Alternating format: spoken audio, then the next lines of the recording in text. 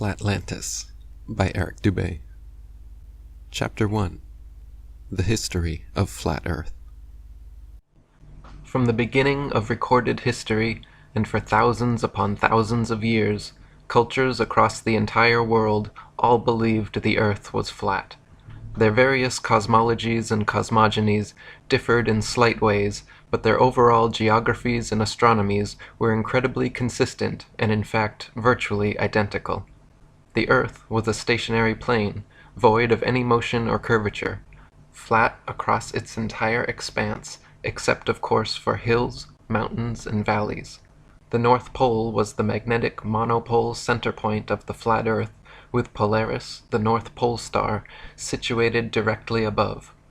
Polaris was the only motionless star in the heavens, with all the other constellations revolving perfect circles over the Earth every night. The stars were divided into two categories, known as the fixed stars and the wandering stars. The fixed stars were so called because they were observed then, as we can observe today, to stay fixed in their constellation patterns, night after night, year after year, century after century, never changing their relative positions. The wandering stars, what are today referred to as planets, were so called because they were observed then, as we can observe today, to wander the heavens, taking their own unique spirograph-like patterns, making both forward and retrograde motions over and around the Earth during their cycles. The sun and moon were both of equal size, and they too revolved over and around the motionless Earth, as immortalized in the Chinese yin-yang symbol. The sun and moon were much closer to Earth than supposed nowadays, and each shined with their own unique opposite lights, the sun's being warm, golden, drying, preservative, and antiseptic, and the moon's light being cold, silver, damp, putrefying, and septic. The sun and moon, as though connected to a magnetic maypole, made alternating spiral journeys over and around the Earth every year. The sun began its journey at the Tropic of Capricorn at the winter solstice, where it made its fastest and largest circle over the Earth. For the next 3 months, every day the sun slightly narrowed its path and slowed its speed until by the spring equinox the sun had spiraled its way from the Tropic of Capricorn to the equator. Then for the next 3 months, again every day, the sun continued to slightly narrow its path and slow its speed until the summer solstice, when the sun made its smallest, slowest circle around the Tropic of Cancer. Once the sun reached this innermost circle, like the ribbons and dancers around the maypole, the sun would then begin its opposing, widening, quickening journey back to the Tropic of Capricorn. For the next 3 months, every day the sun slightly widened its path and hastened its speed until the autumnal equinox, the sun had spiraled its way from the Tropic of Cancer back to the equator. Then for the next 3 months again, every day the sun continued to slightly widen its path and hasten its speed until the winter solstice, when the sun made its largest, fastest circle around the Tropic of Capricorn, and the annual journey began again. The moon had a similar yearly path revolving over and around the Earth, but unlike the sun, which constantly changed its speed to keep a consistent 24-hour day, the moon's speed never changed. So depending on its latitude, the moon was observed then, as we can observe today, to take approximately 24.7 to 25 hours per cycle. This is why at different times and places during each month, we can see the moon in the morning, afternoon, or night. This is also the origin of old fairy tales, such as The Hare and the Hedgehog, or The Tortoise and the Hare. The hare, like the sun, begins the annual race full of energy, excitement, and ego, declaring himself the definite winner, and gets off to an immediate head start. Meanwhile, equally confident in his seemingly lesser abilities, the humble, slow, and steady tortoise moon begins as well, allowing the hare to lead. As the race carries on, the cocky hare tires and slows down, or takes a nap, at which point the tortoise overtakes him. This is analogous to the moon reaching the Tropic of Cancer before the sun each year and beginning its return journey. When the hare reaches this halfway point of the race, he realizes his lackluster attitude has resulted in being overtaken by the slower tortoise, and begins to speed up again. Then, for the remainder of the race, the sun picks up speed day by day, gaining on the moon, but ultimately losing as the slow and steady tortoise reaches the finish line before the hare and wins. So for ancient man, Earth and Polaris were the two immovable center points of the universe, around which the sun, moon, and other stars all revolved in a dome-like shape.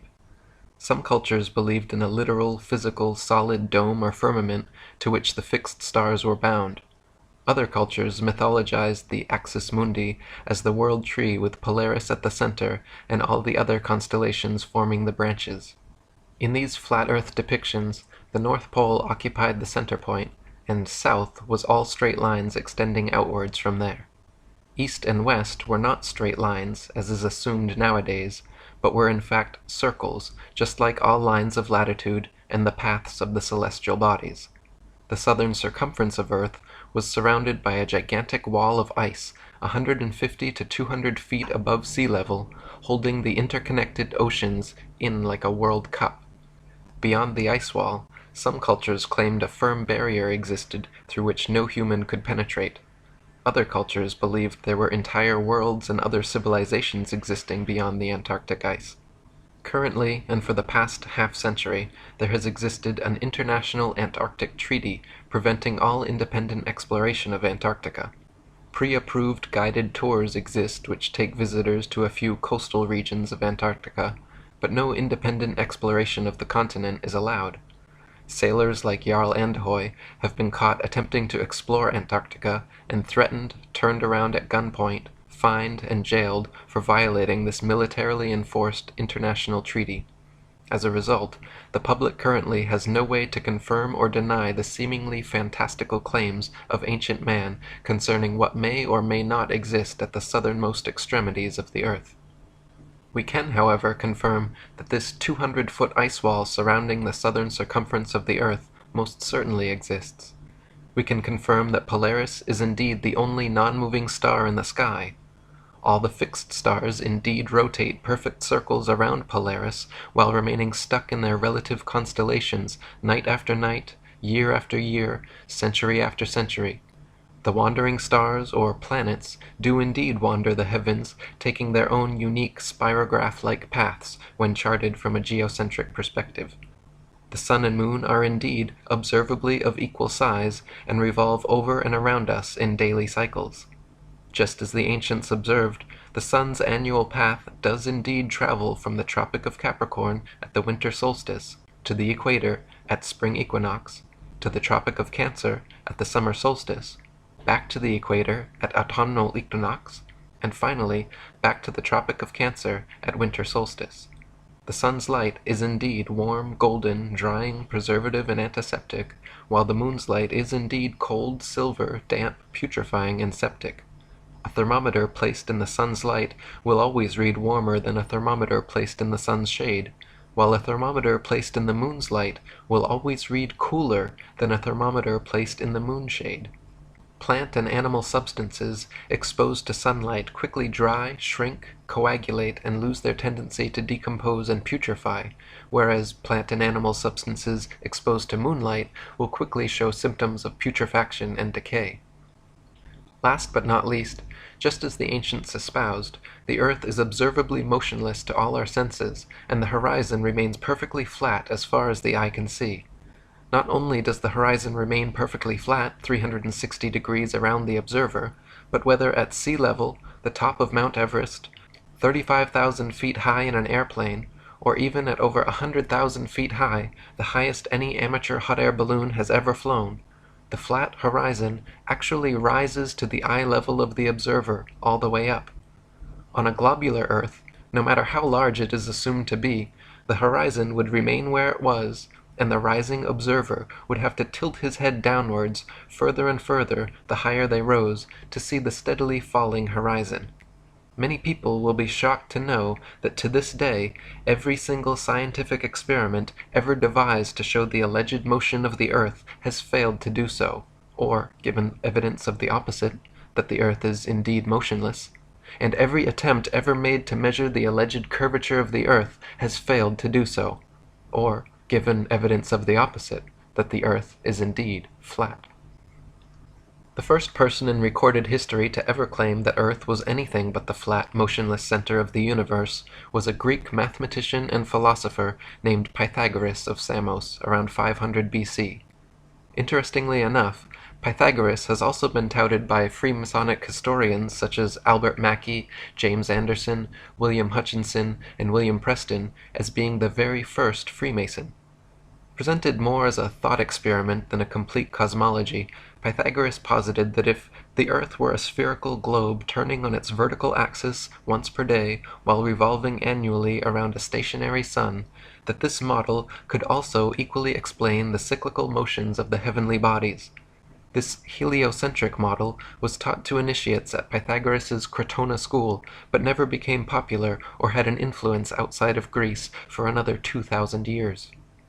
A century later, another Greek mathematician and philosopher named Plato also espoused a spherical Earth cosmology, except he claimed the Earth globe to be the motionless center of the universe, with the sun, moon, and stars revolving around. His most famous student, Aristotle, also wrote about this geocentric globe-Earth cosmology in his book On the Heavens, offering 3 main points of evidence for his theory. Firstly, Aristotle noted that when sailing away from an observer on shore, ships approaching the horizon disappeared from view hull before masthead, and he postulated that this occurrence was due to the curvature of the Earth. Aristotle argued that the hull disappeared first because beyond the horizon the globe Earth curved downwards, causing the hull and eventually the masthead and entire ship to drop below the curvature. Today, we can easily prove that Aristotle was incorrect in his assumption by using telescopes, binoculars, and zoom cameras. Once a ship has completely disappeared beyond the horizon, modern technology allows us to zoom in and bring the entire vessel, hull and all, back into full view. This proves that ships do not disappear hull first due to the alleged curvature of the Earth, and that the horizon line is in fact merely the vanishing point of perspective from a given observer's point of view, and not, as Aristotle supposed, the beginning of the Earth's curvature. The horizon is subjective, and varies in distance depending on the weather, the observer's height, and the strength of his eyesight or instruments. As noted previously, the horizon actually rises to the eye of the observer no matter how high he climbs, which also proves that the horizon line is not some objective point of curvature on a convex Earth, but rather the subjective vanishing point of perspective from a given observer's point of view. Aristotle's second point of evidence offered for his spherical Earth theory was the Earth's round shadow cast on the moon during lunar eclipses. To this day, heliocentrists still offer this argument as proof of a spherical Earth, claiming that during lunar eclipses, the Sun, Earth, and Moon align in a perfect 180-degree syzygy like 3 billiard balls, causing the Sun to cast the Earth's shadow onto the Moon. This clever but faulty assumption is rendered completely invalid, however, due to the fact that lunar eclipses have happened and continue to happen regularly when both the Sun and Moon are still visible together above the horizon. As early as the time of Pliny the Elder, there are records of eclipses happening while both the Sun and Moon were visible in the sky, and continue to be recorded by the Royal Astronomical Society today. Obviously, if the Sun and Moon are both observable simultaneously during an eclipse, then they are not aligned in a 180-degree syzygy, and it is therefore impossible that the Sun could be casting Earth's shadow on the Moon, and some other explanation must be sought. Another explanation, in fact, already existed in many cultures around the world, who posited that a third celestial body known as Rahu, or the Black Sun, also existed, equal in size to the Sun and Moon. This translucent dark body passed affront the Sun and Moon during solar and lunar eclipses, causing their lights to dim. Aristotle's final point of evidence offered for his spherical Earth theory was the appearance of Polaris and other stars to gradually decline overhead as an observer travels southwards. He argued that the gradual declination and eventual disappearance beyond the horizon of certain stars and constellations as one traveled southwards was evidence that the observer was traveling over a convex curved surface. Similar to the ships disappearing over the horizon argument, Aristotle posited that the horizon line was the literal curvature of his spherical Earth, and the stars which declined and disappeared beyond it became invisible because a mass of curved Earth existed between them and the observer. In actual fact, however, the gradual declination of objects in the sky towards the horizon is merely a product of the law of perspective on plane surfaces. As any art student of point perspective knows, the human eye views the world in a pyramidal shape, so that when looking down a long hallway, the floor appears to rise, the ceiling appears to sink, and the walls appear to narrow into a point at the center of the observer's view. Of course, the dimensions of the hallway remain constant for its entire length. The floor does not actually rise, the ceiling does not actually sink, nor do the walls actually close in. But to the human eye, everything is perceived this way. Similarly, when the sun, moon, airplanes, or clouds appear to sink towards the horizon as they move away from us, they are not actually losing altitude and slowly approaching sea level. They are in fact maintaining the same altitude, except they are moving away from you, and so the law of perspective makes them appear to sink. A century after Aristotle, around 250 BC, yet another Greek mathematician and philosopher named Eratosthenes made his claim to fame with a new alleged proof of the spherical earth. Eratosthenes noted that at noon during the summer solstice at Syene, the sun cast no shadow and the rays could reach straight to the bottom of his well. Yet meanwhile, in Alexandria, a vertically standing metal rod cast a significant shadow. By factoring the length of the shadow with his assumed distance to the sun, Eratosthenes recorded a measurement of Earth's circumference close to what heliocentrist astronomers still use today. The fact of the matter is, however, that Eratosthenes' calculations were made assuming the sun to be millions of miles away, so that its rays would fall perfectly parallel even in points as divergent as Syene and Alexandria. This faulty premise led to his faulty conclusion, which was eventually exposed upon the invention of the nautical sextant. Using sextants and plane trigonometry, by measuring the sun's angle at 2 points on Earth simultaneously and factoring their distance from each other, the Pythagorean theorem reveals both the height and dimensions of the sun. Using this method, the sun and moon have repeatedly been calculated to be approximately 32 miles in diameter, 3,000 miles from the surface of the Earth. High-altitude balloon footage has also filmed lighting hotspots on clouds, proving the sun to be local and acting as a spotlight, and not a burning ball of gas millions of miles away, as supposed by heliocentrists. After Eratosthenes, the globe Earth theory completely disappeared from philosophical thought and recorded history for almost 2 millennia. Geocentric flat Earth cosmologies continued to reign supreme, with even Eratosthenes himself, touted as the father of geography, depicting the Earth as flat in his famous 194 BC map of the world. Crates of Malice invented the first model globe Earth around this time as well, but it failed to have any effect on the world at large. Fast forward to 1522 AD, Portuguese explorer Ferdinand Magellan became the first person in known history to successfully sail around the world. This circumnavigation of Earth soon became and continues to be touted today as absolute proof of the spherical Earth theory. If Magellan was able to sail east to west around the entire world and return to his original starting point, surely the Earth cannot be flat and must be a globe, right? Wrong. Just as a compass can place its center point on a flat piece of paper, trace a circle either way around, and return to its original starting point, so can a ship or plane circumnavigate a flat Earth. The only kind of circumnavigation which could not happen on a flat Earth is north-southbound, which to this day has still never been done. Both the North Pole and Antarctica are military-enforced no-fly and no-sail zones due to restrictions originating from none other than the United Nations, the same United Nations that haughtily uses a flat Earth map in their official logo and flag. In 1543, just days before his death, Freemason and Jesuit Nicholas Copernicus published his book On the Revolutions of the Celestial Spheres, which revived the old heliocentric cosmology of Pythagoras and began the so-called Copernican revolution away from a flat geocentric model and towards a global heliocentric model.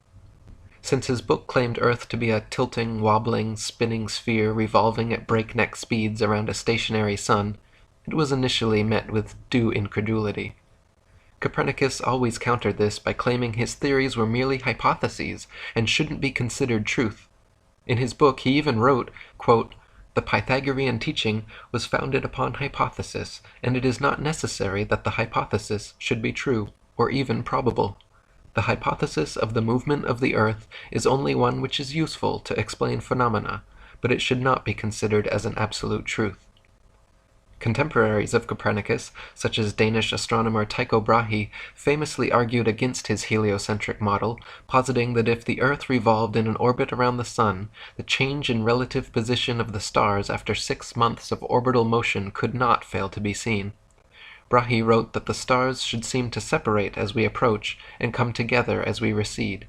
In actual fact, however, after millions of miles of supposed orbit around the Sun, not a single inch of parallax could be detected in the stars.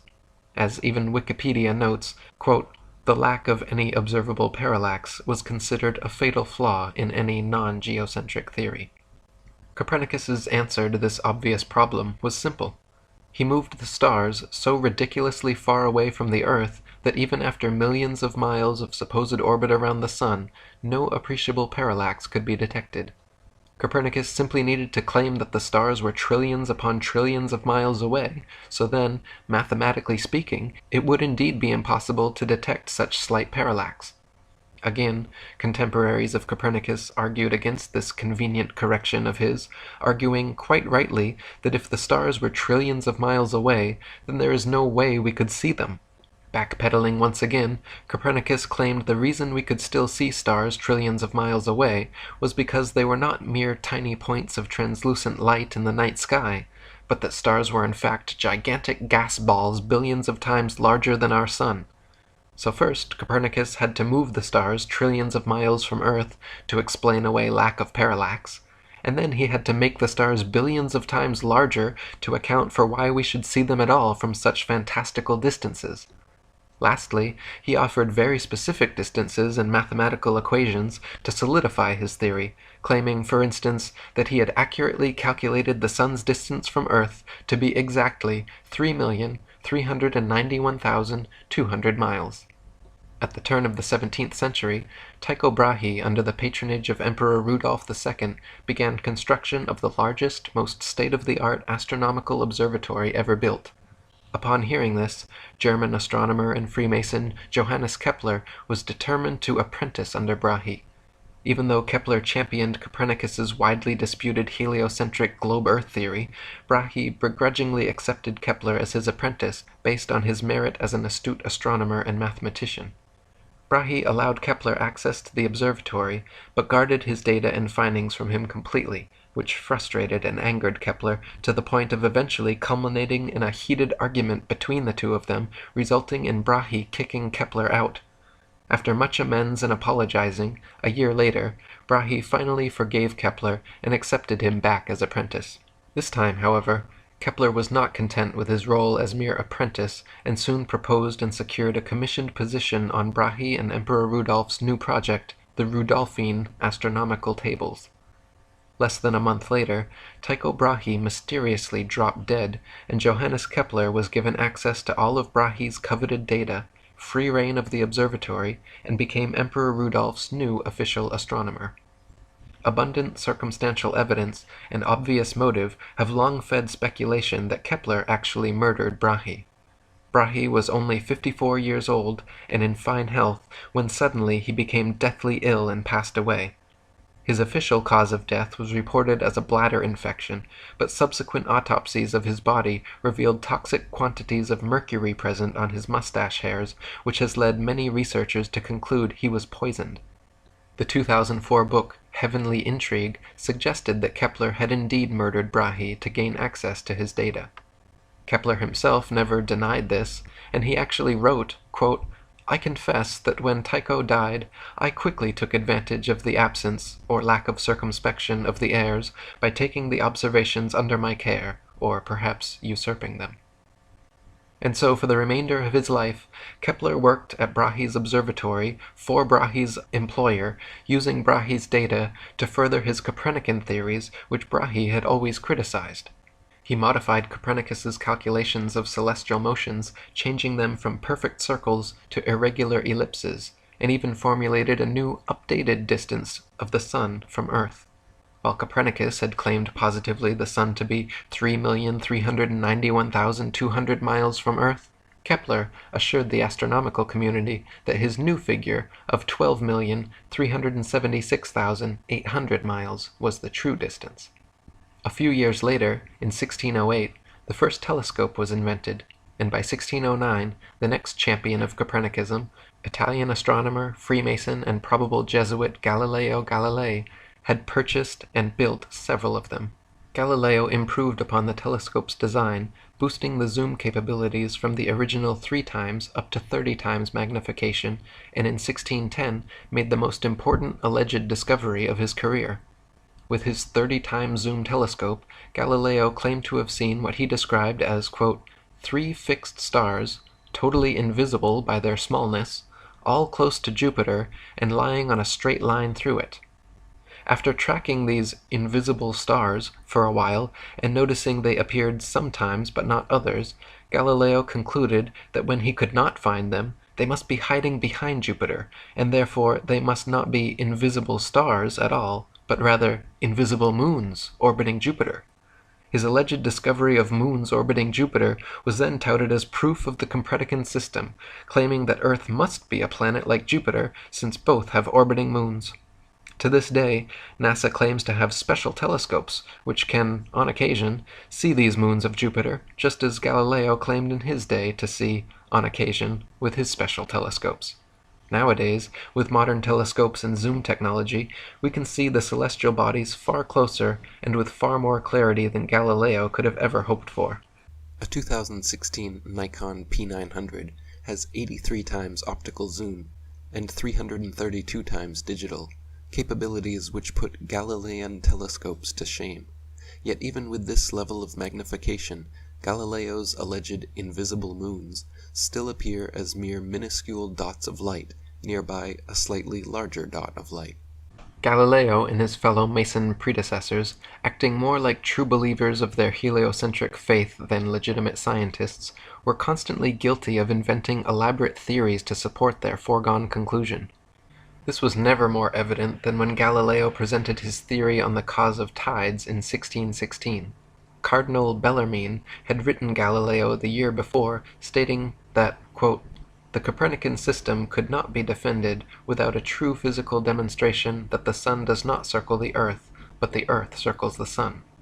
Taking this to heart, Galileo hoped to show that the Earth's tides were caused by the sloshing back and forth of water as a point on Earth's surface sped up and slowed down due to Earth's alleged rotation on axis and revolution around the sun. He argued that these hypothetical motions of his globular Earth were the cause of tides, and therefore the tides themselves were proof of Earth's motion.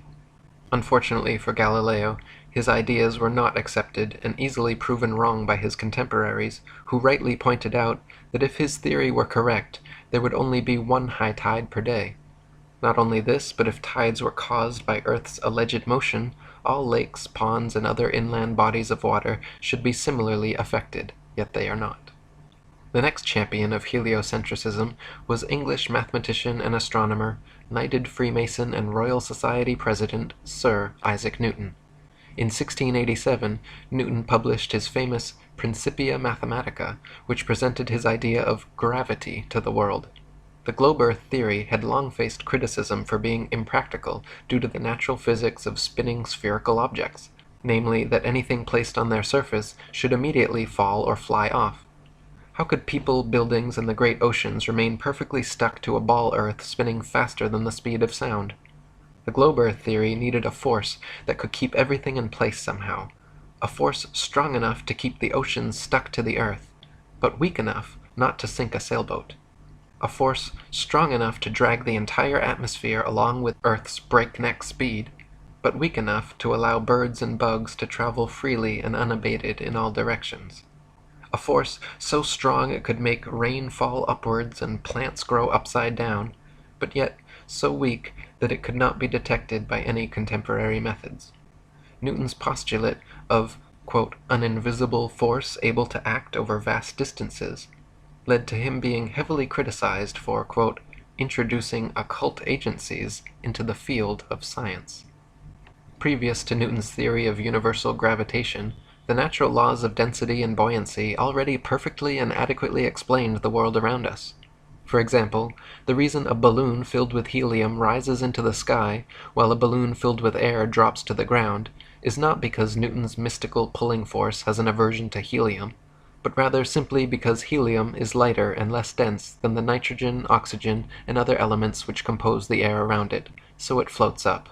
And conversely, a balloon filled with your carbon dioxide exhalation is heavier and denser than the air around it, so it falls down to the ground. If you blow a dandelion seed out of your hands, a substance just barely heavier than the air, it will float away and slowly but eventually fall to the ground. If you drop an anvil from your hands, something much heavier than the air, it will quickly and directly fall straight to the ground. This is not because gravity prefers anvils to dandelion seeds, but rather because it is the natural physics of buoyancy for objects less dense than the medium surrounding them to rise, while objects denser than the medium surrounding them to sink. This is the reason raindrops fall down through the air and air bubbles rise up through the water, because of their relative densities. It has nothing whatsoever to do with the mystical pulling force of spinning balls from Newton's imagination. Newton's theory allegedly began when, upon seeing an apple fall from a tree at Woolsthorpe, as though no one in the history of humanity up to that point had ever seen a falling object and wondered why it fell, he had a veritable scientific epiphany. The apple fell not because it was heavier and denser than the air around it, but rather because a force at the center of the spinning ball earth pulled it to the ground. Newton quickly got to work formulating his theory of universal gravitation, which he used to explain not only falling objects, but also orbiting celestial bodies. Newton claimed that the sun, moon, earth, planets, and stars, gravity, caused them to all orbit around the most massive nearby bodies. So not only was gravity fickle and selective about which objects it caused to fall and which it allowed to rise, gravity was also able to perform different functions on different scales. At the human scale, gravity allegedly caused people, buildings, and oceans to stick to the Earth, while at the planetary scale, gravity allegedly caused moons to orbit around planets, and planets to orbit around stars. Unfortunately, Newton never addressed this, but the question remains, how and why would gravity cause both planets to orbit the sun and people to stick to the Earth? Gravity should either cause people to float around in suspended circular orbits around the Earth, or it should cause the Earth, Moon, and planets to all be pulled and crash into the Sun. The two effects are very different, yet the same cause is attributed to both. Furthermore, this magnetic-like attraction of massive objects gravity is purported to have can be found nowhere in the natural world. There is no example in nature of a massive sphere or any other shaped object which, by virtue of its mass alone, causes smaller objects to stick to or orbit around it. There is nothing on Earth massive enough that it can be shown to cause even a dust bunny to stick to or orbit around it. Try spinning a wet tennis ball or any other spherical object with smaller things placed on its surface, and you will find that everything falls or flies off, and nothing sticks to or orbits around it. To claim the existence of a physical law without a single practical evidential example is hearsay, not science. By now, however, you are likely beginning to see that these Freemasonic heliocentric priests are less interested in science and truth than they are in propagating contrived evidences for their foregone conclusions. In like manner, as Copernicus had claimed positively the sun to be 3,391,200 miles away, and Kepler had calculated it to be positively 12,376,800 miles away, Newton was quoted as remarking, "It matters not whether we reckon it 28 or 54 million miles distant, for either would do just as well." It appears he was correct, because the alleged distance to the heliocentrist's sun has continued to increase by the millions until today, where we stand with NASA's current official figure of 93 million miles. In 1773, Captain Cook became the first modern explorer known to have breached the Antarctic Circle and reached the ice barrier. This expedition offered an exciting chance to find proof of either the flat or globe Earth models, because Captain Cook intended to sail completely around Antarctica looking for inlets through the ice wall. If the Earth was indeed a globe 25,000 miles in equatorial circumference, as the heliocentrists claimed, then a complete circumnavigation of Antarctica would be approximately 12,000 miles. and if the Earth was flat, with Antarctica surrounding the entire circumference, a complete circumnavigation of Antarctica would have to take over 50,000 miles.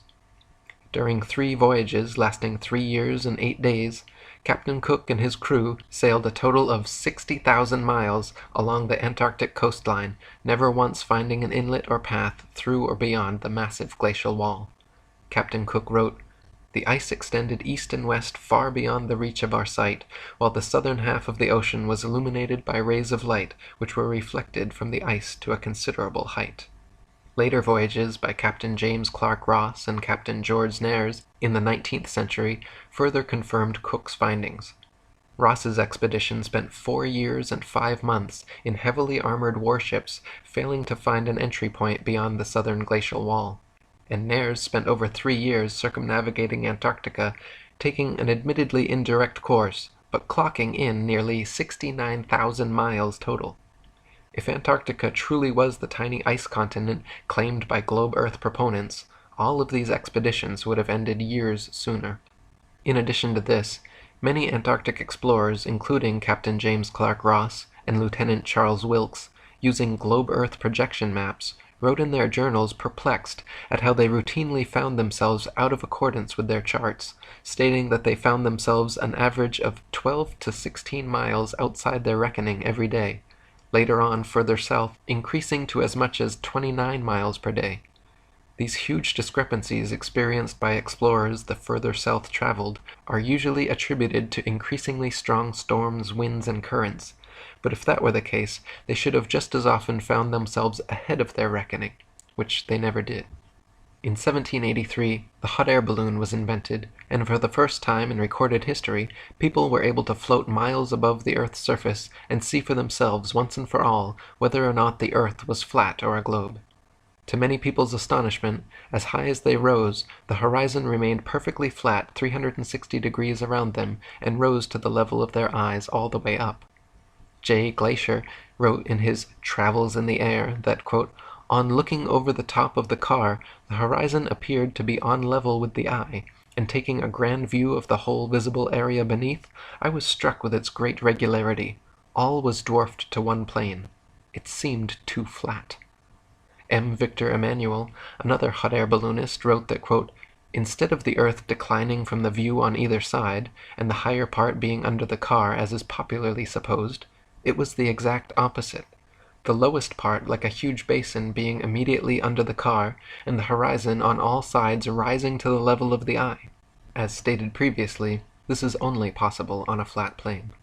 It would be an entire century after Newton published his theories on gravitation before any scientific experiment was devised to attempt to prove its existence. In 1797, Henry Cavendish, the British scientist, Freemason, and wealthy grandson of the Duke of Devonshire, created an experiment which he claimed successfully proved the existence of gravity, measured its constant, and provided accurate figures for the exact masses of the Earth, Sun, Moon, and planets. How did Cavendish achieve this quantum leap for heliocentric pseudoscience? He fixed 2 large lead balls on opposite ends of a torsion balance and hung them from the roof of his shed. By watching and recording slight motions of the contraption via telescope through his shed window so his mass would not affect the reading, Cavendish claimed to have proven gravity. 2 small lead balls were hung near the large ones, and any motion observed towards one another was touted as being the influence of gravity. Now, the Cavendish experiment has been widely criticized by the scientific community because never in over 2 centuries since its creation has anyone been able to replicate it. Firstly, the balls simply do not always attract one another as they must for the so-called gravitational constant to be constant at all. Sometimes the torsion balance turns towards the balls, and sometimes away, as it is impossible not to give some slight tremulous motion when interacting with it. Henry even complained in his notes how often as he was performing the measurement, the contraption was still in oscillation. Secondly, since his calculated force of gravity was 10 to the 39th power weaker than the force of electromagnetism, from which all material objects are composed, there is no control for the experiment which can factor out and positively differentiate the alleged gravitational force from the known stronger electromagnetic force. In other words, the balls could simply be attracting each other through static electricity, a known force existing in all things, billions of times stronger than gravity and impossible to control for the experiment. Even though no one could replicate Cavendish's findings, the experiment went down in history as a great success and is still taught as veritable proof of universal gravitation in science textbooks today. Half a century later, in 1851, a French scientist named Leon Foucault performed a similar experiment to Cavendish, but this time hanging a single ball from the ceiling, swinging it, and claiming all lateral motion observed to be proof that the Earth was turning beneath the pendulum. Since Foucault's original demonstration, these pendulums have regularly been swinging at museums and exhibition halls worldwide, purporting to provide everlasting perpetual proof of the heliocentric spinning ball Earth theory. The truth is, however, unbeknownst to most of the duped public, that Foucault's pendulum is a failed experiment which proves nothing but how easy it is for pseudoscience to deceive the malleable masses. To begin with, Foucault's pendulums do not uniformly swing in any one direction. Sometimes they rotate clockwise, and sometimes counterclockwise. Sometimes they fail to rotate, and sometimes they rotate far too much. Just like the Cavendish experiment, scientists who have attempted to replicate Foucault's findings have conceded time and again that, quote, it was difficult to avoid giving the pendulum some slight lateral bias at starting. In truth, the behavior of the pendulum actually depends on 1. The initial force beginning its swing, and 2. The ball and socket joint used, which most readily facilitates circular motion over any other. The supposed rotation of the Earth is completely inconsequential and irrelevant to the pendulum's swing. If the alleged constant rotation of the Earth affected pendulums in any way, then there should be no need to manually start pendulums in motion. If the Earth's diurnal rotation caused the 360-degree uniform diurnal rotation of pendulums, then there should not exist a stationary pendulum anywhere on Earth. Also in the mid-19th century, another Frenchman named Bedford Coriolis performed several experiments showing the effect of kinetic energy on rotating systems, which have ever since become mythologized as proof of the heliocentric theory. His Coriolis effect is often said to cause sinks and toilet bowls in the northern hemisphere to drain spinning in one direction, while in the southern hemisphere causing them to spin the opposite way, thus providing proof of the spinning ball Earth. Once again, however, just like Foucault's swinging pendulums and Cavendish's hanging balls, sinks and toilets in northern and southern hemispheres do not consistently spin in any one direction. Sinks and toilets in the very same household are often found to spin opposite directions, depending entirely upon the shape of the basin and the angle of the water's entry, not the supposed rotation of the Earth. The Coriolis effect is also said to affect bullet trajectories and weather patterns as well, supposedly causing most storms in the northern hemisphere to rotate counterclockwise, and most storms in the southern hemisphere to rotate clockwise, to cause bullets from long-range guns to tend towards the right of the target in the northern hemisphere and to the left in the southern hemisphere.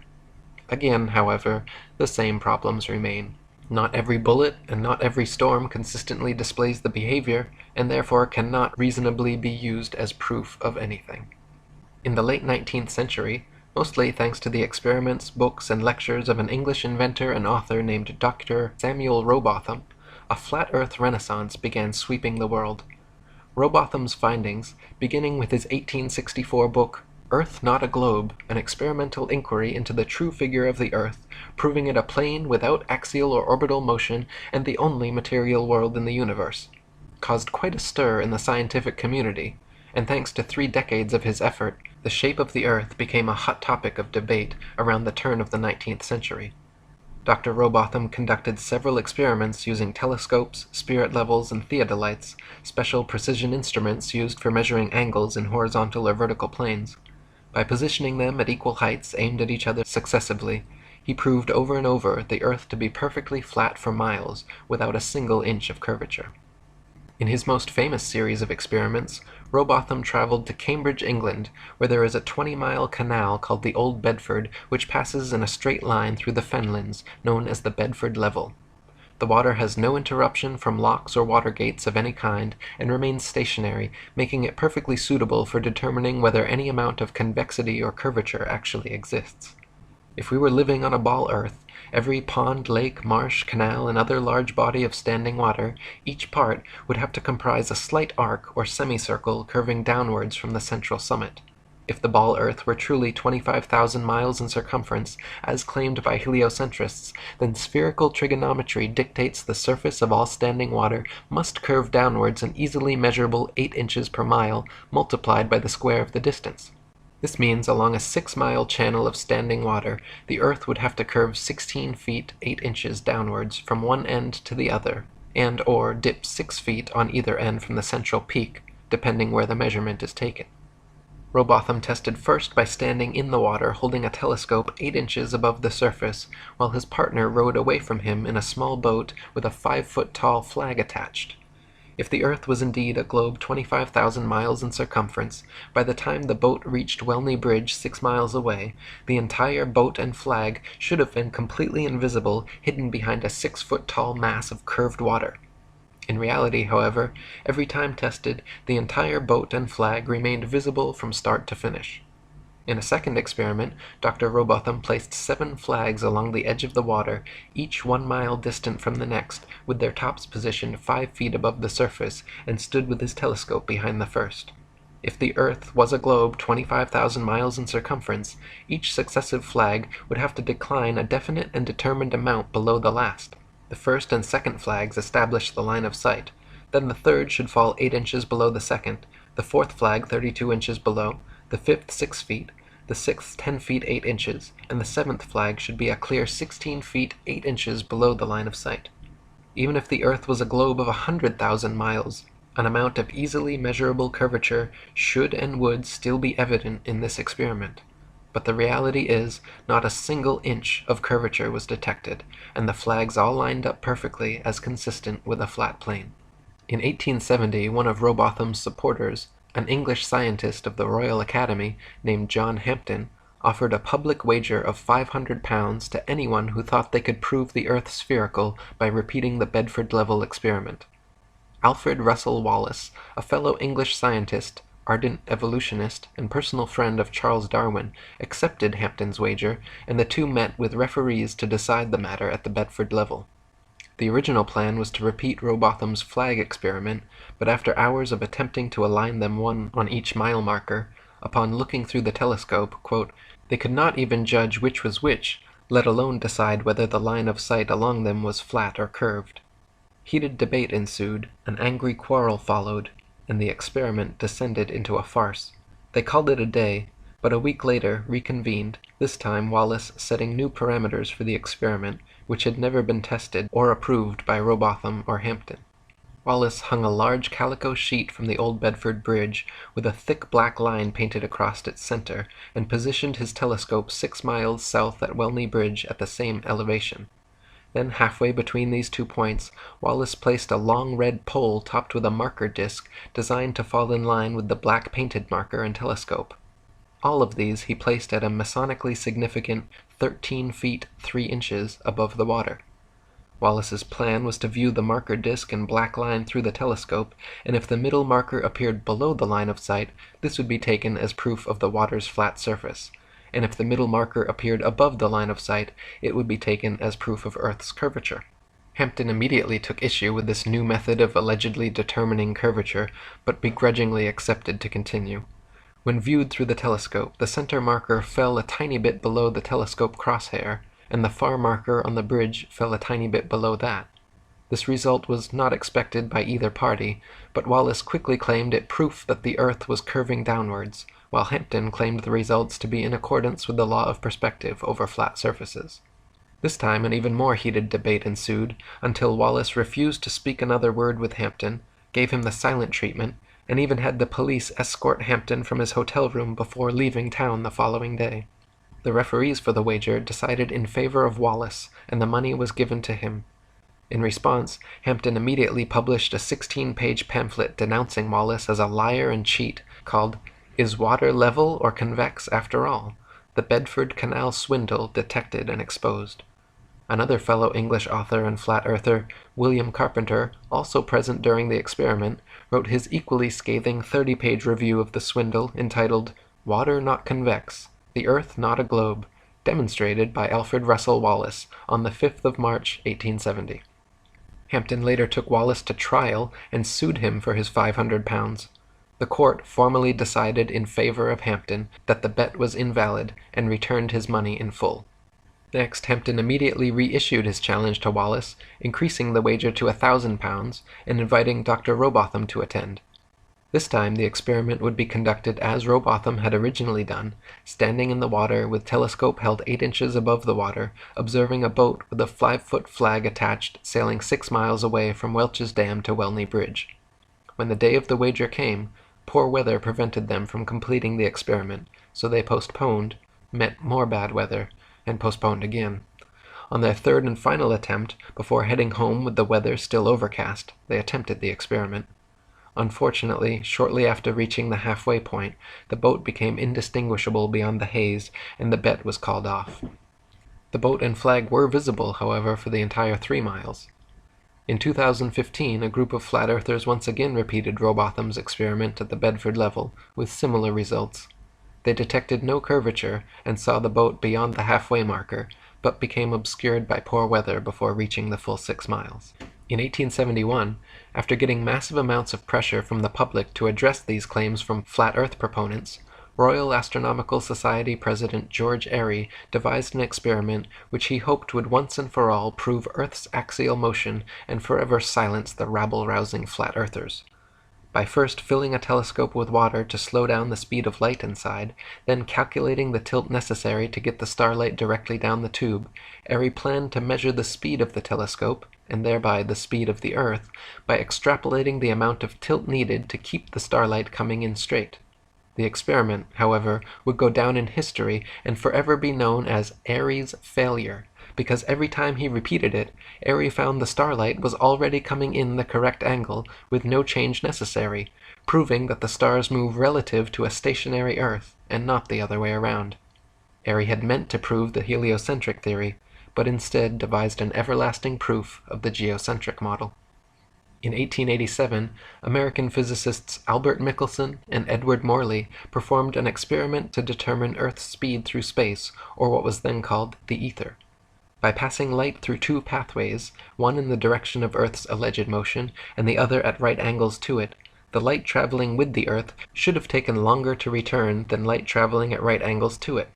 To the surprise of Michelson-Morley and the scientific establishment, however, no difference whatsoever was detected, even after repeating the experiment several times in different places.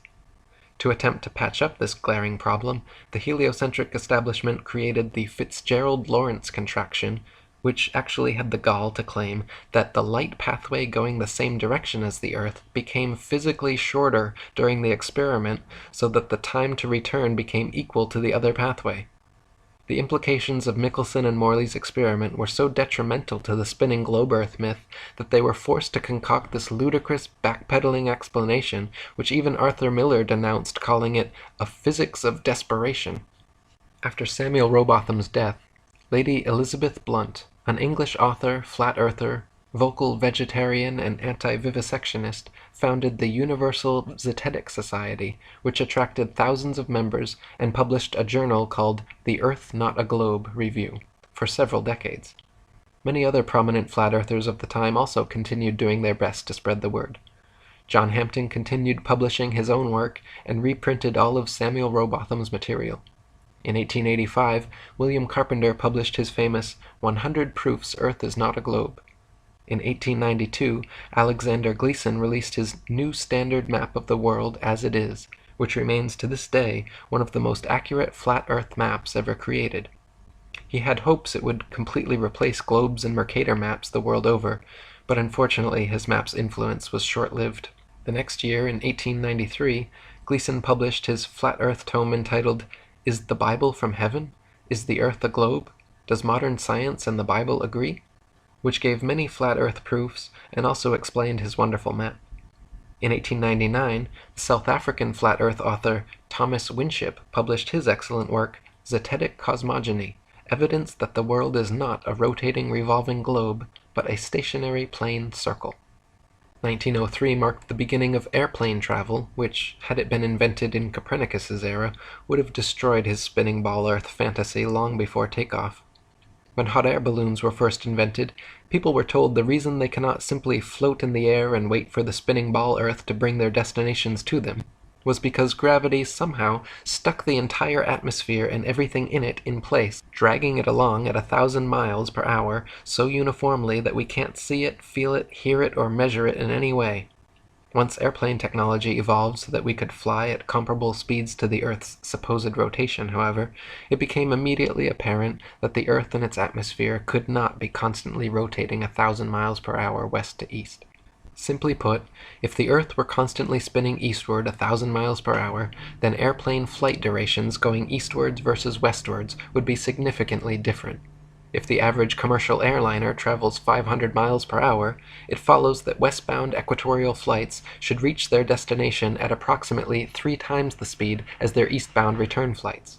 In reality, however, the differences in east and westbound flight durations usually amount to a matter of minutes, and nothing near what would occur on a 1,000-mile-per-hour spinning ball Earth. For example, flights eastward with the alleged spin of the ball Earth from Tokyo to LA take an average of 10.5 hours. Therefore, the return flights westwards against the alleged spin should take an average of 5.25 hours, but in actual fact, take an average of 11.5 hours. Also of note, if Earth were a globe, there are several flights in the southern hemisphere which would have the quickest, straightest path over the Antarctic continent, such as Santiago, Chile to Sydney, Australia. Instead of taking the shortest, quickest route in a straight line over Antarctica, all such flights detour all manner of directions away from Antarctica instead, claiming the temperature's too cold for airplane travel. Considering the fact that there are plenty of flights to, from, and over Antarctica, and NASA claims to have technology keeping them in conditions far colder and far hotter than any experienced on Earth, such an excuse is clearly just an excuse, and these flights aren't made because they are impossible.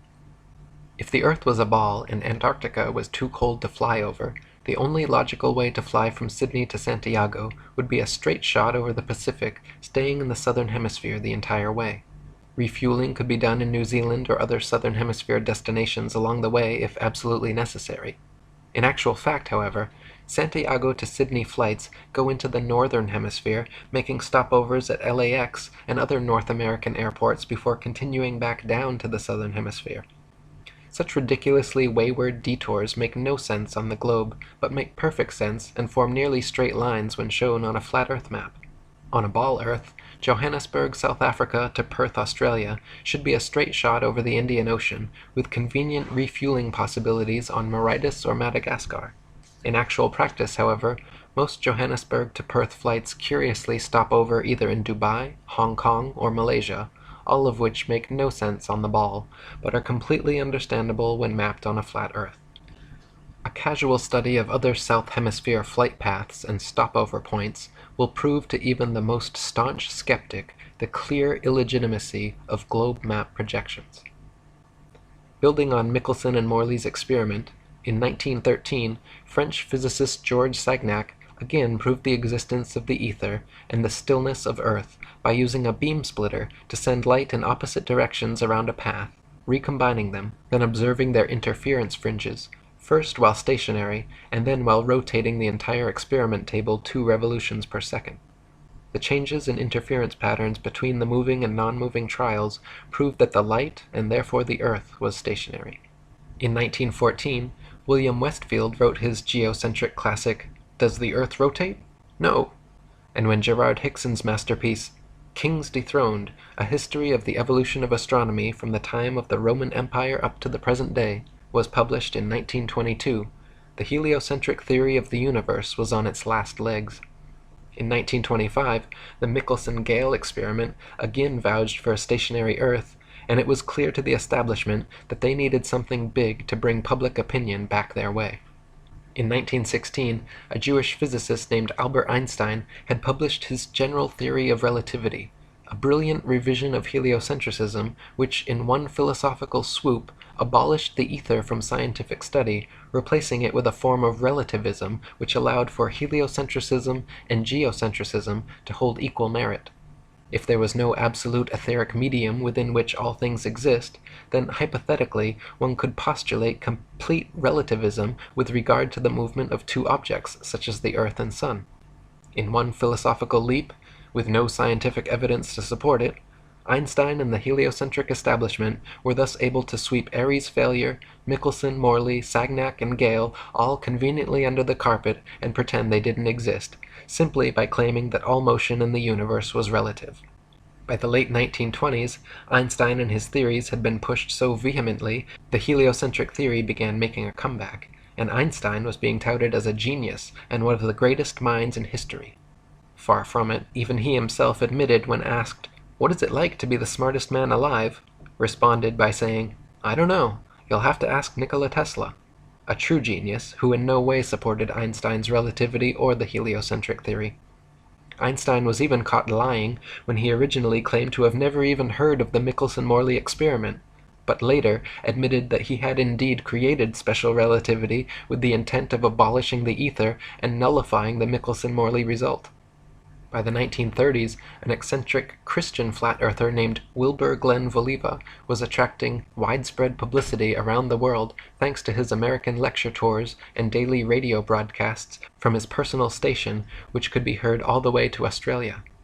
Voliva famously founded and built Zion City in Illinois, a town of 6,500 people, all of whom were Christian flat-earthers. Zion City even had its own schools and churches which taught flat-earth cosmology. In the spirit of Robotham and Hampton, throughout his life, Voliva offered an open-ended wager of $5,000 to anyone who thought they could disprove the flat Earth.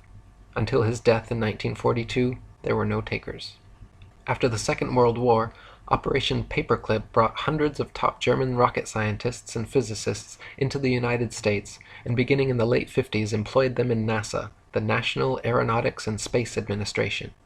Meanwhile, the Russian space program was also forming, and a so-called space race between America and Russia ensued. The geostationary communications satellite was first imagined in a 1945 proposal by Freemason science fiction writer Arthur C. Clarke, and supposedly became science fact just over a decade later. In 1957, Russia allegedly launched the first satellite named Sputnik into low Earth orbit, followed in 1958 by America's Explorer 1. Nowadays, there are supposedly upwards of 20,000 such satellites constantly orbiting the Earth. They are allegedly floating around in the thermosphere, where temperatures are claimed to be upwards of 4,530 degrees Fahrenheit. The metals used in satellites, however, such as aluminum, gold, and titanium, have melting points of 1,221, 1,948, and 3,034 degrees respectively, all far lower than they could possibly handle. People even claim to see satellites with their naked eyes, but this is ridiculous considering they are smaller than a bus and allegedly 100+ miles away. It is impossible to see anything so small that far away. Even using telescopes, no one claims to discern the shape of satellites, but rather describes seeing passing moving lights, which could easily be any number of things, from airplanes to drones to shooting stars or other unidentified flying objects. The fact that they are geostationary means they would not appear to move through the sky anyway, but rather be perpetually stuck in the exact same place all day, every day. So-called satellite phones have been found to have reception problems in countries like Kazakhstan with very few cell phone towers.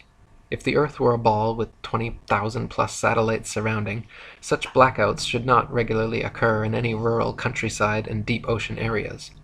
Also, satellite TV dishes, which existed for years before satellites were supposedly invented, are almost always positioned at a 45-degree angle towards the nearest ground-based repeater tower. If TV antenna were actually picking up signals from satellites 100+ miles in space, most TV dishes should be pointing more or less straight up to the sky. The fact that satellite dishes are never pointing straight up and almost always positioned at a 45-degree angle proves they are picking up ground-based tower signals. Before satellites, radio, television, and navigation systems like LORAN and Decca were already well established and worked fine using only ground-based technologies. Nowadays, huge fiber optic cables connect the internet across oceans, gigantic cell towers triangulate GPS signals, and ionospheric propagation allows radio waves to be bounced all without the aid of the science fiction bestseller known as satellites. Also in the late 50s, a sign maker from Dover, England named Samuel Shenton, in the spirit of Robotham and Lady Blunt's Zetetic Society, created IFERS, the International Flat Earth Research Society, and began giving lectures on television, in newspapers, to youth clubs and schools about our flat, motionless Earth. Shenton discovered the writings of the late 19th century flat Earth authors mentioned previously and made it his mission to spread the Zetetic message as far and wide as he could. With NASA's supposed satellite launches happening, people constantly questioned Shenton about satellites proving the globe Earth, to which he would always reply, "Does sailing around the Isle of Wight prove it is spherical?" When NASA claimed to have put the first man in space, Shenton said from the beginning that it was all photo and video trickery. When John Glenn supposedly orbited the world in 1963, Shenton even sent him a free IFERS membership with a personal message saying, "Okay, wise guy." Shenton knew that John Glenn, two-time U.S. Senator and one of NASA's first astronauts, was a lying Freemason, just like his heliocentric forefathers from Pythagoras to Copernicus, Kepler to Cavendish, along with most all of NASA's astronauts. Buzz Aldrin Jr. is an admitted ring-wearing, hand-sign-flashing 33rd-degree Mason from Montclair Lodge No. 144 in New Jersey. Edgar Mitchell is an Order of Demolay Mason at Aresta Lodge No. 29 in New Mexico. James Irwin was a Tejon Lodge No. 104 member in Colorado Springs. Don Eisel was a member of the Luther B. Turner Lodge No. 732 in Ohio. Gordon Cooper was a Master Mason in Carbondale Lodge No. 82 in Colorado. Virgil Grissom was a Master Mason from Mitchell Lodge No. 228 in Indiana.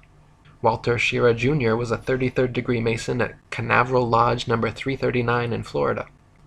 Thomas Stafford is a Mason at Western Star Lodge No. 138 in Oklahoma. Paul Weitz is from Lawrence Lodge No. 708 in Pennsylvania. C. Fred Kleineknecht, the head of NASA during the Apollo program, shortly thereafter became Sovereign Grand Commander of the Council of the 33rd Degree of the ancient and accepted Scottish Rite of Freemasonry of the Southern Jurisdiction. NASA astronauts Neil Armstrong, Alan Shepard, William Pogue, Vance Brand, and Anthony England all had fathers who were Freemasons as well. The amount of astronauts known to be Freemasons or from Freemasonic families is astonishing. It is likely that more astronauts and people of key importance in NASA are affiliated with the Brotherhood as well, but not so open about their membership. For there to be this many Masons, members of the world's largest and oldest secret society, involved with the promotion and propagation of this globalist heliocentric doctrine from its outset to modern times, should raise some serious suspicion. Before the first Apollo missions ever even cleared the launch pad, 11 NASA astronauts died in highly suspicious accidents. Gus Grissom, Roger Chaffee, and Ed White were all cremated together in an Apollo capsule fire during a completely unnecessary and dangerous test where they were strapped down and locked into a 100% oxygen chamber which incinerated the three of them to death in seconds. 7 other astronauts, Ted Freeman, Charles Bassett, Elliot C., Russell Rogers, Clifton Williams, Michael Adams, and Robert Lawrence, died in 6 separate airplane crashes, and Ed Gibbons in a car crash. 8 of these deaths were in 1967 alone. So many astronauts coincidentally dying under such circumstances is highly unlikely and lends credence to the idea that these were intentional hits by the Masons trying to find the right people to sell their hoax. One of the most outspoken of the fallen astronauts was Gus Grissom. By 1967, Grissom had become increasingly irritated and vocally negative about NASA's chances of ever landing a man on the moon. He stated the odds were pretty slim, and famously hung a lemon on the Apollo capsule after it repeatedly failed safety testing procedures. Grissom threatened to go public with his complaints about the LEM, and even told his wife Betty, quote, "If there ever is a serious accident in the space program, it's likely to be me." Right after his murder, government agents raided Grissom's house before anyone had been informed about the fire or his death. They removed all his personal papers and his diary, never to be returned. From 1969 to 1972, the Freemasons at NASA claimed to have landed 6 of their Apollo missions on the moon. With this ingenious deception, a bit of rocket technology, a bunch of lying Freemasons, and photographs taken through a round window, with this one psyop, NASA managed to convince nearly everyone on Earth that they live on a spinning ball. However, in the documentary A Funny Thing Happened on the Way to the Moon, you can watch official leaked NASA footage showing Apollo 11 astronauts Buzz Aldrin, Neil Armstrong, and Michael Collins for almost an hour using transparencies and camera tricks to fake shots of a round Earth. They communicate over audio with control in Houston about how to accurately stage the shot, and someone keeps prompting them on how to effectively manipulate the camera to achieve the desired effect. First they blacked out all the windows except for a downward-facing circular one, which they aimed the camera towards from several feet away. This created the illusion of a ball-shaped Earth surrounded by the blackness of space, when in fact it was simply a round window in their dark cabin. Neil Armstrong claimed at this point to be 130,000 miles from Earth, halfway to the moon, but when camera tricks were finished, the viewer could see for themselves the astronauts were not more than a couple dozen miles above the Earth's surface in a high-altitude plane. These images showing a globular world soon became the Freemasons' most valuable tool in altering public perception about the shape of the Earth. Since the original so-called blue marble image, NASA has provided the public with many more pictures and videos showing a globe Earth, touting veritable photographic proof that Pythagoras' 2,500-year-old theory was finally validated. When seen with a skeptical eye, however, professional photoanalysts have dissected several NASA images of the ball Earth and found undeniable proof of computer editing. For example, images of the Earth allegedly taken from the Moon have proven to be copied and pasted in, as evidenced by rectangular cuts found in the black background around the Earth by adjusting brightness and contrast levels. If they were truly on the Moon, and Earth was truly a ball, there would be no need to fake such pictures. When NASA's images of the ball Earth are compared with one another, the coloration of the land and oceans and relative size of the continents are consistently so drastically different from one another as to prove beyond any reasonable doubt that the pictures are all fake. NASA has many alleged photographs of the ball Earth which show several exact copy-and-pasted duplicate cloud patterns. Cheeky graphics artists have even placed things like faces, dragons, and the word sex into cloud patterns over various ball Earth pictures. One recent Pluto picture clearly has a picture of Disney's Pluto the dog layered into the background. On a clear afternoon, during a waxing or waning moon cycle, it is possible to see the blue sky right through the moon. For centuries, stars and planets have often been seen and recorded, even by the Royal Astronomical Society, to have been seen through the moon. If the moon is translucent enough to see objects through it, it cannot be the solid, spherical planetoid claimed by NASA and modern astronomers. Samuel Shenton, president of IFERS, was quoted before the Apollo supposed moon landing, stating that stars have been seen through the moon. The astronauts had better be ready to come right back, because there isn't anything much to land on. Besides Shenton, many of the first people to unequivocally call out the NASA moon landings as being a staged hoax were professional photographers.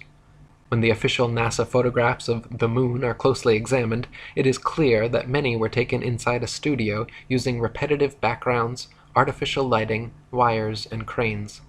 Award-winning British photographer David Percy, photo analyst and historian Jack White, photographer and Nexus magazine publisher Marcus Allen, and many others all put their professional reputations on the line to expose NASA's so-called photographic evidence. None of the Apollo missions brought any extra studio lighting with them on the lunar lander, so the sun should be the only light source on the moon, and in all pictures taken there.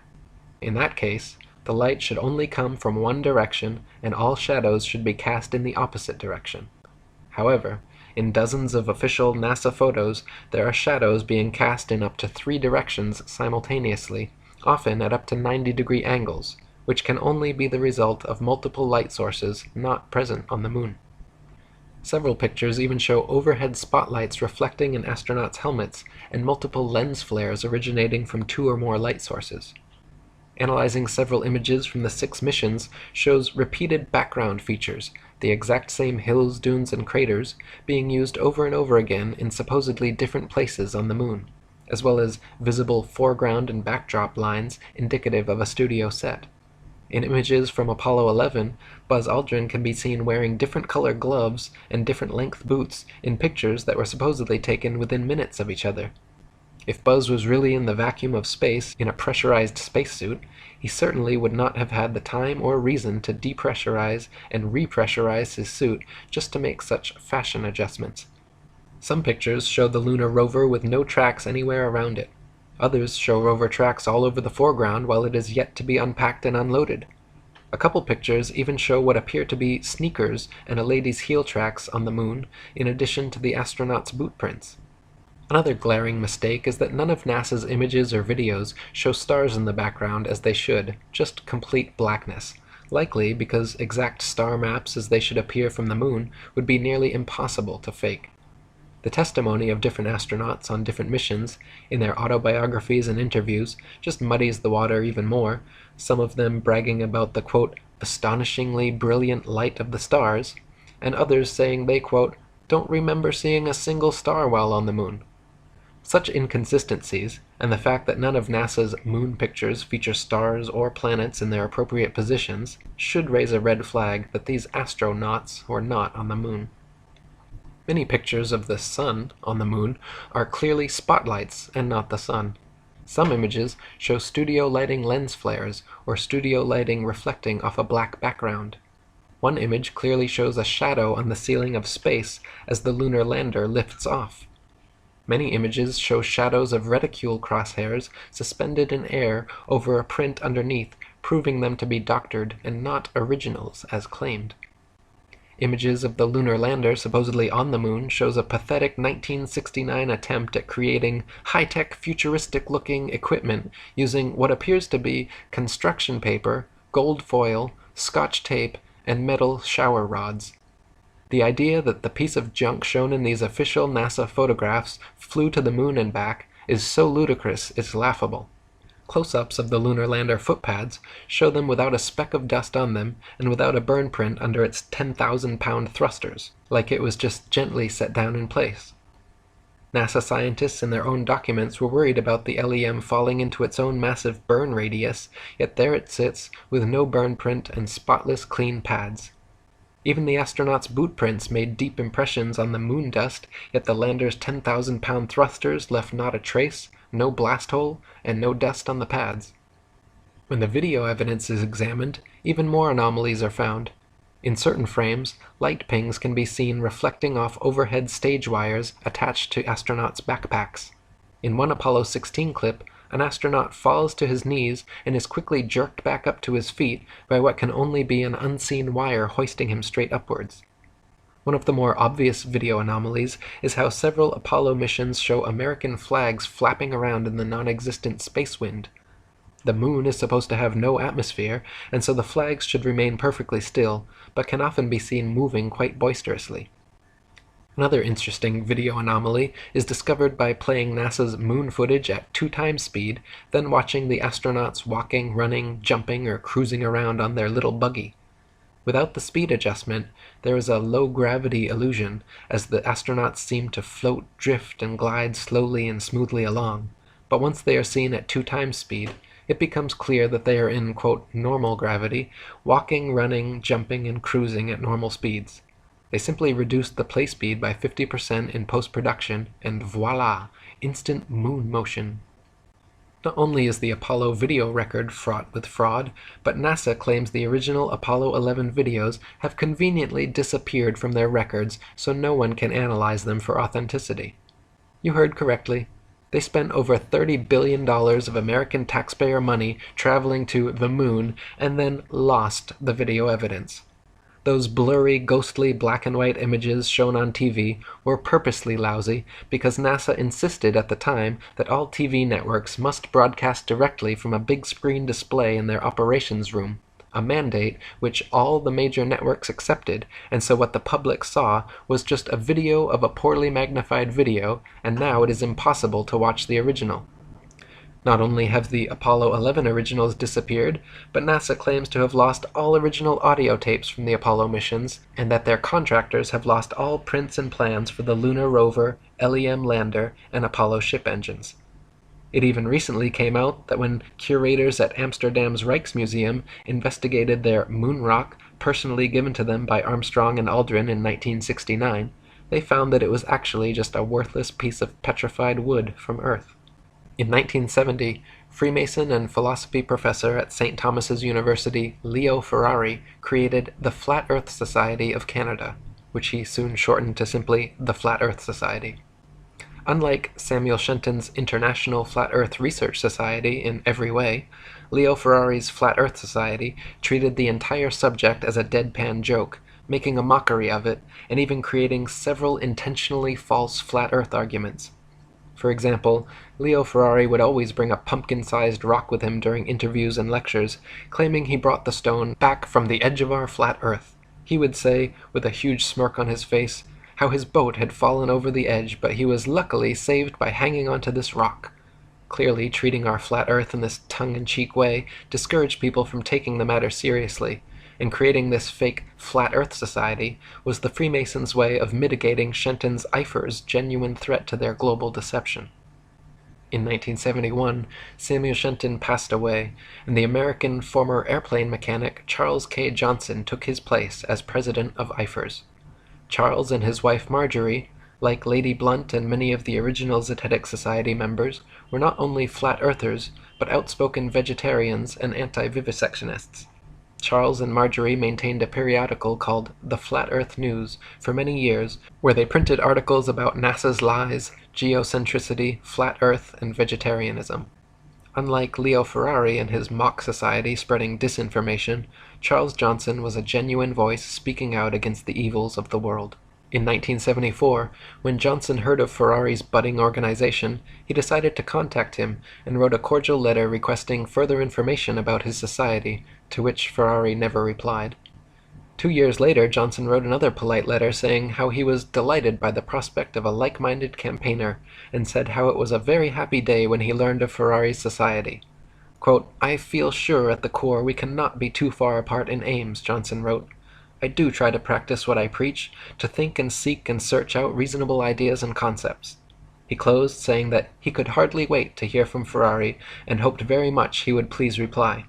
After 6 months without a response, Johnson wrote one more time explaining again his sole purpose to enlarge his view and getting and holding on to the facts, which would benefit himself and in time the rest of the world.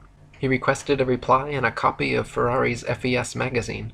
In conclusion, Johnson signed, "Thanks from the bottom of my heart," in advance, but warned that if Ferrari insisted on ignoring him once again, quote, "I will then know for sure that you are some kind of enemy of the flat earth work." Eventually Ferrari did reply this time, but not with a message or magazine as requested. He simply enclosed an FES paid application form. Johnson investigated Ferrari's organization further and found that he was using, quote, "the flat earth idea as a gimmick to entertain and promote the atheistic society." From then on, Johnson worked hard to expand his Eifers and constantly for the rest of his life exposed Ferrari's FES, calling him a false prophet, guilty of muddying the waters of truth. Near the end of his life, tragically, Johnson's house burned down, along with all the flat earth materials he and Shenton had collected over their lifetimes. Until his dying day, Johnson claimed the fire to be the result of arson by a NASA agent he had seen snooping around. Apparently finished with their moon landing propaganda, starting in 1976, NASA began faking Mars landings instead. To begin with, the planets, formerly known as wandering stars, are not terrestrial Earth-like habitations capable of landing anything on.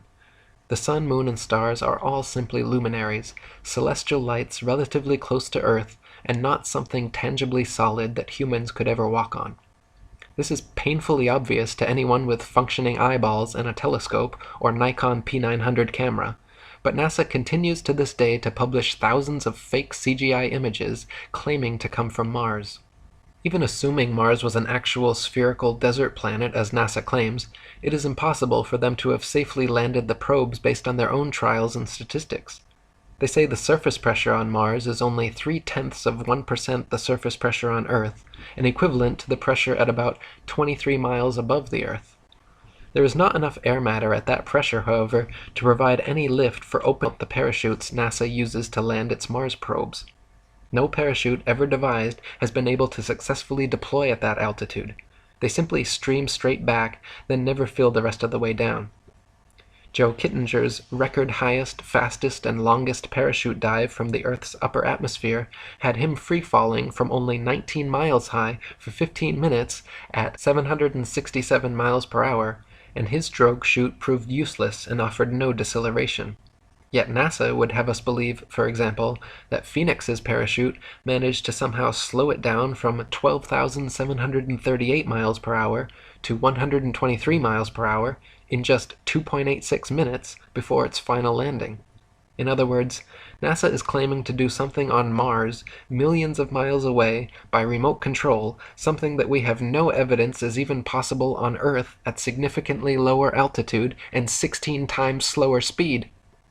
To this day, NASA continues to fake Mars landings, and more government space agencies around the world, including Russia, China, Japan, France, India, and others, are following the same Freemasonic model of fleecing their populations of taxpayer money to fund programs that provide the public nothing but propaganda.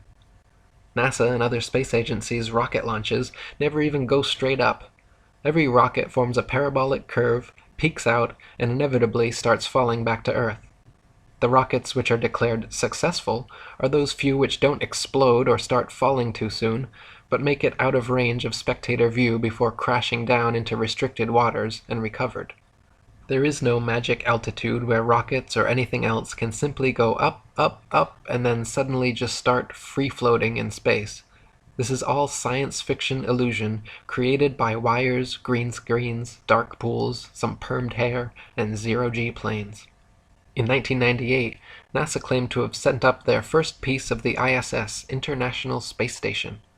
They have been caught, however, time and again with air bubbles forming and floating off in their official outer space footage. Astronauts have also been caught using scuba space gear, kicking their legs to move, and astronaut Luca Parmitano even almost drowned when water started filling up his helmet while allegedly on a spacewalk. It is admitted that astronauts train for their spacewalks in underwater training facilities like NASA's Neutral Buoyancy Lab, but what is obvious from their space bubbles and other blunders is that all official spacewalk footage is also fake and filmed underwater. Analysis of many interior videos from the International Space Station have shown the use of camera tricks such as green screens, harnesses, and even wildly permed hair to achieve a zero-gravity type effect. Footage of astronauts seemingly floating in the zero gravity of their space station is indistinguishable from Vomit Comet zero-G airplane footage. By flying parabolic maneuvers, this zero-G floating effect can be achieved over and over again, then edited together. For longer uncut shots, NASA has been caught using simple wires and green screens. In 2001, Charles K. Johnson died, and having lost all his flat Earth material and correspondence in his house fire, the IFERS was officially finished. Leo Ferrari's farcical Flat Earth Society, on the other hand, continued operation as usual, making a mockery of the Flat Earth subject. In 2004, the reins of FES presidency were handed over to Daniel Shenton, of no relation to genuine Flat Earther Samuel Shenton, who, true to Ferrari's example, maintains the Flat Earth Society website to this day, where they purport such fantastical, purposeful disinformation as the flat Earth disk constantly rising upwards forever through the universe to account for gravity. Their sole purpose, as Charles Johnson correctly stated, is clearly to poison the well and muddy the waters of truth. In 2008, teacher and author Eric Dubé, that's me, began a website and published a book titled The Atlantean Conspiracy, which exposed, among many other things, Freemasonry, the fake moon landings, geocentricity, and even featured a quote from IFER's president Charles K. Johnson. At the time, I had already read Samuel Rowbotham and William Carpenter's old 19th century Flat Earth books, and though personally still on the fence regarding the shape of the Earth, I was confident they were correct about the location, or geocentricity, of Earth, so I wrote about it. In 2009, after watching Alex Jones interview and praise several NASA astronauts on his show, I wrote an article and sent a message to him and his producers about the moon landing hoax, and included a link to Samuel Rowbotham's Flat Earth book for them to read. Alex even mentioned this on air the next day, and called me a flat earther who thinks he's covering up some Atlantean conspiracy, the title of my book and website. The Earth being flat, that's clearly ridiculous. Though I've actually been contacted by some flat earthers saying I'm covering up the fact that it's some Atlantean conspiracy. For the next several years, I continued writing books and articles about various conspiracies and worked on building a huge social media presence. By making multiple accounts, adding as many friends and followers as possible, joining and posting to as many groups and pages as possible, over the course of a few years, I began building up very large followings on Facebook, Google+, LinkedIn, Twitter, StumbleUpon, Pinterest, Sue, and many other sites. To give you an example of their efficacy, you can see here my main Google Plus account with over 135 million views and my secondary one with over 87 million.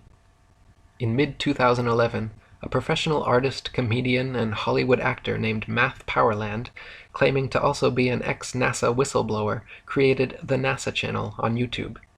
He made a few decent videos exposing NASA image fakery, but his channel certainly did not contain many flat earth proofs or evidence, and there are more videos of him ranting about Axe deodorant, hookers on Tinder, his championship sexual prowess, and other irrelevant topics than there are actually exposing the flat earth.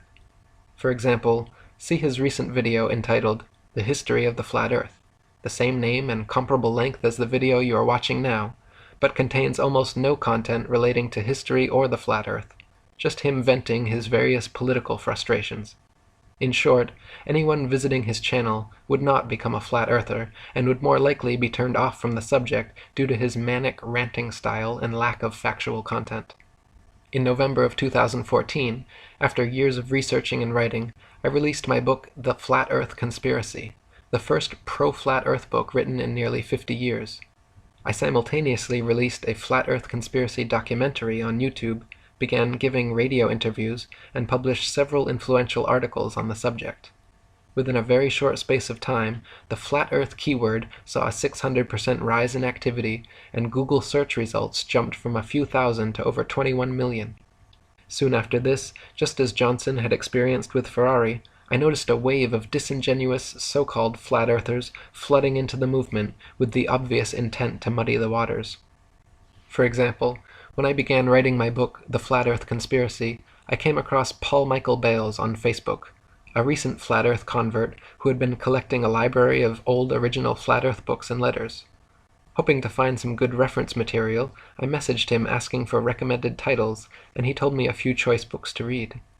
The full extent of our interaction consisted of a short Facebook conversation, yet curiously, after my book was published and the flat earth movement started growing, Paul began stating publicly that he was the Morpheus to my Neo, and that he taught me everything I know about the flat earth.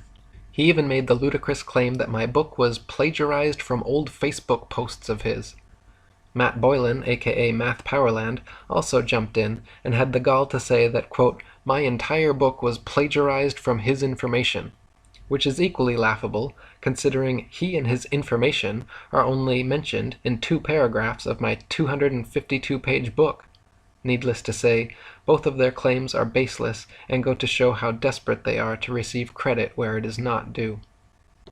You can also see from this Google Analytics chart that the flat earth keyword had not made any significant change in 2011 since the launch of Matt's YouTube channel, nor in late 2012, early 2013 when Paul claims to have gotten his start.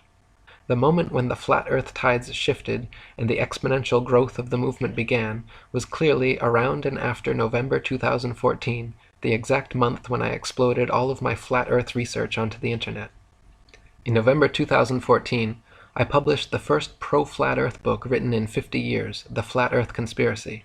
I also published several popular articles on the subject, uploaded the most popular flat earth conspiracy documentary on YouTube, began giving radio interviews, and soon restarted Charles Johnson's IFERS, the International Flat Earth Research Society, and published my most successful book ever, 200 Proofs Earth is Not a Spinning Ball, which has now been translated into 12 foreign languages and read by millions worldwide. These simultaneous actions, my intentional exploding of credible flat earth information onto the internet all at once, which I had been preparing for the entire year before, are undoubtedly the catalyst behind the exponential growth curve seen beginning here. Later on, around March 2015, recent flat earth convert Mark Sargent came out of nowhere, began uploading new flat earth videos every day, uploading new interviews several times per week, got offered his own radio show, started being heralded by many as the king of flat earth, and credited with starting the modern flat earth revival. At first I was glad to have him on board, until the cracks began to show and the clear disinformation campaign began. Mark claimed the moon and stars were holographic projections, maintained by alleged dome builders, who keep us inside a Truman Show enclosed structure, among much other nonsense. He even lied about me in several interviews, including one where he claimed that I promoted the idea of a constantly rising flat Earth to account for gravity, when in fact I constantly expose this false concept as being disinformation. Mark was, and continues to be, the Leo Ferrari to my Charles Johnson. In fact, Mark has even bragged several times about being a card-carrying member of Ferrari's farcical organization. By New Year's Eve 2016, our new IFers had gained over 3,000 members and was receiving 50,000 hits monthly when it was suddenly and without warning or explanation deleted from the internet. As the administrators and myself quickly worked on salvaging our material and creating a new site, the obvious parallels to Johnson losing everything in his NASA agent-initiated house fire were noteworthy. Around the same time, 2 disingenuous Flat Earth channels issued 2 fraudulent copyright strikes against me, which I managed to overturn by filing legal counterclaims against them. YouTube itself began a program of regularly unsubscribing old subscribers of mine and lowering view counts of popular videos. Shortly after that, Facebook also decided to jump on the Eric Dubé censorship bandwagon by deleting my account, all my pages, and giving my Atlantean conspiracy group directly over to a team of Freemason shills who still administrate it to this day, filling the group with nothing but death threats to me, pictures of Masonic goats, and ridiculous belittling memes. After re-registering for new accounts and accumulating my friends lists again, Facebook has now deleted 2 more profiles, and I am currently on my 4th, still trying my best to spread the word. In 2016, the movement continued to grow, with many more genuine flat earthers taking up the reins and exposing the truth online, as well as many more disingenuous shills continuing to poison the well with misinformation. The new IFers began thriving with more monthly visitors than ever before. Many new Flat Earth YouTube channels began creating and mirroring excellent content. Now, in 2020, I am pleased with the rapid growth of this wonderful Flat Earth movement and encourage everyone to please help speak out, share this book, and spread the good word as we look forward to a future where humanity is finally free from this grandest of all deceptions. Chapter 2: Ancient Polar Mythologies. Nowadays, and for the past 5 centuries, since the introduction of the heliocentric globe deception, all world maps and explorers have depicted and described the North Pole and surrounding region as being nothing but an arbitrary point in a semi-frozen tundra. Previous to this, however, depictions and descriptions of the North Pole and surrounding regions in world maps and ancient explorers' accounts were very different. Firstly, before the 16th century, the North Pole was never once shown or thought to be just some random, ambiguous point amidst a low-salinity Arctic Ocean as it is now. Instead, the North Pole was universally described and depicted from diverse cultures all across the Earth as being a gigantic magnetic mountain situated directly below Polaris. The prevailing belief was that compass needles the world over were actually pointing to a huge lodestone mountain made of magnetite at the pole, in contrast to today's prevailing belief that compass needles are pointing to some constantly moving magnetic field generated by hypothetical molten metal existing at the center of a fantastical globe Earth. While neither claim can be confirmed or denied without independent exploration and experimentation, it should be noted that nowhere in nature can we find molten metal which retains any significant magnetic properties once heated past the Curie point, let alone create some convoluted, constantly moving dipolar field as is claimed by proponents of the fantasy ball Earth. Ancient Buddhist, Vedic, and Jain traditional cosmologies all state that at the North Pole magnetic center point of Earth exists a circular mountain of magnetite called Mount Meru. Puranic and Sumerian traditions also referred to this place, calling it Mount Sumeru. In ancient Iran they spoke of Mount Hara Barazati, with a celestial spring on its highest peak in the realm of the stars.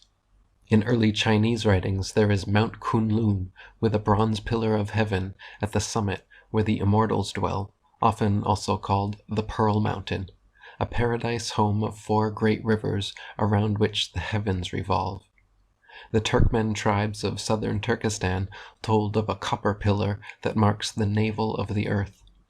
The Mongols wrote of Mount Sumber, with the Zambu tree on its summit. The Buryats of Siberia talked of Mount Sumur, with the North Pole Star fastened to its summit. The Siberian Dalmaks spoke of a mountain lake from which 4 rivers flow to the points of the compass. The Egyptians wrote of the Mound of the First Time, which was the first land to appear from the waters, and is the dwelling place of the high god, the source of light. The Muslims wrote of Kaf, and the Zoroastrians wrote of Gurnagar, the world-encircling mountains.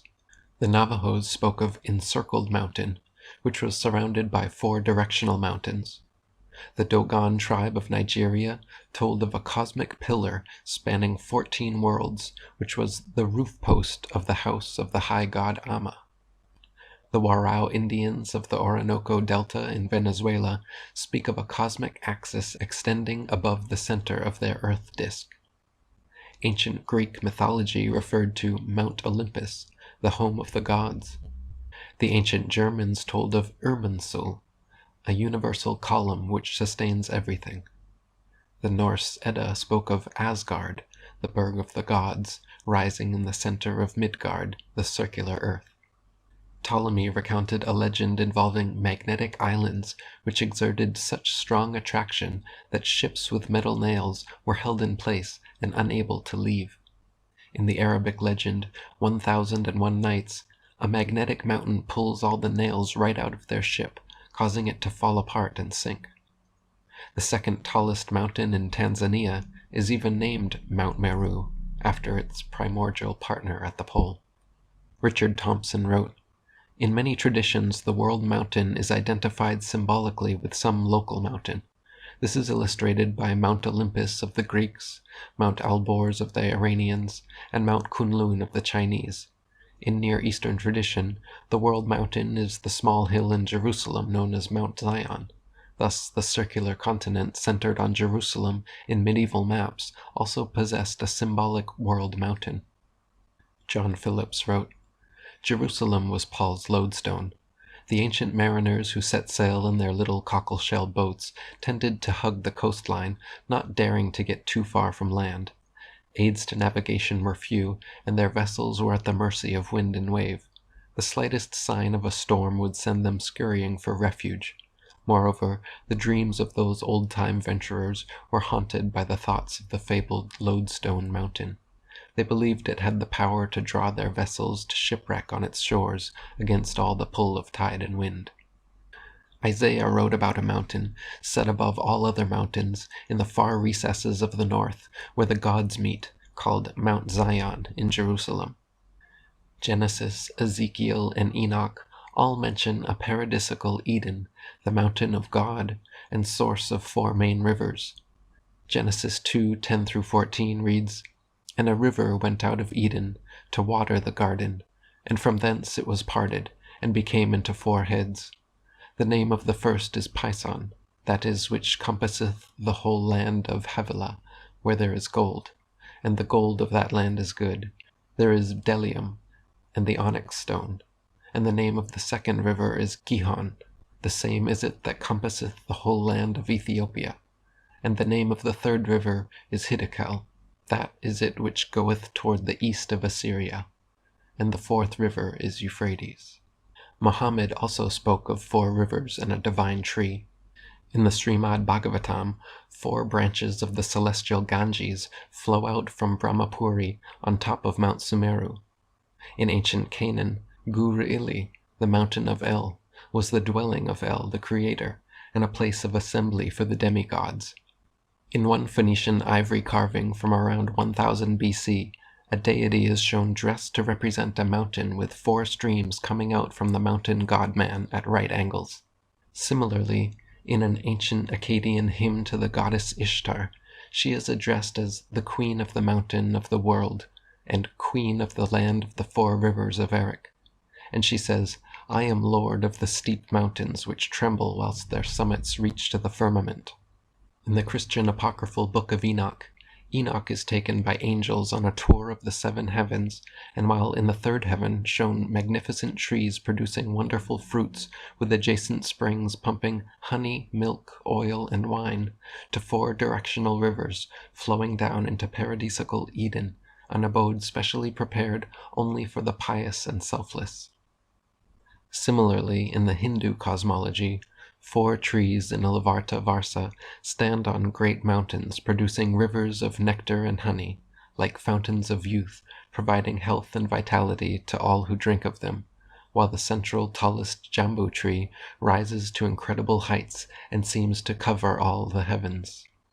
Richard Thompson wrote, "In the Bhagavata Purana, Mount Meru is surrounded by 4 great mountains, surmounted by 4 gigantic trees. These include the Jambu tree, after which Jambudweep is named. 4 huge lakes of milk, honey, sugarcane juice, and pure water are located between the 4 mountains, and these lakes confer mystic powers on the celestial beings who bathe in them. There are also 4 celestial gardens near these lakes. From the foot of each of the 4 trees there flows a river that either emerges from the tree itself or from the fruits of the tree.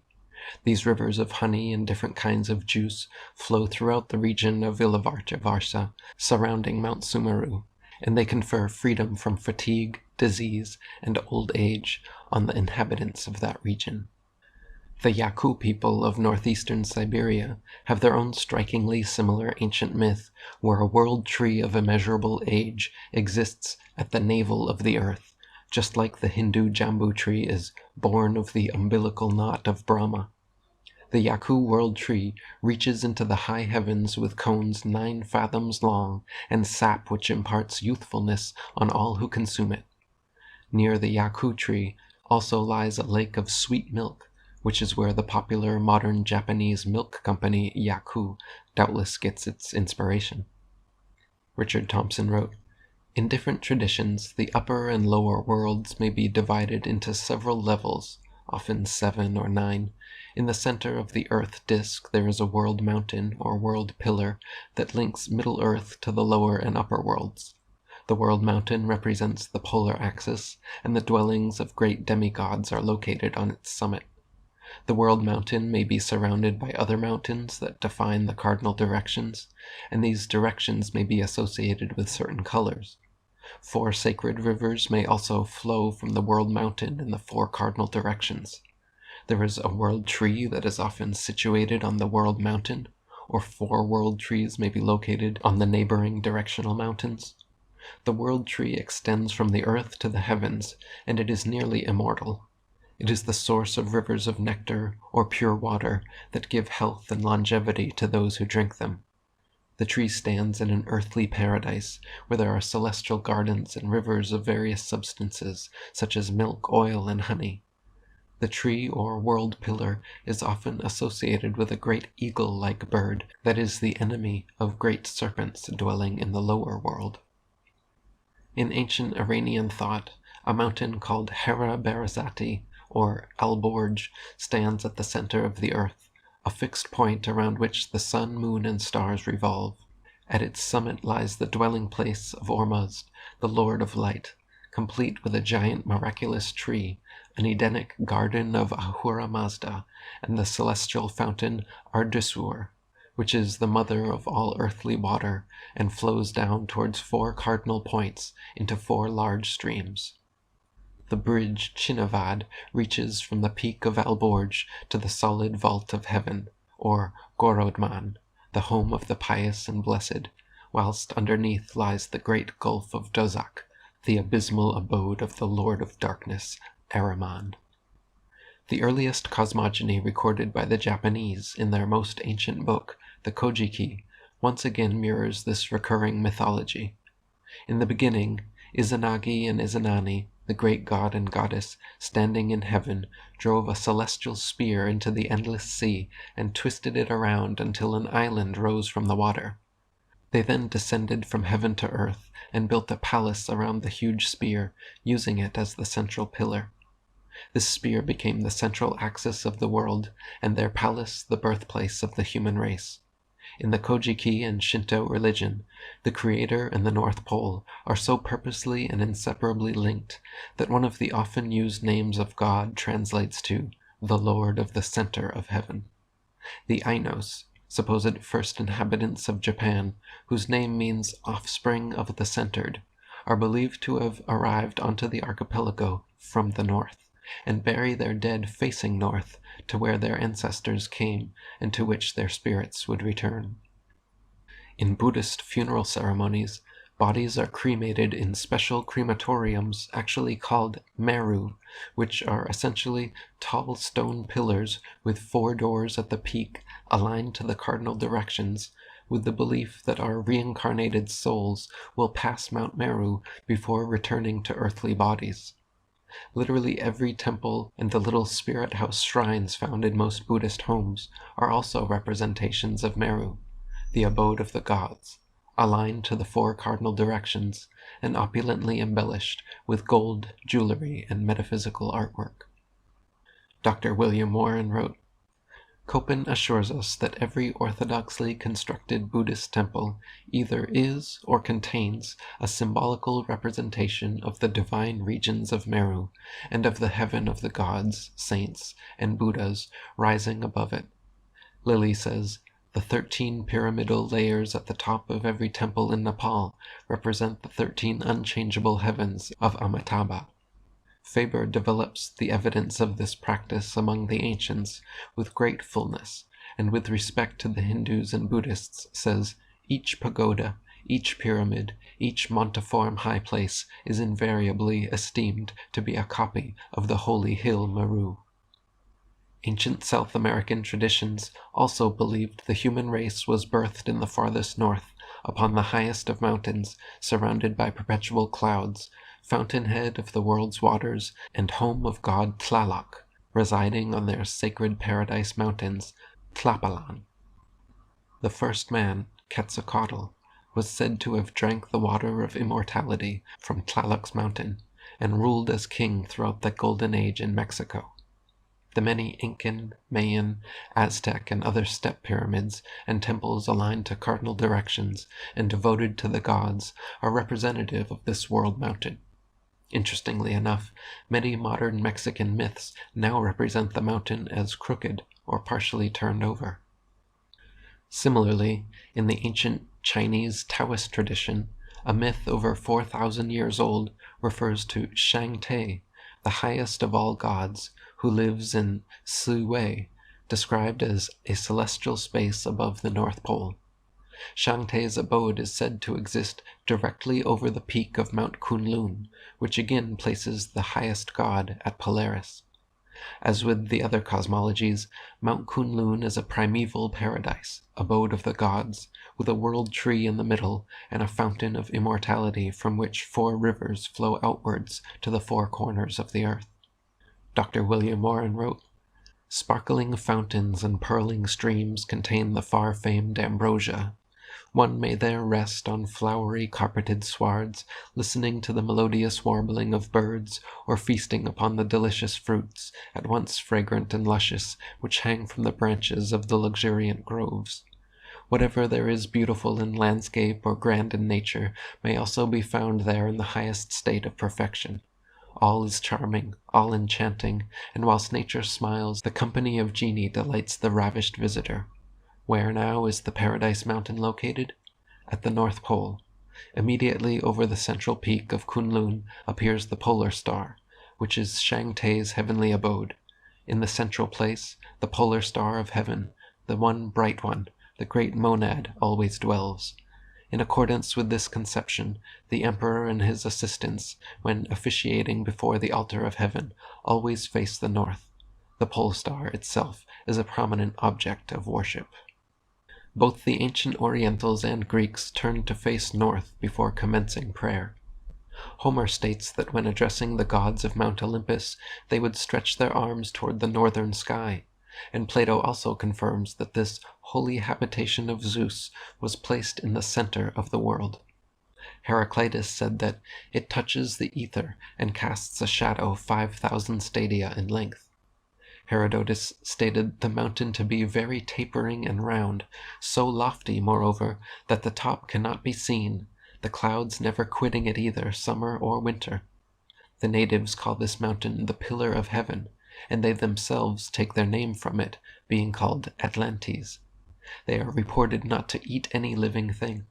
Strabo claimed it was an earthly paradise, with gigantic olive trees and grape clusters a cubit in length. Pliny described a river of milk descending from great heights, and called the mountain a fabulosissimum.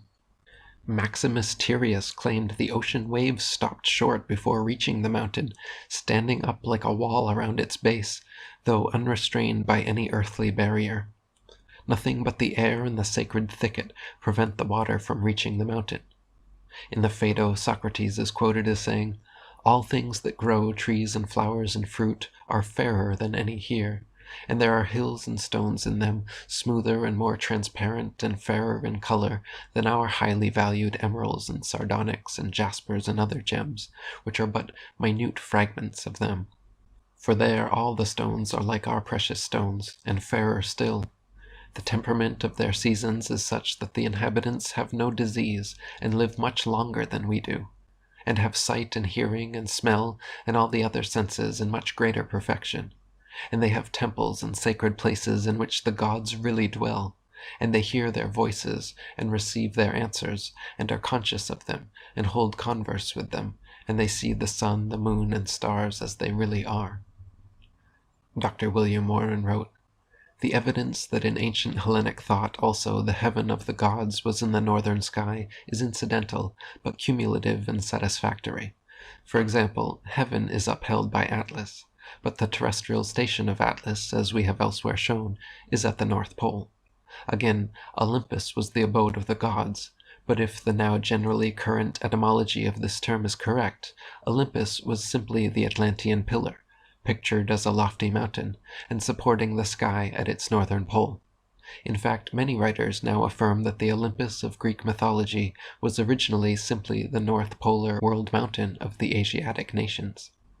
The ancient Germanic and Finnish people also, when praying or sacrificing to the gods, always faced north, and in the Scandinavian Eddas, both Asgard and Nidavellir are represented as the navel, or center of the world.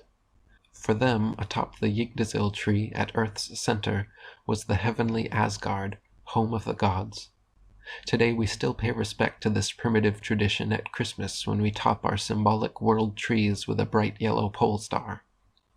Dr. William Warren wrote, "We have already seen that the term navel was anciently used in many languages for center, and that the pole or central point of the revolving constellations was the navel of heaven. But as to the celestial pole, there corresponds a terrestrial one, so it is only natural that to the term the navel of heaven there should be the corresponding expression the navel of the earth. Beginning with Christian traditions, let us make a pilgrimage to the Church of the Holy Sepulchre at Jerusalem. There, in the portion belonging to the Greek Christians, we shall discover a round pillar, some 2 feet high, projecting from the marble pavement but supporting nothing. If we inquire as to its purpose, we shall be informed that it is designed to mark the exact center or navel of the earth. Early pilgrims and chroniclers refer to this curious monument, but its antiquity no one knows. In the Indian Puranas, both the terms navel of the earth and navel of heaven are used repeatedly, and always referring to a place not in or near India, but rather at the North Pole. Hymns from the Rig Veda speak of the supporting column of heaven, otherwise known as the Atlas pillar of Vedic cosmology, and describe it as standing upon the navel of earth. In the 5th verse of the 185th hymn, day and night are represented as twin sisters in the bosom of their parents, heaven and earth, where they lock arms and spin circles around a common center point, namely the navel. This is also echoed in a mysterious passage by Quintus Curtius, which has baffled modern commentators, stating how the object which represented the divine being resembled a navel set in gems. Dr. William Warren wrote, If anything is needed to disprove the common notion that geographical ignorance and national self-esteem first governed the ancient peoples in locating in their own countries navels of the earth, it is furnished by what is, in all probability, the oldest epic in the world, that of Izubar, fragments of which have survived in the oldest literature of Babylonia.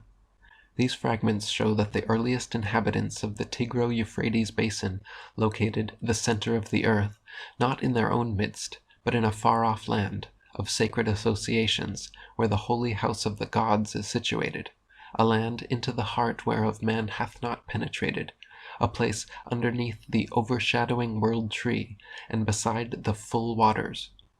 No description could more perfectly identify the spot with the Arctic pole of ancient Asiatic mythology. Yet this testimony stands not alone, for in the fragment of another ancient text, translated by Sayce in the records of the past, we are told of a dwelling which the gods created for the first human beings, a dwelling in which they became great and increased in numbers, and the location of which is described in words exactly corresponding to those of Iranian, Indian, Chinese, Eddaic, and Aztec literature, namely, in the center of the earth. Among the ancient Inca subjects of Peru was found the same idea of a navel of the earth, and even among the Chickasaws of Mississippi. Thus is all ancient thought full of this legendary idea of a mysterious primeval holy paradisic earth center, a spot connected as is no other with the center of heaven, the paradise of God. Why it should be so no one has ever told us, but the hypothesis which places the biblical Eden at the pole, and makes all latter earth navels commemorative of that primal one, affords a perfect explanation. In the light of it, there is no difficulty in understanding that earth center in Jerusalem with which we began, the inconspicuous pillar in the Church of the Holy Sepulchre, symbolizes and commemorates far more than the geographical ignorance of medieval ages. It stands for the Japanese pillar by which the first soul born upon earth mounted to the sky. It stands for the world column of the East Aryans in the Chinvat Bridge of Iran. It stands for the law-proclaiming pillar of Orichalcum in Atlantis, placed in the center of the most central land. It stands for that Talmudic pillar by means of which the tenants of the terrestrial paradise mount to the celestial, and having spent the Sabbath return to pass the week below. It symbolizes Cardo, Atlas, Meru, Herabarazatai, Karsakura, every fabulous mountain on whose top the sky pivots itself, and around which all the heavenly bodies ceaselessly revolve. It perpetuates a religious symbolism which existed in its region before ever Jerusalem had been made the Hebrew capital, recalling to our modern world the Tabur Haaretz of a period anterior to the days of Samuel. In tradition, it is said to mark the precise spot whence the clay was taken out of which the body of Adam was modeled. It does so, but it does it in a language and method which were common to all the most ancient nations of the earth. It points not to the soil in which it stands, but to the holier soil of a far-away primitive Eden. In Freemasonic temples, on Freemasonic tracing boards, and upon Freemasonic aprons can be found similar symbolism pointing to these concepts, namely a flat earth framed by pillars, covered by an arch firmament, often with the tallest or most prominent pillar positioned centrally, and a single eye representing Polaris situated above it. The sun and moon are also usually shown on either side, representing their paths and positions over and around the flat earth. This knowledge was clearly widespread among the ancient world, but in modern times has become occulted by certain such secret societies and vested interests.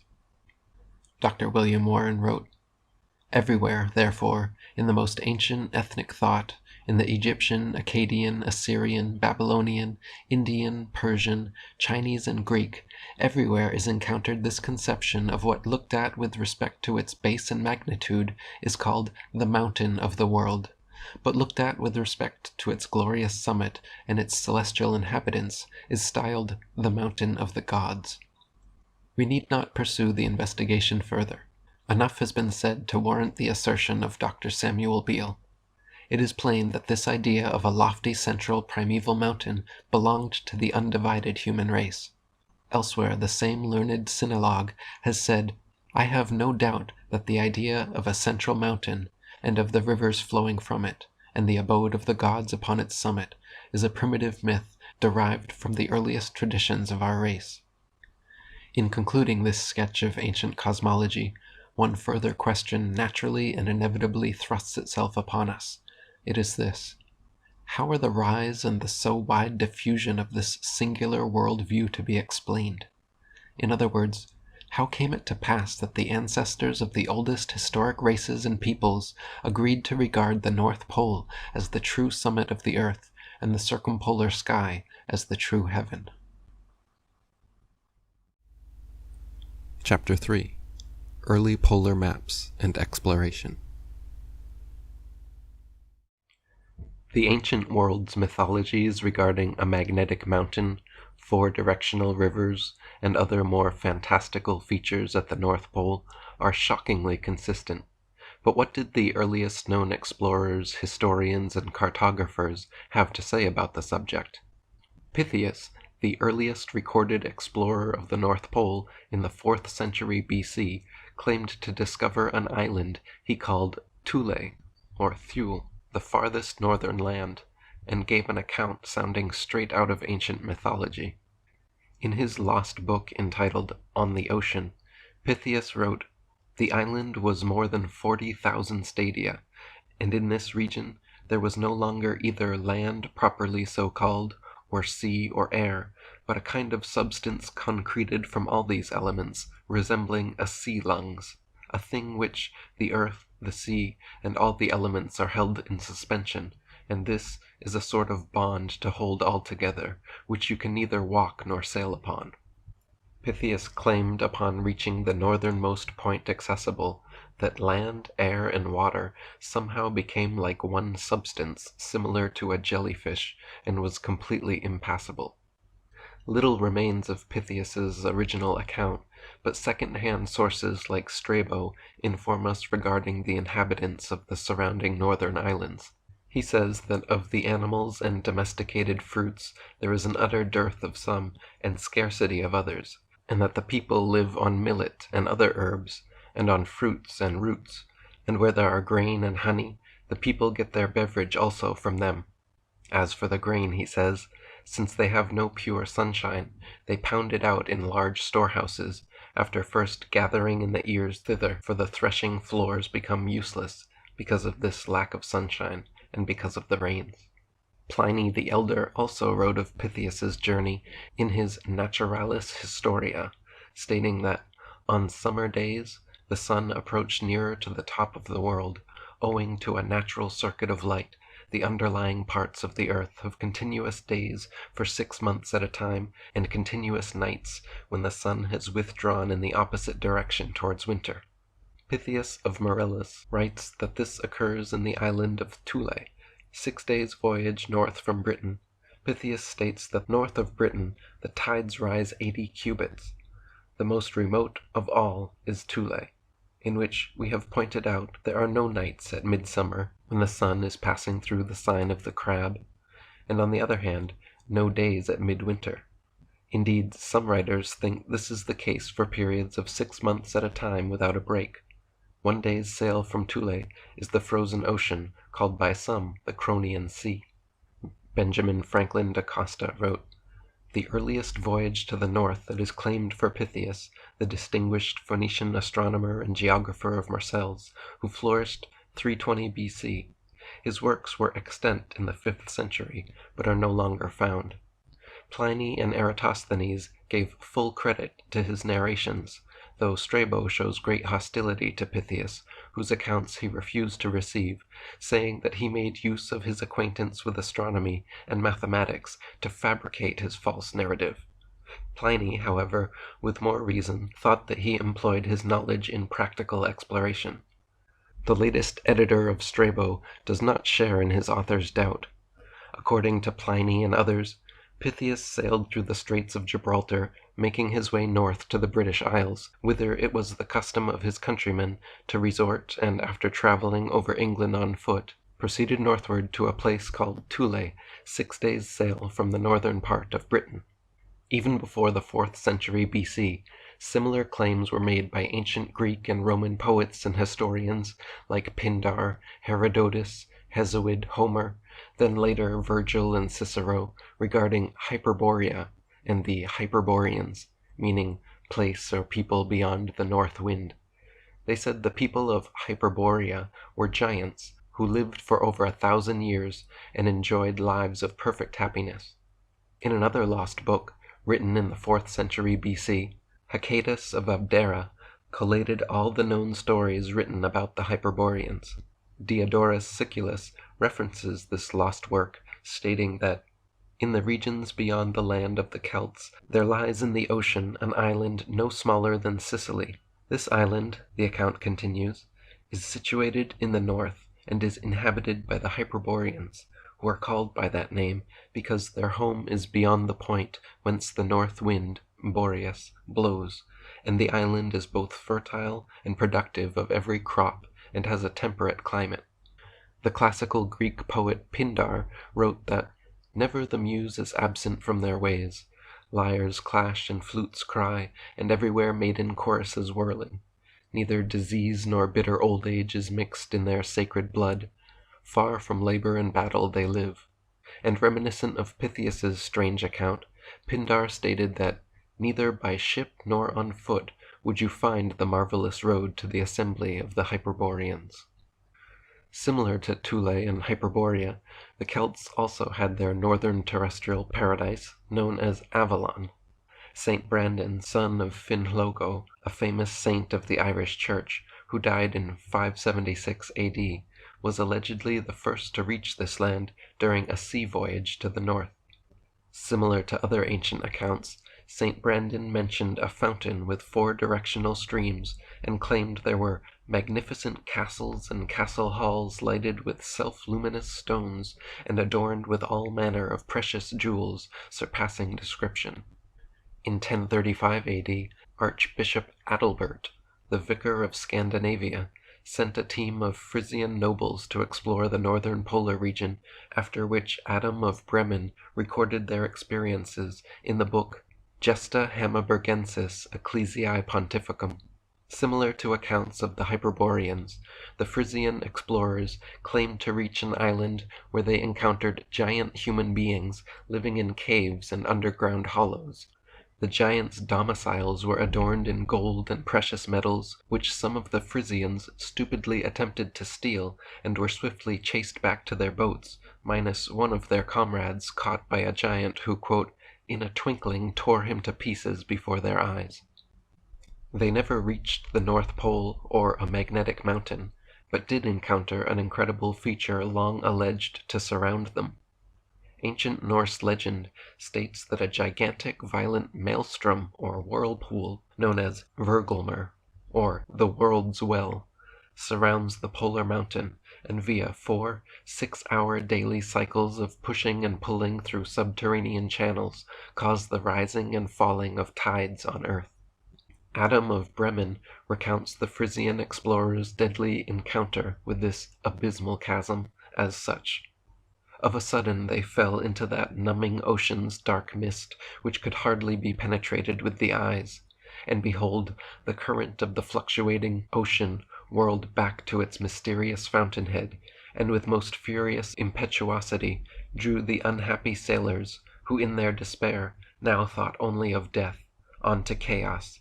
This, they say, is the abysmal chasm, that deep in which report has it that all the backflow of the sea, which appears to decrease, is absorbed and in turn re-vomited, as the mounting fluctuation is usually described. As the partners were imploring the mercy of God to receive their souls, the backward thrust of the sea carried away some of their ships, but its forward ejection threw the rest far behind the others. Freed thus by the timely help of God from the instant peril they had had before their eyes, they seconded the flood by rowing with all their might. Besides the Norse legends of Hvergelmer, historical records of this world well can be found as early as the 8th century AD, when Paulus Diaconus, or Paul the Deacon, Benedictine monk, scribe and historian of the Lombards, wrote in his Historia Langobardorum that not far from the shore, where the ocean extends without bounds, is that very deep abyss of waters which we commonly call the ocean's navel. It is said twice a day to suck the waves into itself and to spew them out again, as is proved to happen all along these coasts, where the waves rush in and go back again with fearful rapidity. By the whirlpool of which we have spoken, it is asserted that ships are often drawn in with such rapidity that they seem to resemble the flight of arrows through the air, and sometimes they are lost in the gulf with a very frightful destruction. Often, just as they are about to go under, they are brought back again by a sudden shock of the waves, and they are sent out again thence with the same rapidity with which they were drawn in. Giraldus Cambrensis, or Gerald of Wales, Archdeacon of Brecon, historian and royal clerk to King Henry II, wrote in his 1188 work, Topographia Hibernica, that, not far from the islands towards the north, there is an astonishing whirlpool in the sea, towards which there is a set of current of the waves from all corners, until, pouring themselves into nature's secret recesses, they are swallowed up, as it were, in the abyss. Should a vessel chance to pass in that direction, it is caught and drawn along by the force of the waves, and sucked by the vortex without chance of escape. There are 4 of these whirlpools in the ocean, described by philosophers as existing in the 4 different quarters of the world, whence it has been conjectured that the currents of the sea, as well as the winds, are regulated by fixed principles. The whirlpool was also mentioned in another late 12th century work, Historia Norwegiae, where the author, an anonymous Norwegian monk, gives a particularly detailed description, stating, "The greatest of all whirlpools is to be found there, which engulfs the strongest ships, sucking them in at ebb tide, and spewing out their fragments with a belch at flood tide. There is a very deep abyss in the earth itself, and alongside it are open-mouthed caverns containing winds which are said to be brought forth by the breathing of the water, and these are the breath of gales. Indeed, by their breathing, these winds draw to them the waters of the sea. Through hidden passages in the earth, they shut them up in the vaults of the abyss, and then by the same force drive them out again, causing sea surges, spates, and the whirling of waterspouts. Earthquakes also occur, and various discharges of vapor and conflagration, for when the wind's breath, held in the cheeks of earth, presses to burst out, it shakes the foundation of the world with a dreadful roaring, and forces it to tremble. So when the wind's breath contends with fire in the earth's interior, then even in mid-ocean the depths are fissured, and smoky exhalations and sulphurous flames are seen to emerge." By the 13th century A.D., the idea of a magnetic mountain at the North Pole was widely known enough that Italian poet Guido Guinizelli actually used it as a simile for the power of his woman's love. The section from his poem, "Madonna, the fine love I give you," translated reads, "In that land beneath the north wind are the magnetic mountains, which transmit to the air their power to attract the iron, but because it is far away, it needs help from a similar stone to make the compass needle turn towards the pole star." In the 14th century, 2 lost books, Inventio Fortunata by Nicholas de Lin and the Itinerarium of Jacobus Sinoian, mention the magnetic mountain, 4 directional rivers, and encircling whirlpool said to change every 6 hours, causing the tides, comparing them to the breath of God at the navel of the earth, inhaling and exhaling the great seas. Many citations from the 2 books are made by more modern sources, but surviving copies have unfortunately all been lost to antiquity. Nicholas de Lin was an English Minorite friar of Oxford, a mathematician, astronomer, and explorer who lived from 1330 to 1390. He was fascinated by the astrolabe and actually produced several of them for patrons and his own personal use. John of Gaunt, Duke of Lancaster, even commissioned Nicholas to produce an astrolabe and a calendarium of complete astronomical tables covering 1387 to 1463, which were later used to create nautical almanacs. For this, Nicholas became famously known as the man with the astrolabe, and was even complimented and lauded as an astronomical genius by Geoffrey Chaucer in his Treatise on the Astrolabe. His esteem as a knowledgeable astronomer and navigator soon reached King Edward III, who in the early 1360s sent Nicholas and a team of ships to explore the Arctic.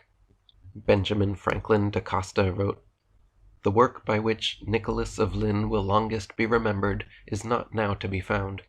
Its disappearance under any circumstances is not a matter of surprise, since of many important works once well known no copy remains today, while of others there are only one or two examples.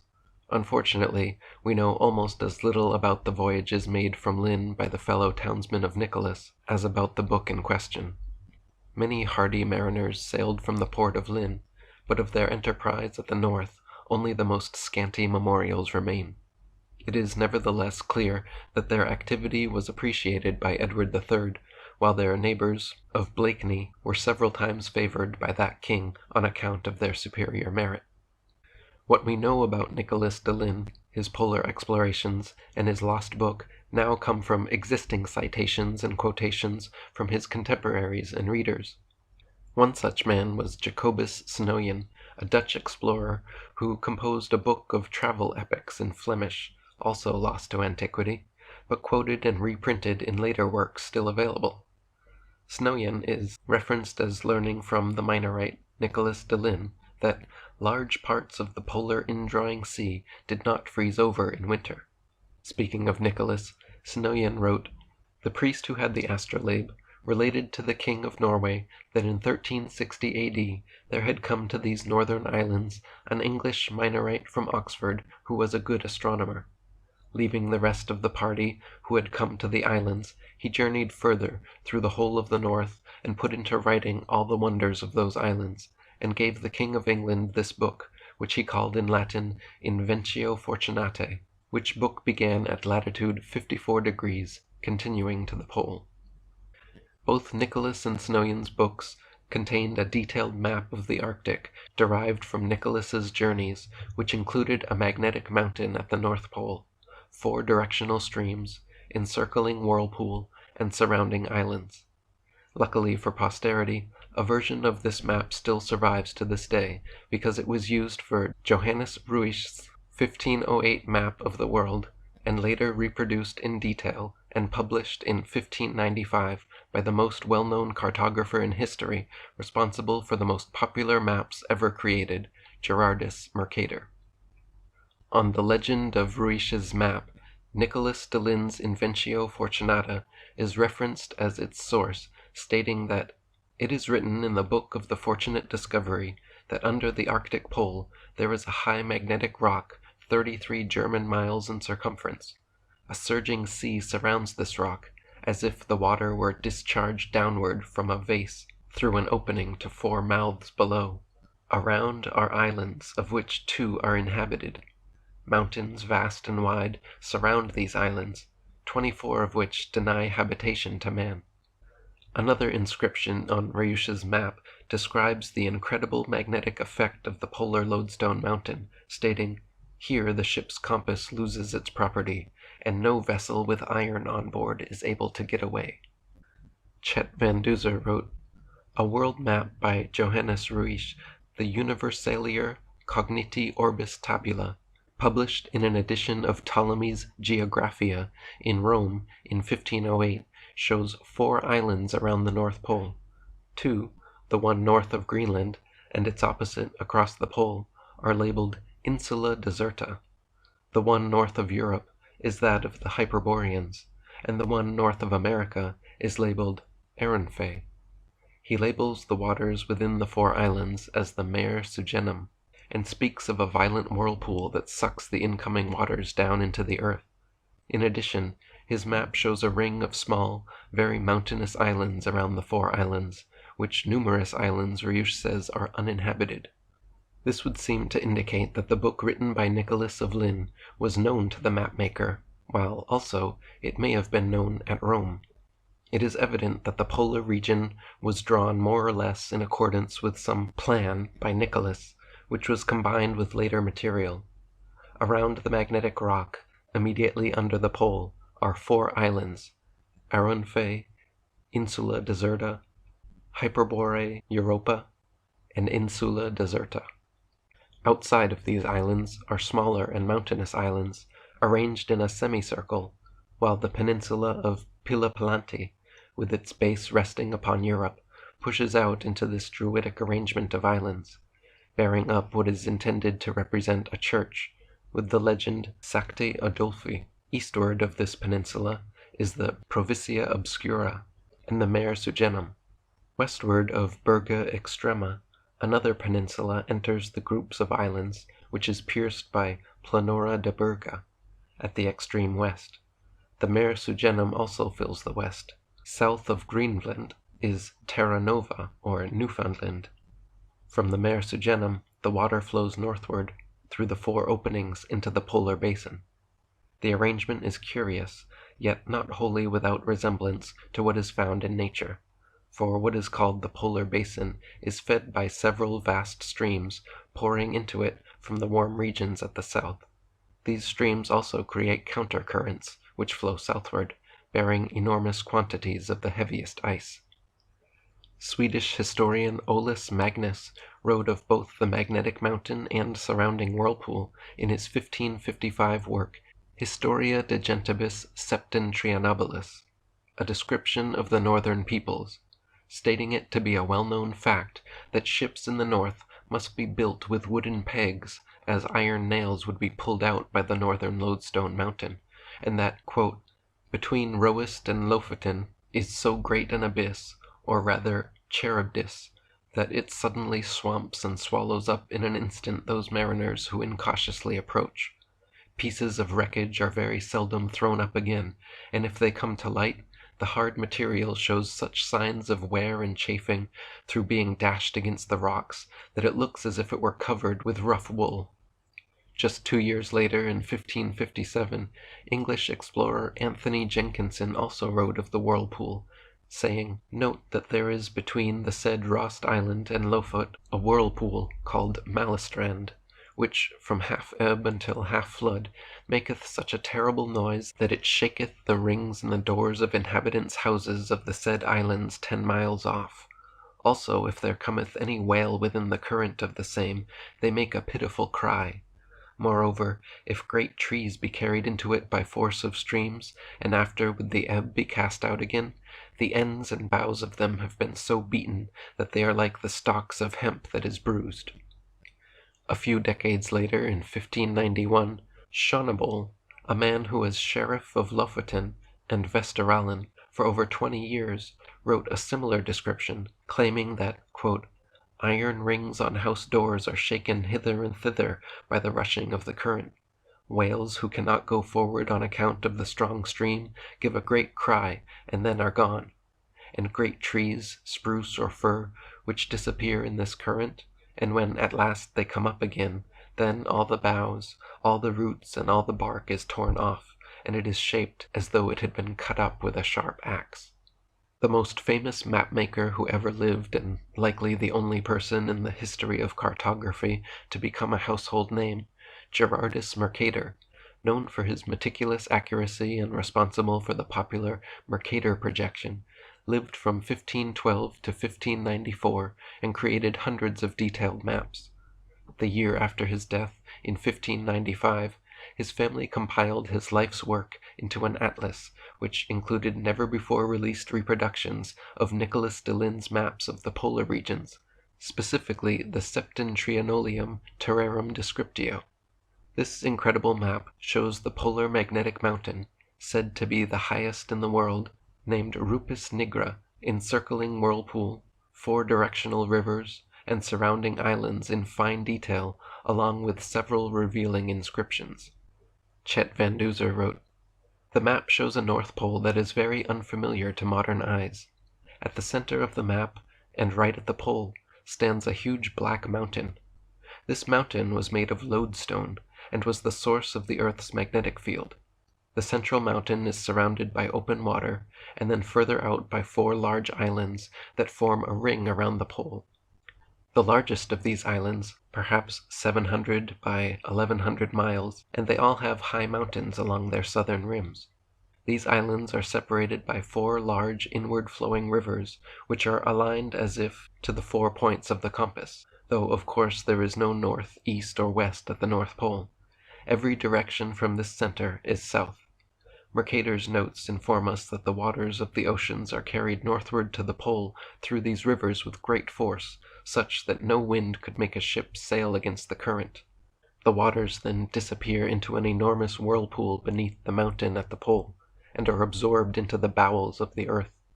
Mercator also tells us that 4-foot-tall pygmies inhabit the island closest to Europe.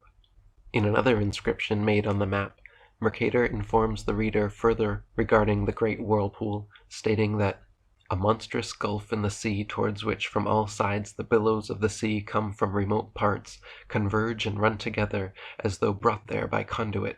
Pouring into these mysterious abysses of nature, they are as though devoured thereby, and should it happen that a vessel pass there, it is seized and drawn away with such powerful violence of the waves that this hungry force immediately swallows it up, never to appear again. Gerardus Mercator studied at the University of Louvain in 1549, where he met and befriended another very influential figure of his time, John Dee, astronomer, astrologer, and advisor to Queen Elizabeth I. Dee was convinced that a route to the Indies could be found through the Northwest Passage, and while attempting to interest Queen Elizabeth to support an expedition, he contacted Mercator for more information. In Mercator's 1577 letter back to Dee, we learn he copied verbatim from Jacobus Snoyen's Itinerarium, stating that in the midst of the 4 countries is a whirlpool, into which there empty these 4 indrawing seas, which divide the north, and the water rushes round and descends into the earth, just as if one were pouring it through a filter funnel. It is 4 degrees wide on every side of the pole, that is to say 8 degrees altogether, except that right under the pole there lies a bare rock in the midst of the sea. Its circumference is almost 33 French miles, and it is all of magnetic stone, and is as high as the clouds, so the priest said, who had received the astrolabe from this Minorite in exchange for a testament, and the Minorite himself had heard that one can see all around it from the sea, and that it is black and glistening, and nothing grows thereon, for there is not so much as a handful of soil on it. This is word for word everything that I copied out of this author years ago. As late as the mid-17th century, aspects of these polar phenomena continued appearing in cartography and cosmography. The Euripi, or 4 indrawing streams, were included or alluded to in Lischoten's 1595 map, the Ortelius of 1599, Quad's Fasciculus Geographicus of 1608, Hondius's 1619 map, Purchas's map of 1625, and in Heylon's 1659 cosmography, he wrote about the Rupus nigra and surrounding whirlpool and Euripi, stating that under the Arctic pole is said to be a black rock of wondrous height, about 33 leagues in compass, the land adjoining being torn by the sea into 4 great islands. For the ocean violently breaking through it, and disgorging itself by 19 channels, maketh 4 Euripi, or fierce whirlpools, by which the waters are finally carried towards the north, and these swallowed into the bowels of the earth. That Euripis, or whirlpool, which is made by the Scythic Ocean, hath 5 inlets, and by reason of his straight passage and violent course is never frozen. The other on the back of Greenland, being 37 leagues long, hath 3 inlets, and remaineth frozen 3 months yearly. Between these 2 lieth an island, on the north of Lapia and Biarmia, inhabited, as they say, by pygmies, the tallest of them not above 4 foot high. A certain scholar of Oxford reporteth that these 4 Euripi are carried with such furious violence towards some gulf, in which they are finally swallowed up, that no ship is able with never so strong a gale to stem the current, and yet there is never so strong a wind as to blow a windmill. There is modern circumstantial evidence that lends strong credence to this idea as well. The largest publicly known maelstrom in the world is called Saltstraumen, just north of the Arctic Circle in Norway, where 400 million cubic meters of water pass through a 3-kilometer long, 150-meter wide strait reaching speeds of 10 meters per second. Similar to legends of Vergelmer, this northern whirlpool actually arises exactly 4 times per day, every 6 hours, along with the shifting of the tides. In fact, the majority of naturally occurring whirlpools in the world, including the famous Naruto whirlpools in Japan, form 4 times per day, every 6 hours, as the tides change. If the entire ancient world's mythologies, along with early explorers, historians, and cartographers, all shared similar accounts of a polar magnetic mountain, encircling whirlpool, 4 directional streams, and surrounding islands occupied by giants and/or pygmies, why is it that no modern accounts of the North Pole have a single mention of any such thing? How is it possible for such consistency in polar geography to exist throughout the ancient world? Why have all these features suddenly disappeared from modern maps? Were the ancients all completely mistaken with regards to the North Pole? Or are we now, in modern times, the victims of a concerted cover-up, and being deceived about what is really at the pole? Chapter 4. Modern Polar Discovery Frauds. At the turn of the 17th century, shortly after Queen Elizabeth's advisor John Dee was corresponding with Gerardus Mercator regarding the polar magnetic mountain, Queen Elizabeth's personal physician and knighted president of the College of Physicians, Sir William Gilbert, wrote his opus De Magnet, in which he argued against the prevailing belief of a polar magnetic mountain, claiming instead the Earth itself to be a great magnet. Coming in the wake of the Copernican revolution, Gilbert's new model, in stark contrast to the long-held, now deemed unscientific notion that compass needles were attracted to a lodestone mountain at the pole, proposed that the Copernican ball Earth actually generated magnetism from a hypothetical molten metal core, which caused a constantly moving dipolar magnetic field over the globe. To this day, Gilbert's hypothesis remains pure speculation, since no one in history has ever come close to penetrating or perceiving the supposed 3,950 miles to the ball Earth's core. In reality, the deepest drilling operation in history, the Russian Kola Ultradeep, after decades of work and dozens of broken drills, managed to penetrate only 8 miles down. So the entire ball Earth model taught in schools, showing detailed descriptions of a crust, outer mantle, outer core, and inner core layers, are all purely speculative, as we have never even broken through beyond the crust. Furthermore, there is nowhere in nature that molten metal retains any significant magnetic properties once heated past the Curie point, let alone create some convoluted, constantly moving dipolar field, as Gilbert claimed then, and proponents of the globe still maintain today. Several decades after Gilbert's De Magnet made its impression on the world, another knighted president of the Royal Society, Sir Isaac Newton, would write the influential Principia Mathematica, where he proposed the concept of gravity to account, among other things, for how people could exist without falling off the underside of Copernicus's ball Earth.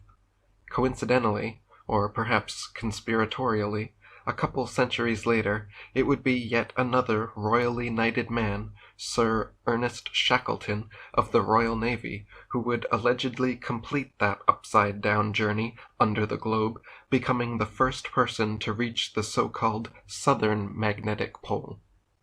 Back when the Earth was perceived as a level plane, there was only one pole, the North Pole, directly below Polaris, which was both geographically and magnetically the center point of Earth. Due to the hypothetical globe's hypothetical dipolar magnetic core, however, there suddenly became new frontiers to discover. Not only did Earth have a geographic North Pole in the Arctic, but now its geographic antipode, the South Pole in the Antarctic. Since Gilbert's magnetic poles were caused by perpetually shifting molten metal, there now also came into existence constantly moving northern and southern magnetic poles as well. And lastly, Earth's magnetic field was claimed asymmetrical, so that the constantly moving north and south magnetic poles were not even antipodal, meaning a straight line drawn from one to the other failed to pass through the geometric center of their globe. To account for this, two more theoretical poles, known as the geomagnetic north and geomagnetic south poles, were also added into the convoluted mix. With this, after centuries of failed expeditions to the pole, the first decade of the 20th century would suddenly claim the discoveries of the northern magnetic pole, the southern magnetic pole, and shortly thereafter both the geographic and geomagnetic north and south poles as well. This turn of the century rush to the poles was not without its problems, however, and many explorers' supposed polar achievements during this era are now regarded, even by mainstream historians, as being riddled with fraud and falsehoods. Before the alleged 20th century successes, many attempts were made to reach the North Pole during the 19th century, all of which failed. In 1827, knighted British Royal Navy Rear Admiral Sir William Peary reached a record 82 degrees 45 minutes north latitude before being forced to turn back due to impassable thick ice.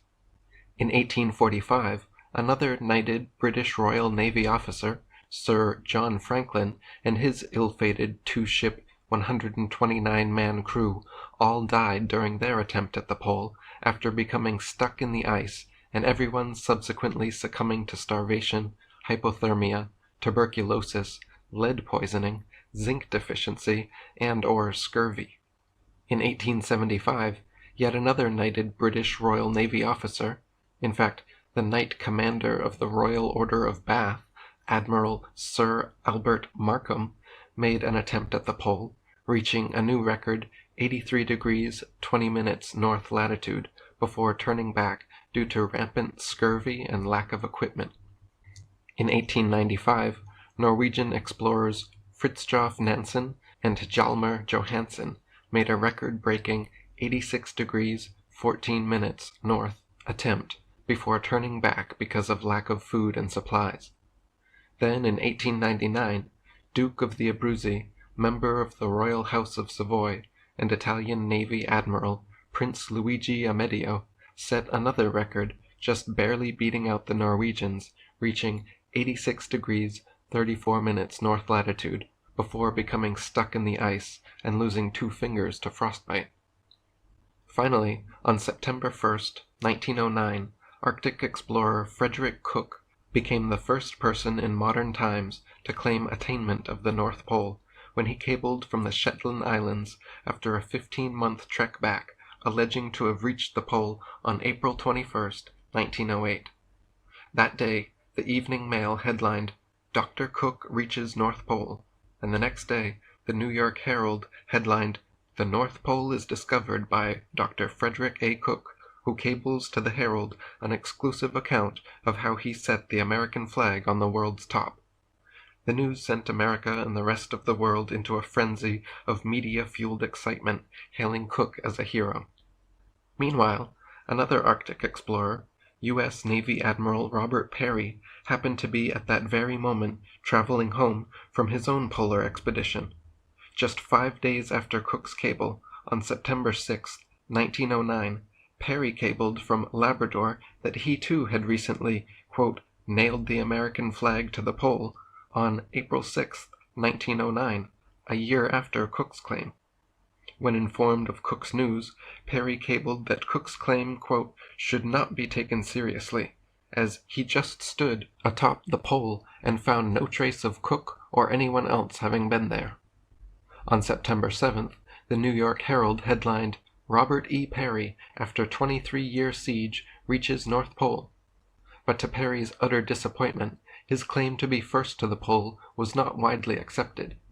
Peary immediately sprang into action, obtaining and cabling confessions from Cook's Eskimo guides, making the Evening Telegram headline for September 8, 1909. Peary quotes Eskimos as saying Cook was not out of sight of land.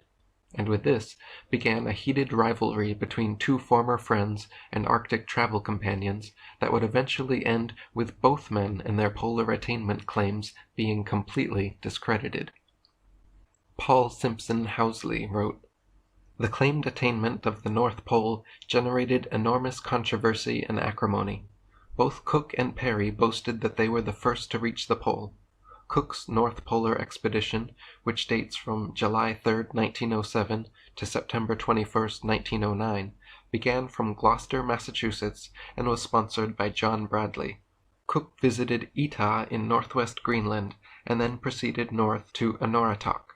Here he became convinced that he could reach the North Pole. Subsequently, he returned to Etah in order to prepare for the journey, and solicited assistance from Inuit. They advanced again to Anortok, and on February 19, 1908, set out for the North Pole. Cook's route took him and his men via Smith Sound to Cape Sabine, to Flagler Bay, and then across Ellesmere Island to Bay Fjord. From there they proceeded to Eureka Sound and established a camp at Cape Stalworthy, located at the northern extremity of Axel Heiberg Island, where most of his party remained. Cook himself set out for the pole with 2 Inuit, Awela and Etukashuk, 2 sledges and 26 dogs. He insisted that he reached the North Pole on April 21, 1908. Peary's polar venture occurred between July 6, 1908 and September 21, 1909. It was sponsored by the Peary Arctic Club, and the party strived to reach the North Pole from Ellesmere Island.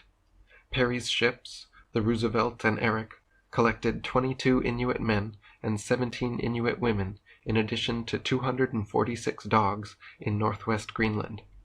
Winter quarters were at Cape Sheridan in northeast Ellesmere Island.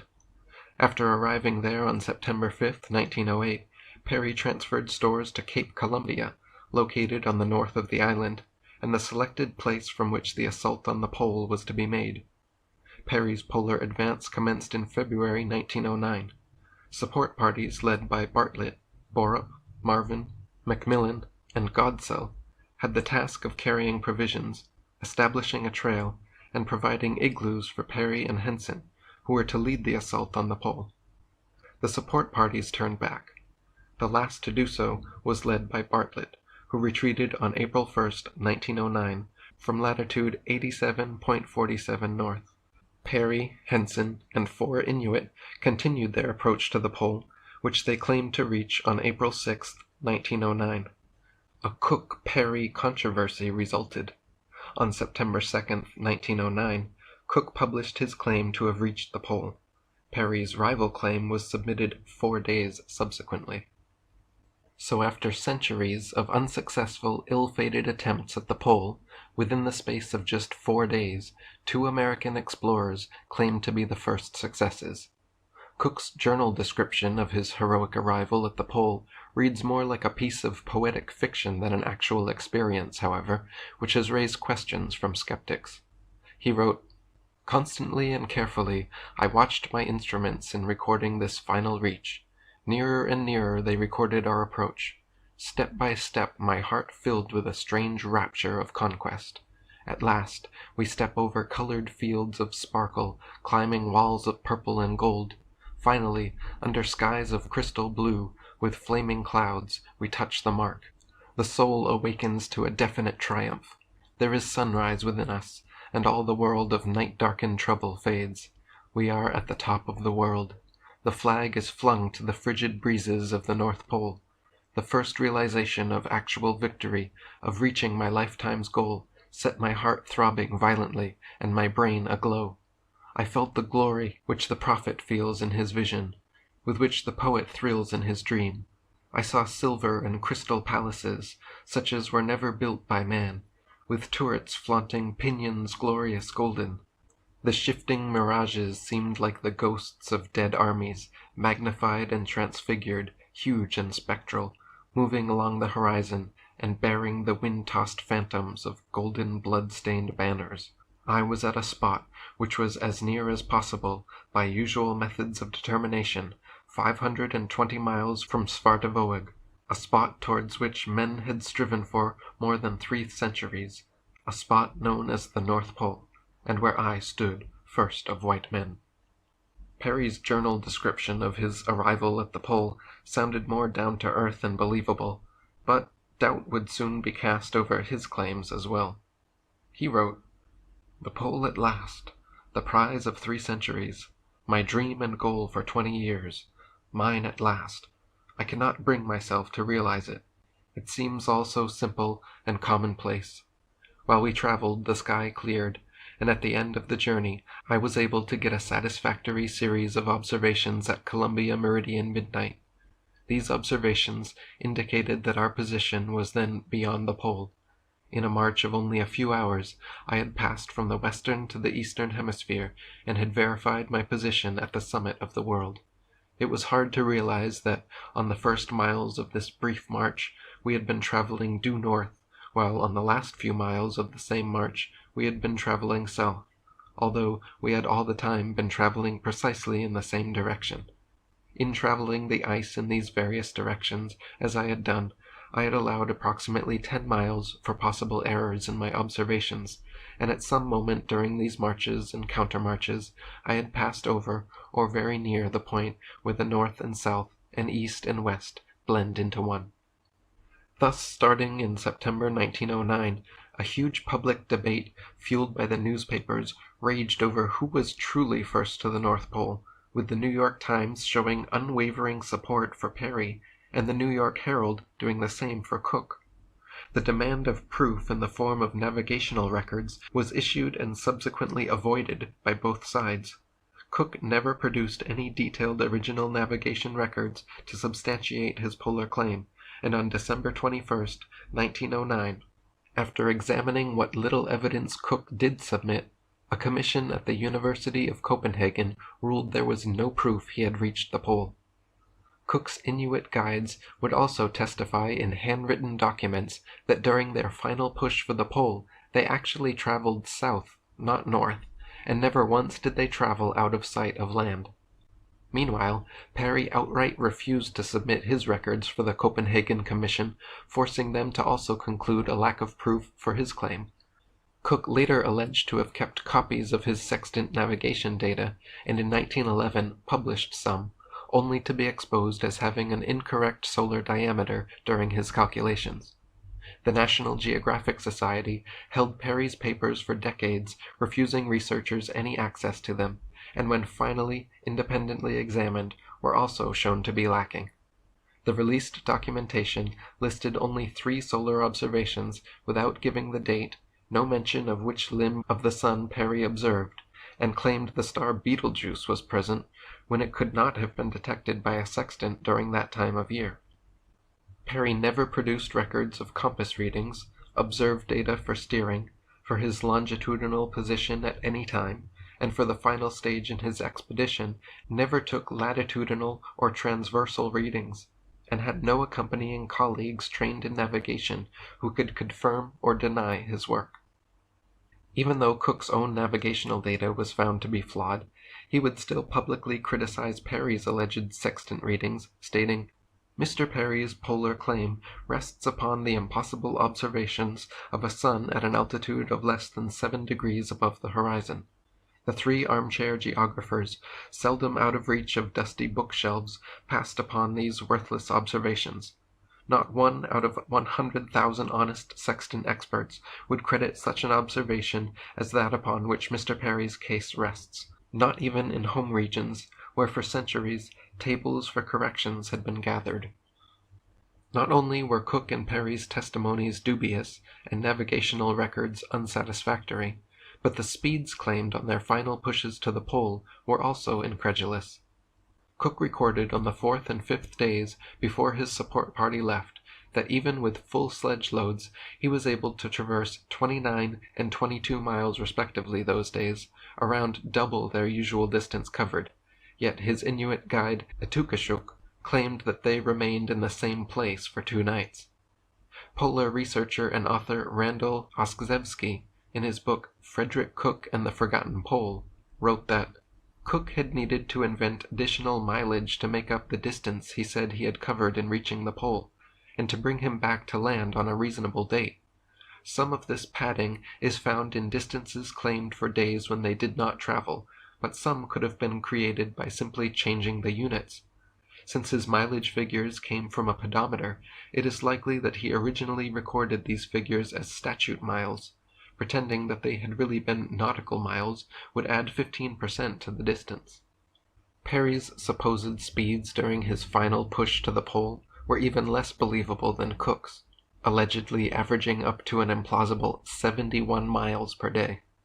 His last 5 marches, while accompanied by experienced navigator Captain Bob Bartlett, averaged no more than 13 miles per day.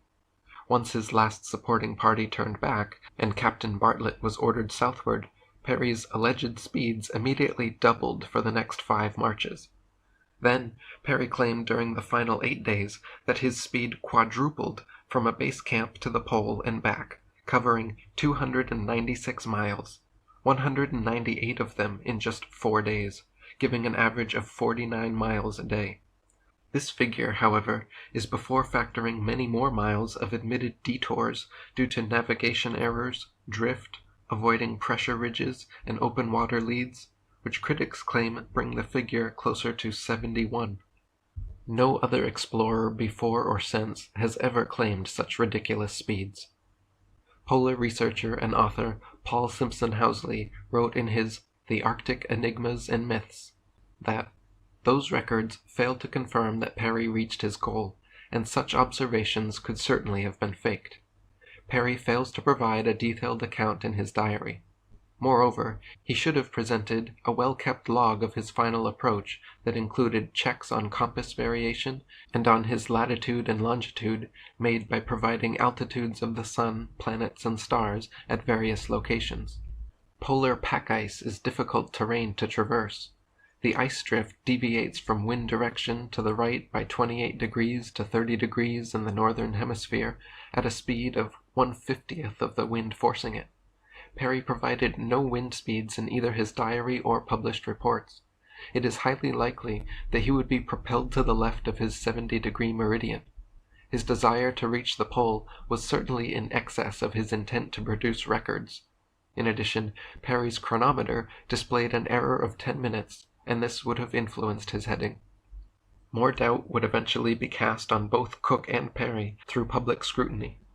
In 1906, Cook had previously claimed himself the first man to reach the summit of the tallest mountain in North America, Mount McKinley, only to be dethroned upon further investigation. It turned out the picture Cook provided as proof of his summit attainment was actually taken on a small outcrop on a ridge beside the Ruth Glacier, 19 miles away, and at only 5,338 feet high, nearly 15,000 feet lower than McKinley's true peak. Cook's sole companion during the 1906 climb, Ed Barrell, would also later sign an affidavit admitting that they had not reached the summit, including a map showing the location of what would become known as Fake Peak, where Cook's picture was actually taken.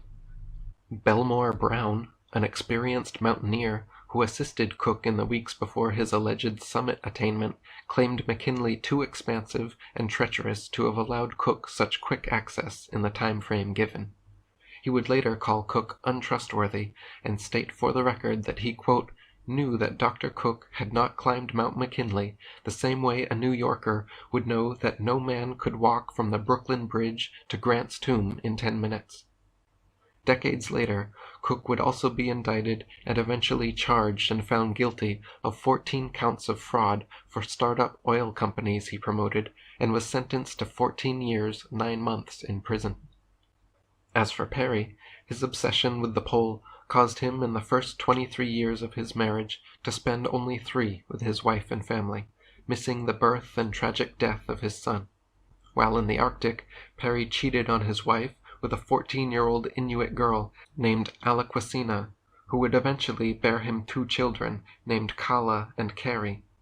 During Peary's 7 long Arctic expeditions made between 1886 and 1909, a black man named Matthew Henson was technically more responsible for their successes than Peary himself.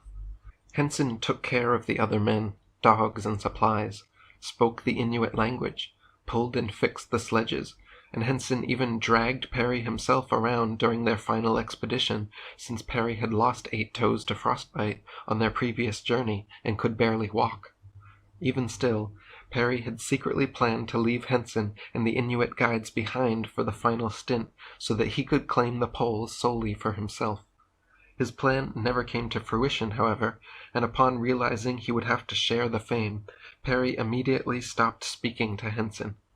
The man who had engineered his success, saved his life on a previous expedition, and remained unwaveringly loyal to him for over 2 decades.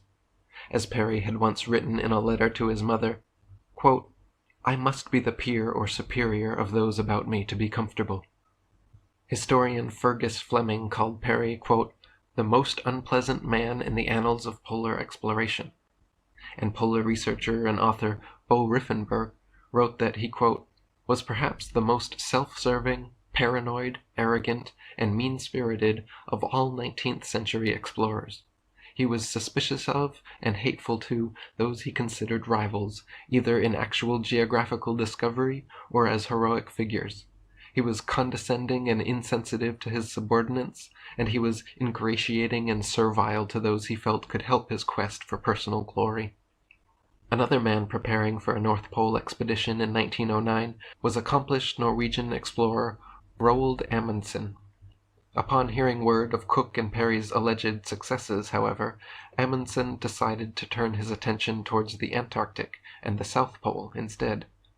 Unsure his patrons and crew would accept this change in plans, for the next 2 years Amundsen lied to everyone about his true destination, telling even his entire crew that they were traveling north to the Arctic Pole, right up until their ship, the Fram, was departing from their final port of call, Madeira, when he let everyone know that they would actually be going to the Antarctic in search of the South Pole. After some initial insubordination, ultimately everyone went ahead with his drastic change of plans. Upon reaching Antarctica, Amundsen brought 5 men and 52 dogs with him for the final push to the pole, and instead of bringing enough food along for everyone, Amundsen had his team kill and eat over half of the dogs used to carry them there. On December 14, 1911, they would allegedly reach the geographic South Pole, to be confirmed by Robert Falcon Scott of the British Royal Navy, who just happened to be in the Antarctic about to launch his own polar expedition. Just 1 month after Amundsen's alleged attainment of the South Pole, Scott's team, already en route, would arrive and confirm Amundsen's claim. The problem with Amundsen, Scott, and all subsequent South Polar claims, however, is the following. On the globe-Earth model, the geographic South Pole is located at 90 degrees south latitude, where all 360 degrees of longitude converge to one hypothetical point in the middle of an Antarctic continent. In reality, though, the Antarctic is not a continent, but an encircling icy perimeter of unknown length, and on our planar Earth, lines of longitude only converge upon the North Pole center point and project out straight southwards from there. 1 degree of latitude is approximately 68 miles, and the Antarctic ice begins around 70 degrees south latitude, depending on access point. Therefore, no matter what meridian of longitude followed, after traveling south across the ice significantly far enough to the 90-degree mark, several hundred miles, the pole has been achieved. In other words, the so-called geographic South Pole is just an arbitrary point in the Antarctic along any line of longitude significantly far enough south where all lines of longitude on the globe converge and become 0 degrees. For ease of transportation, supplies, and navigation, all South Pole explorers just retrace their paths back to their boats, though if Earth was truly shaped like a ball, conceivably they should be able to simply continue a straight-line path and come out the other side of Antarctica.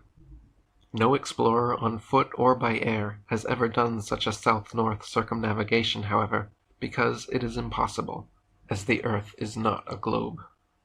For posterity, Roald Amundsen would be credited not only with being first to the geographic South Pole, but also first to winter in the Antarctic, and then subsequent expeditions to the Arctic would claim for him titles of first through the Northwest Passage, first to cross and first to circumnavigate the Arctic Ocean, first to the ice pole, the Arctic Ocean point furthest from land masses, and after widespread distrust and dispute of Cook and Peary's claims, a 1926 expedition would see Amundsen reclaim being first to the geographic North Pole as well.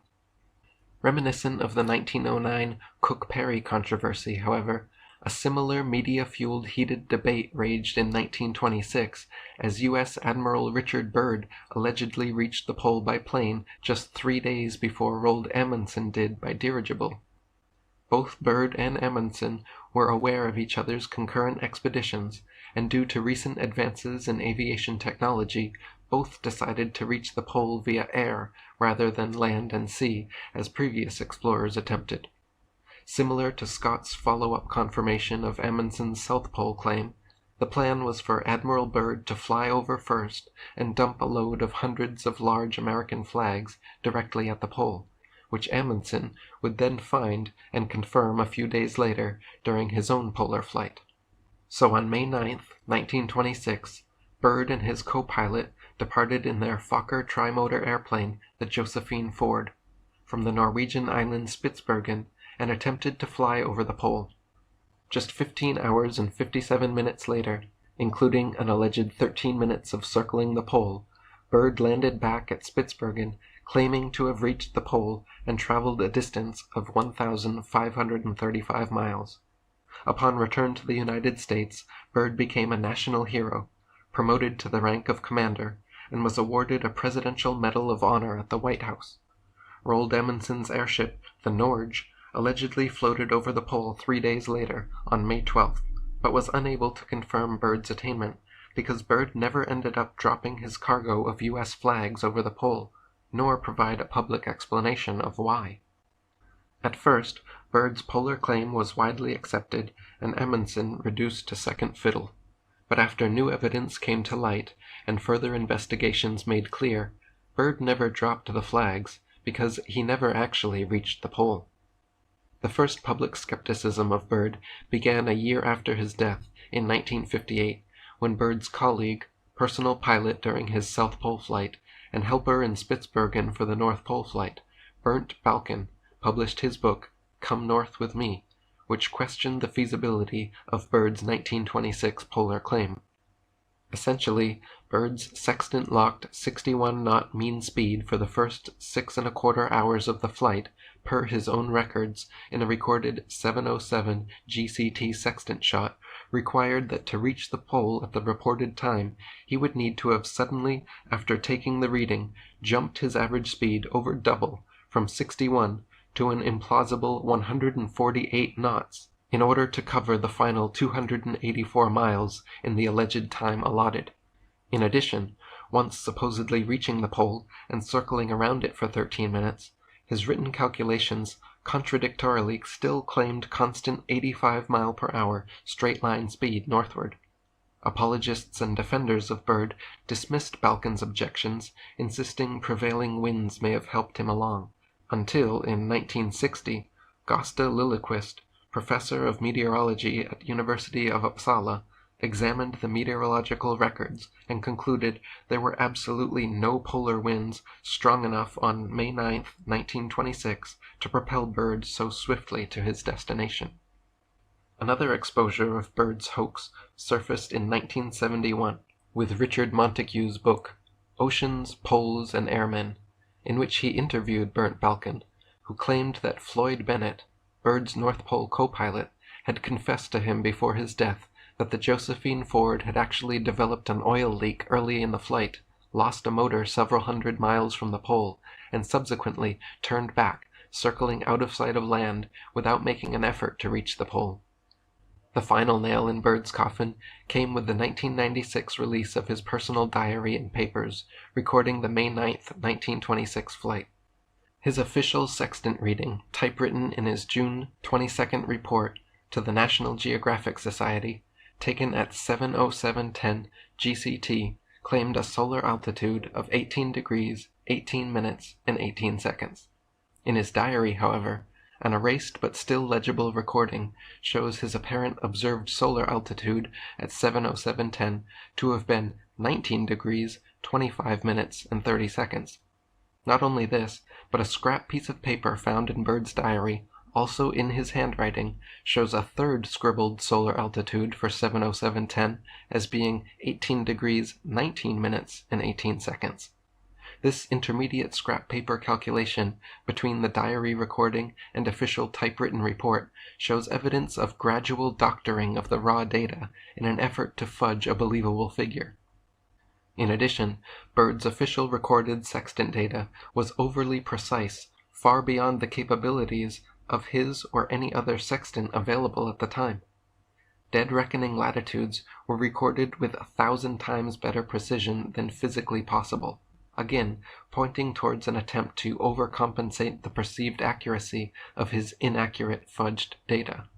To summarize, Byrd's 1926 primary record includes several mysterious erasures, back-and-forth diary entries, confirmed fabrications, and contradictions, including 2 takeoff times, 3 pole arrival times, and 707 sextant altitudes, and 4 different speeds. In documents including his diary from the time, we see intermediary steps of his forging calculations for the most believable and accurate times, airspeeds, distances, and solar altitudes. He never dropped the cargo of U.S. flags as intended, and could not have attained the pole at the speeds recorded. Dennis Rollins wrote, "In brief, Byrd's diary and his typescript describe 2 quite different trips. Indeed, there are actually 4 distinct trips, because the diary has 3 separate and contradictory sections. The sextant observations are for a 70-mile-per-hour celestially navigated trip. The radioed distances are for an 80-mile-per-hour direct trip, while the last-minute direct data are for an 85-mile-per-hour trip. But the later neat typescript claims that the mean northward speed was over 90 miles per hour. The typescript trip does not agree with any of the 3 disparate diary trips. If you are caught keeping 2 sets of fiscal books, you go to jail. Not even the wildest defense lawyer would try alibying the accused by treating the differences between the 2 documents as exculpatory or mysterious, when the whole point of the indictment is the discrepancies. Question: did any other explorer in history leave us manuscript astronomical observations for position which grossly, to his disadvantage, invariably differed from his published observations? Since Cook, Peary, and Byrd's North Pole claims have all been found fraudulent, it is now generally accepted that Roald Amundsen's dirigible flight of May 12, 1926 did cross the pole, and he is credited with being the first explorer to both the South and North Poles. Even Wikipedia states that, quote, 3 prior expeditions led by Frederick Cook, 1908 land, Robert Peary, 1909 land, and Richard E. Byrd, 1926 aerial, were once also accepted as having reached the pole. However, in each case, later analysis of expedition data has cast doubt upon the accuracy of their claims. This is also Irish journalist Anthony Galvin's conclusion in his book The Great Polar Fraud, Cook, Peary, and Byrd, How 3 American Heroes Duped the World into Thinking They Had Reached the North Pole. Ever since Amundsen's dirigible, the Norge, allegedly successfully floated over the pole, many more explorers have also continued the legacy. Norge designer and pilot Umberto Nobile, along with several scientists and crew, allegedly crossed the pole a second time on May 24, 1928, in the airship Italia, which crashed before returning, killing half the people on board. In May 1937, the Soviet government established the world's first North Pole ice station, allegedly just 13 miles from the pole. Interestingly enough, this station was found by icebreakers just 9 months later off the eastern coast of Greenland, over 1,700 miles away. This was explained as being caused by swift ice drifts, which radically displaced them.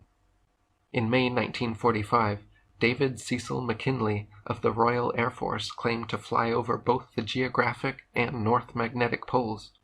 The Soviet Sever II expedition in May 1948 claimed to set foot on the pole, and in May 1949, Soviets Vitaly Volovich and Andrei Medvedev claimed being first to parachute to the pole. In May 1952, U.S. Air Force Lieutenants Joseph Fletcher and William Benedict claimed the first aerial landing at the pole. the U.S. Navy submarine USS Nautilus allegedly crossed the pole in August 1958, and in March 1959, the USS Skate claimed first to surface at the pole, breaking through the ice above it. An April 1969 British Trans-Arctic expedition claimed first to reach the North Pole by foot.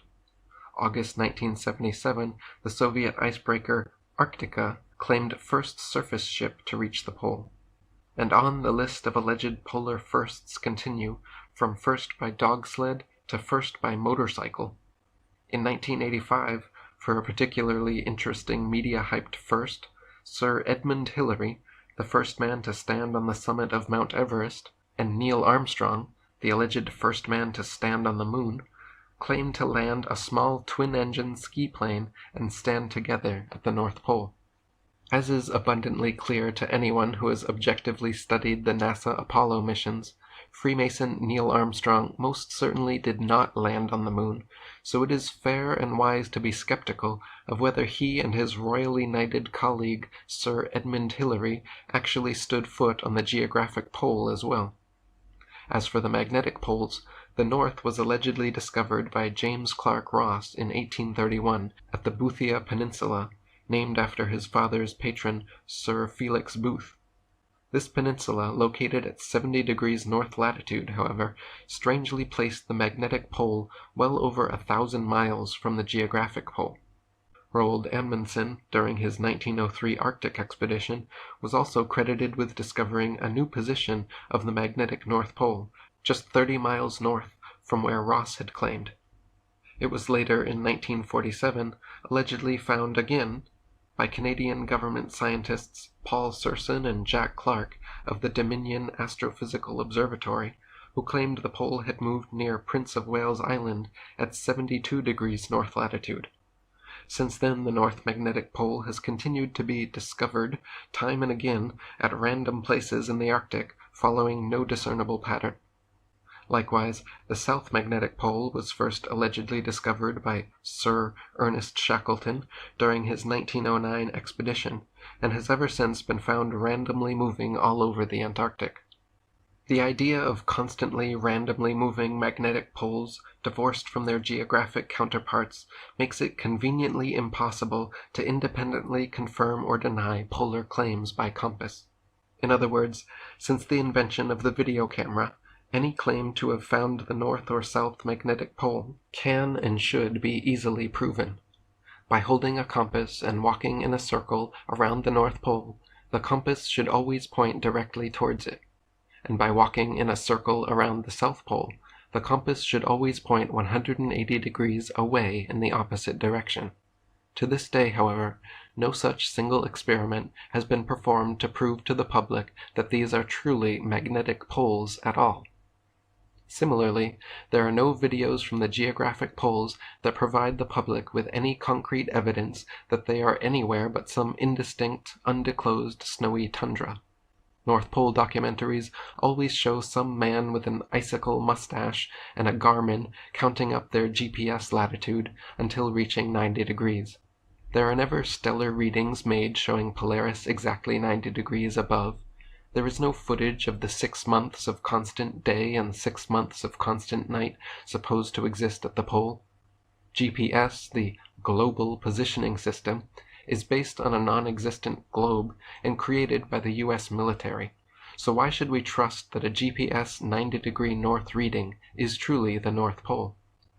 Why are the annals of polar exploration so abundant with frauds and hoaxes? Why should we accept all these more recent polar claims as being legitimate when the original discoveries and discoverers continue being exposed as false and liars? Why is there such an inordinate number of royal knights and Freemasons involved in polar exploration? Admiral Byrd himself was a high-ranking Freemason from Federal Lodge No. 1 in Washington, D.C., and financed by none other than fellow 33rd degree Freemason and Illuminati bloodline elite John D. Rockefeller. Roald Amundsen even had Masonic Lodge No. 648 in Sacramento, California, named after him. If these explorers truly reached the North Pole, then where is the magnetic mountain, encircling whirlpool, 4 directional rivers, and surrounding inhabited islands mentioned by Adam of Bremen, Paul the Deacon, Gerald of Wales, Guido Guinazelli, Nicholas de Lin, Jacobus Sinoian, Gerard Mercator, John Dee, the Hindus, Buddhists, Jains, Shinto, Taoists, Jews, Christians, Muslims, the Norse, the Egyptians, the Persians, and literally every single ancient culture on Earth.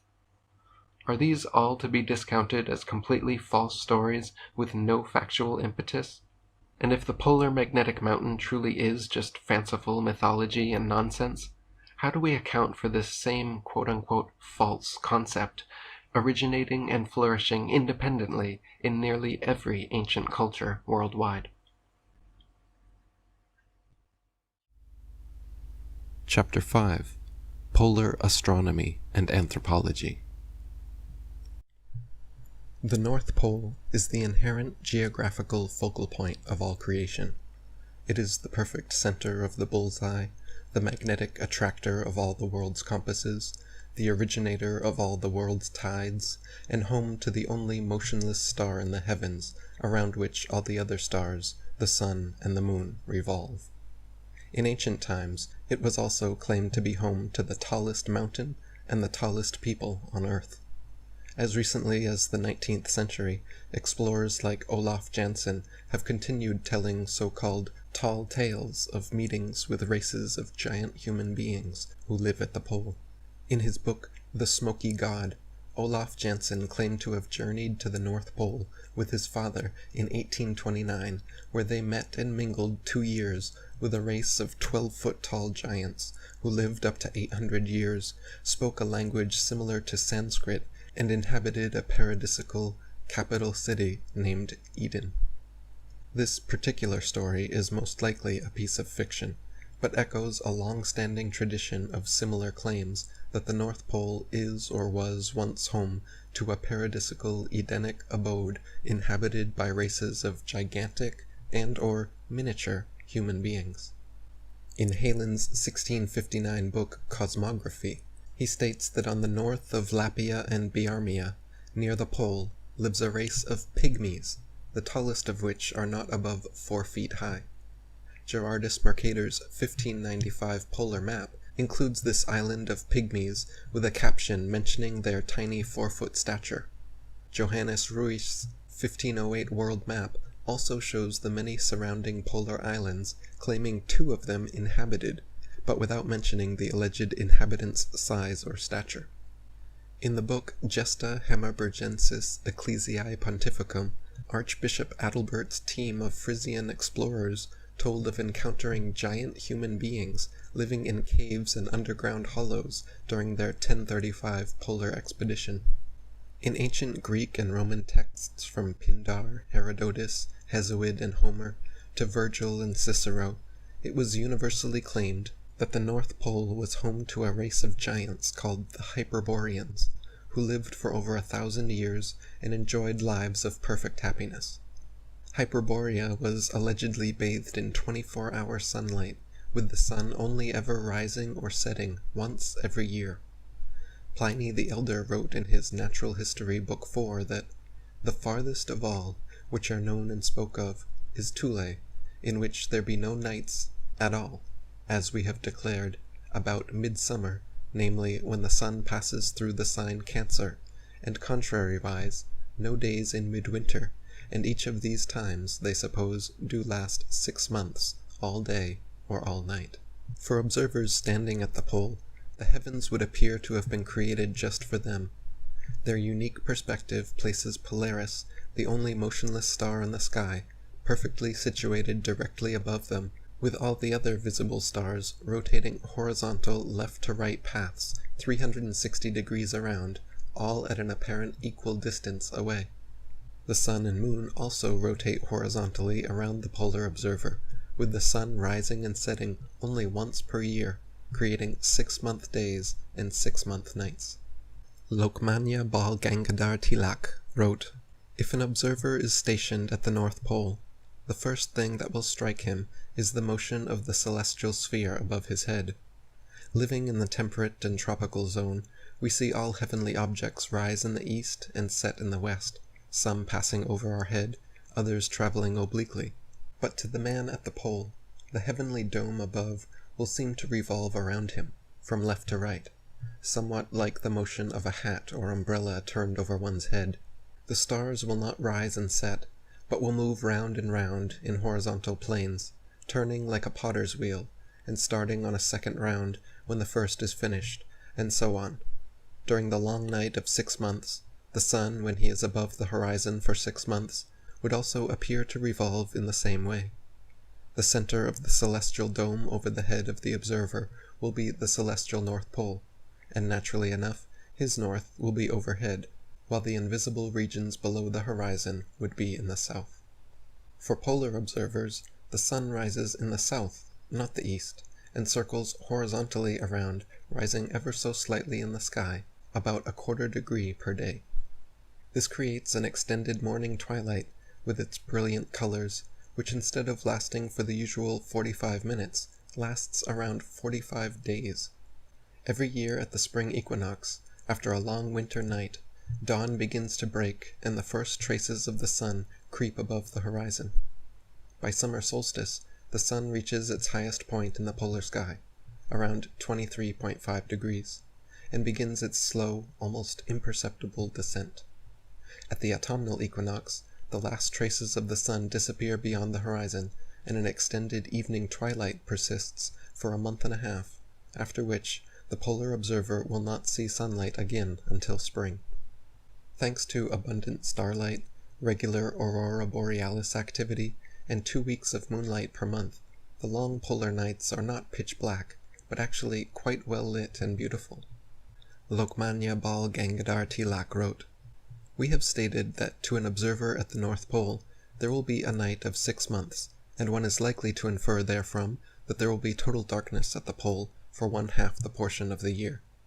Indeed, one is likely to contemplate with horror the perils and difficulties of a long night of 6 months, during which not only the light but the warmth of the sun has to be artificially supplied.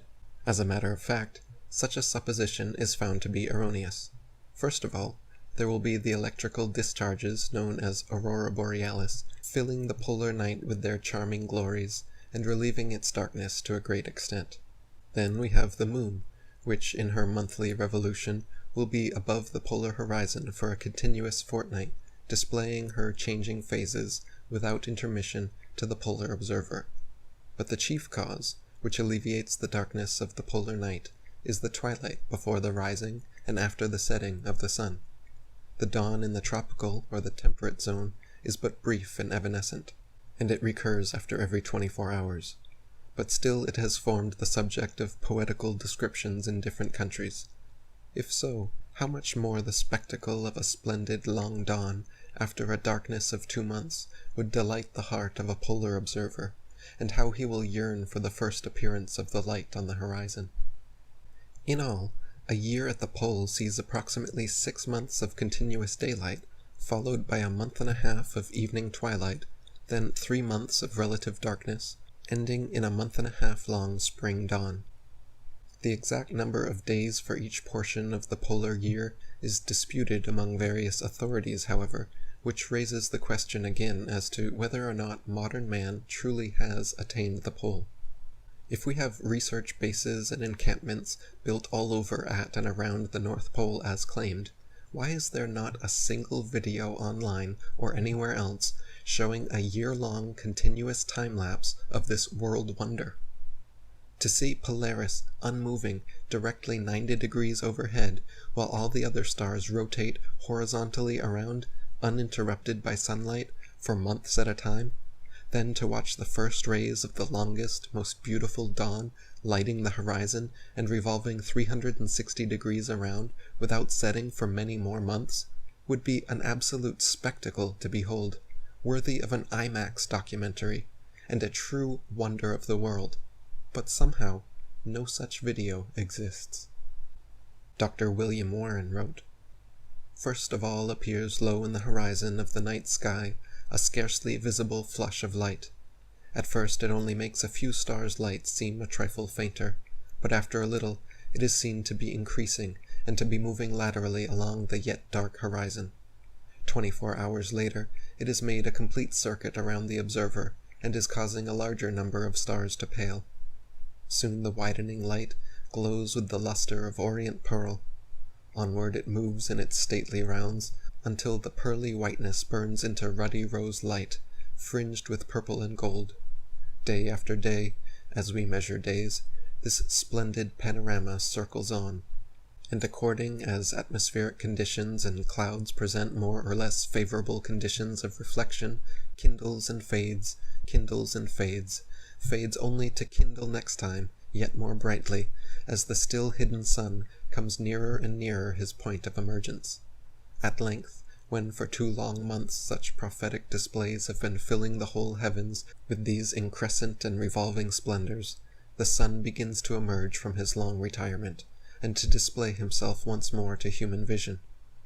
After 1 or 2 circuits, during which his dazzling upper limb grows to a full-orbed disk, he clears all hilltops of the distant horizon, and for 6 full months circles around and around the world's great axis in full view, suffering no night to fall upon his favored homeland at the pole.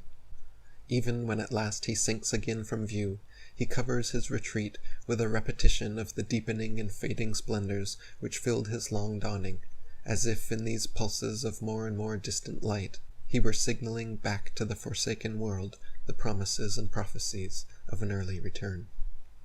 You would think such a sight would be worthy of recording, yet somehow no one in history has ever bothered to do so. If we have truly attained the North Pole, and have permanent and semi-permanent structures with people stationed at and around there year-round, why in the flat world has no one ever recorded an annual time-lapse of this incredible occurrence? The polar 6-month day and 6-month night has been written about by diverse cultures throughout history, many insisting that their ancestors, or gods, were the original inhabitants. In the ancient Indian Vedas, the Day of the Gods and Night of the Gods were each 6 months in duration, and their gods lived atop Mount Meru at the North Pole. The Surya Siddhanta 1267 states that, at Meru, gods behold the sun after but a single rising during the half of his revolution, beginning with Aries. And the Institutes of Vishnu says, the southern progress of the sun is with them a night, and a year is with them a day and a night. In Norse mythology, it is claimed that before this present established order of the world, their sun rose in the south, which is what would have been experienced by their polar ancestors.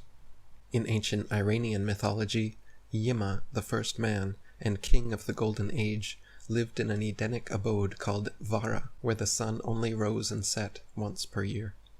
Lokmanya Bal Gangadhar Tilak wrote, "A phenomenon like this cannot fail to be permanently impressed on the memory of a polar observer, and it will be found later on that the oldest traditions of the Aryan race have preserved the recollection of a period when its ancestors witnessed such wonderful phenomenon, a long and continuous dawn of several days, with its light laterally revolving on the horizon in their original home." The heavenly dome rotating perfectly horizontally overhead for polar observers is another unique peculiarity of polar astronomy found in ancient mythology. In Greek mythology, the gods rule from Mount Olympus, as the Iliad states, from the upper sky, the celestial dome in which the sun, moon, and stars wheel silently around the pole. In the Vedas, Indra supports the heavens as on a pole, and upholds heaven and earth, and turns the widest expanse as the wheels of a chariot are held by the axle. An imaginary line from the North Pole to Polaris would appear perfectly vertical and like a handle supporting the twirling umbrella of the heavens, or an axis supporting the wheel of a chariot. Lokmanya Bal Gangadhar Tilak wrote, "If we combine the two statements, that the heavens are supported as on a pole, and that they move like a wheel, we may safely infer that the motion referred to is such a motion of the celestial hemisphere as can be witnessed only by an observer at the North Pole.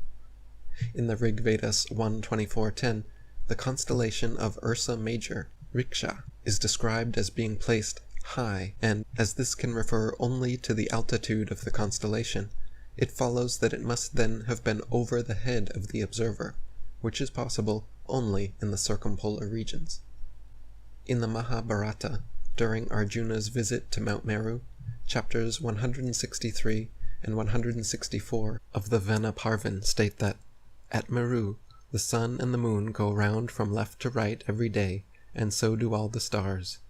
The day and the night are together equal to a year to the residents of that place. The ancient laws of Manu, 167, state, "A human year is a day and a night of the gods. Thus are the two divided, the northern passage of the sun is the day, and the southern the night." And the Taittiriya Brahmana says, "That which is a year is but a single day of the gods." In the collection of ancient Zoroastrian texts known as the Avesta, the Aryan paradise, known as Ariana Veho, is described as a blissful place where the sun only rose once per year and was destroyed by relentless snow and ice, forcing the inhabitants, Earth's original progenitors, to migrate southwards. This same idea that the first humans devolved from God or gods at the North Pole is replete within ancient scriptures, and starkly contrasts modern mainstream claims that the first humans evolved from primates in Africa.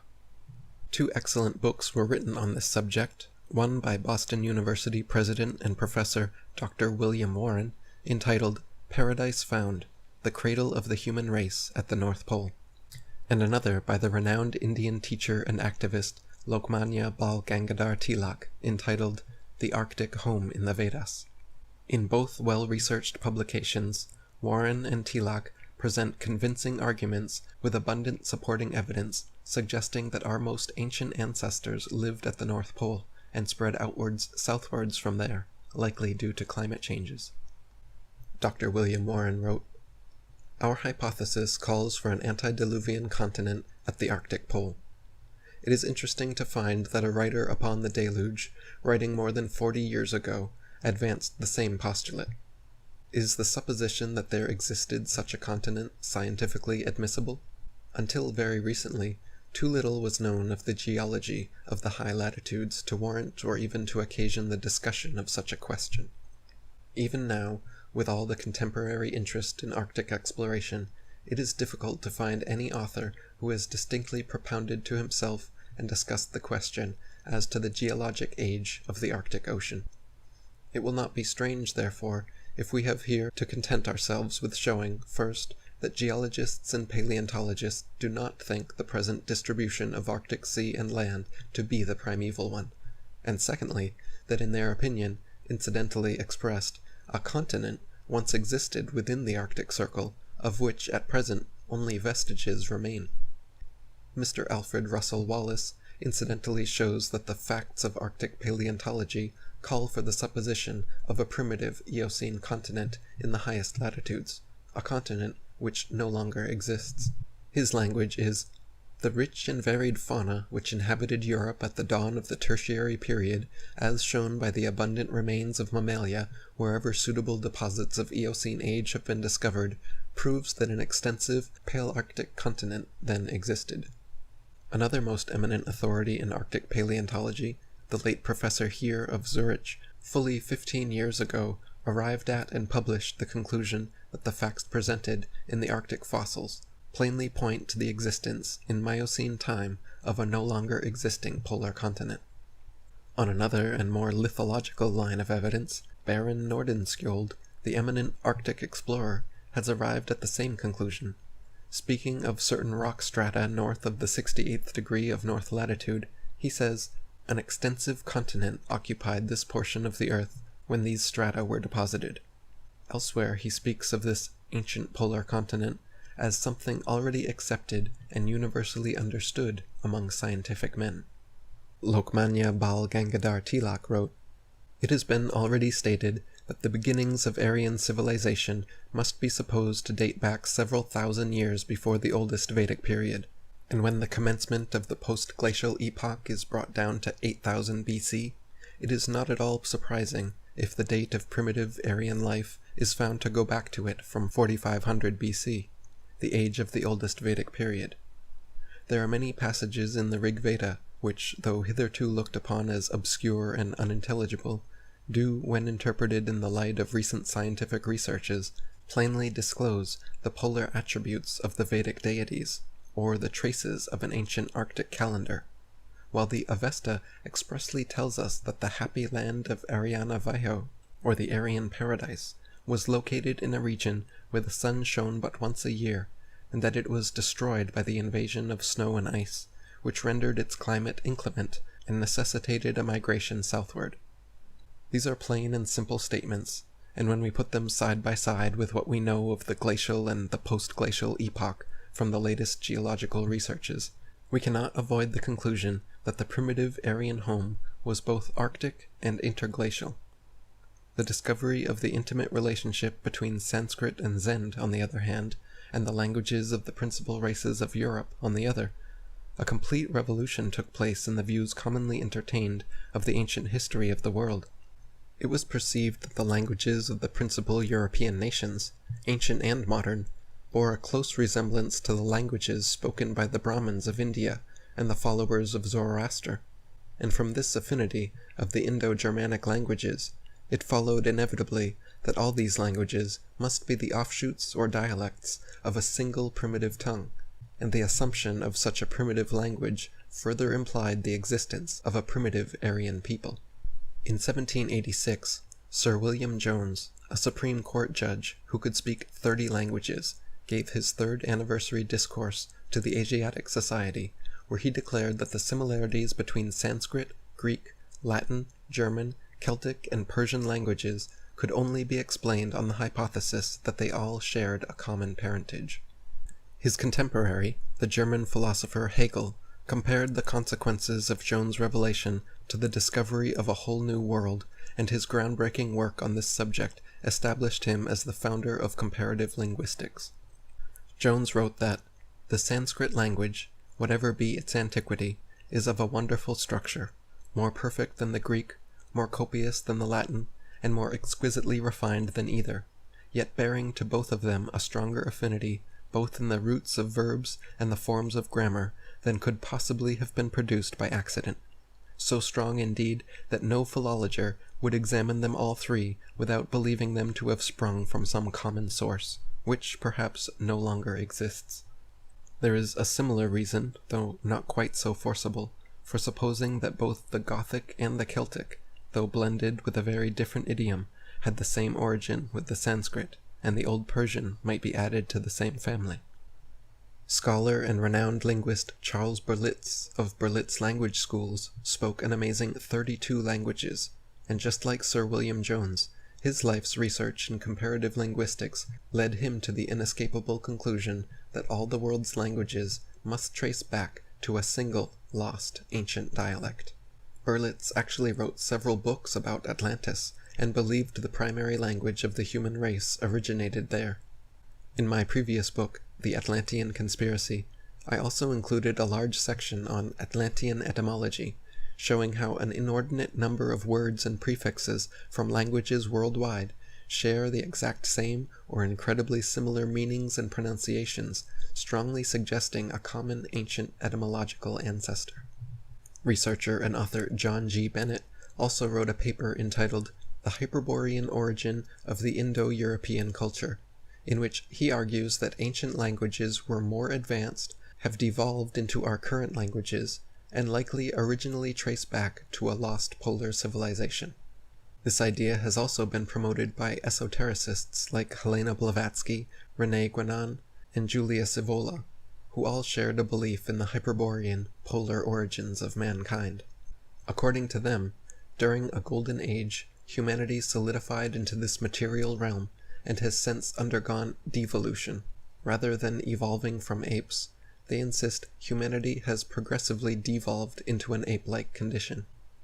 Lokmanya Bal Gangadhar Tilak wrote, "It is admitted that many of the present explanations of these traditions and legends are unsatisfactory, and as our knowledge of the ancient man is increased, or becomes more definite, by new discoveries in archaeology, geology, or anthropology, these explanations will have to be revised from time to time, and any defects in them, due to our imperfect understanding of the sentiments, the habits, and even the surroundings of the ancient man, corrected.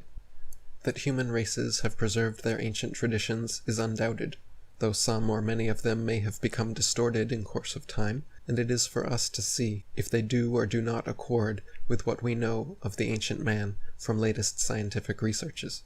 In the case of the Vedic traditions, myths, and beliefs, we have the further advantage that they were collected thousands of years ago and handed down unchanged from that remote time. It is, therefore, not unlikely that we may find traces of the primeval polar home in these oldest books. If the Aryan man did live within the Arctic Circle in early times, especially as a portion of the Rig Veda is still admittedly unintelligible on any of the existing methods of interpretation, although the words and expressions are plain and simple in many places, Dr. Warren has quoted some Vedic traditions along with those of other nations in support of his theory that the Arctic regions were the birthplace of the human race. Chapter 6. The Axis Mundi, Navel of Earth. Every day in Mecca, Saudi Arabia, thousands of Muslims gather and walk westward circles around a tall black stone cube called the Kaaba.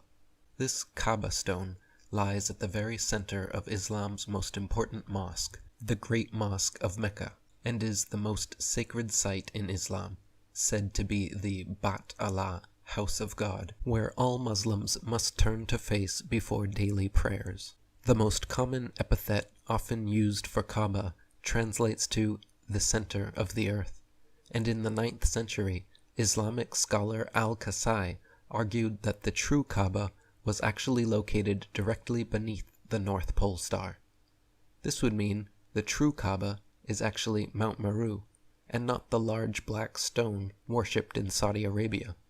This would mean that every day thousands of Muslims walk westward circles around Kaaba, just like every night thousands of stars rotate westward circles around Mount Meru. This would mean that just like the ancient Chinese and Greeks would face north before commencing prayer, that Muslims too are meant to be facing the North Pole, rather than Saudi Arabia. Many legends of Mount Meru claim it to be a mountain composed of black magnetite stone, Mercator's Rupis nigra, surrounded by 4 directional rivers and islands, and this is again echoed symbolically by the black stone 4-sided cube at Mecca. Why does this black cube in Mecca so perfectly mirror the ancient myths of Mount Meru? Could this man-made construction in Saudi Arabia be usurping the placement of the true House of God at the North Pole? Chet Van Duzer wrote, "Many sacred centers are aligned to the 4 cardinal directions. The purple Forbidden City has 4 gates opening out to the 4 cardinal directions. The throne room of the royal palace of King Mindon, a perfect square oriented to the cardinal directions, was in the middle of Mandalay, which is thought to be the center of Burma, and hence of creation. Above the throne room rose a gold-plated 7-story, 256-foot tower of Pyathat, which was thought to funnel the wisdom of the universe to the king in its center. The great temple Tenochtitlan, now Mexico City, was at the center of the island, the first spot colonized, and the spot where the eagle eating the serpent on the cactus was seen, and the sacred precinct had gates in the 4 directions. And many other examples of sacred centers oriented to the cardinal directions come to mind, not least the Garden of Eden with its 4 streams. The city of Beijing is known as the pivot of the 4 quarters, and the sacred center of the city, the Forbidden City, is more precisely known as the Purple Forbidden City, purple being the symbolic color of the North Star, and the designation Purple Forbidden City thus signifying that the emperor's residence is the center of the world. Where is the center of the world? Is it the Omphalos in the adytum of Apollo's temple at Delphi? The navel of the world pillar in the Catholicon of the Church of the Holy Sepulchre in Jerusalem? The temple of Medyamashravan, the Lord of the Center, in the holy city of Benares, India? Easter Island in the South Pacific, whose ancient name, Topito o Tehenua, means the navel of the world? The stone marking Kilometer Zero on the Ile de la Cité, Paris, just in front of Notre Dame? The Kanrodai pillar at the Tenrikyo main sanctuary in Tenri, Japan, the monument at El Mitad del Mundo, 22 kilometers north of Quito, Ecuador, Lake Poso in the center of the island of Sulawesi, Indonesia, the pivot of the earth and heavens, and the spot where a rope once joined the two. It is, of course, impossible for these pillars, temples, and churches to all be the centers of the world, which only further proves the point that none of them are authentic, and they are each merely symbolic representations. The one and only true center point of all creation, the navel of both the heavens and earth, is undeniably the North Pole. But by giving us all these symbolic facsimiles and by turning Earth into a gigantic tilting sphere spun around the sun, the North Pole has effectively been nullified in the minds of the masses as being the true, natural, sacred center of the universe. Ritual reverential circumambulation, like that of the Muslims around Kaaba, is a practice found in many cultures throughout history. Hindus in India plant sacred tulasi shrubs in their courtyards, with ample space around for reverential circumambulation, known as domestic pradakshina. They repeat this perambulation 108 times while reciting the 108 names of Vishnu, keeping their right shoulder turned towards the plant, mimicking the revolution of the celestial bodies around Polaris. Similarly, at Vishnu temples, devotees walk circles around the outside, either 7 or 108 times, always keeping their right shoulder towards it. Buddhists in Sri Lanka circumambulate their Dagoba shrines the same way.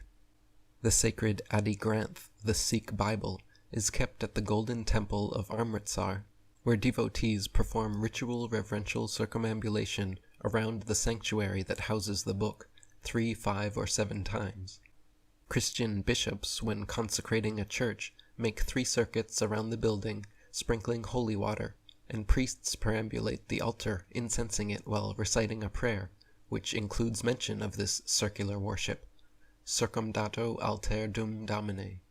Several initiation rituals of the Freemasons include circumambulation around central placed shrines.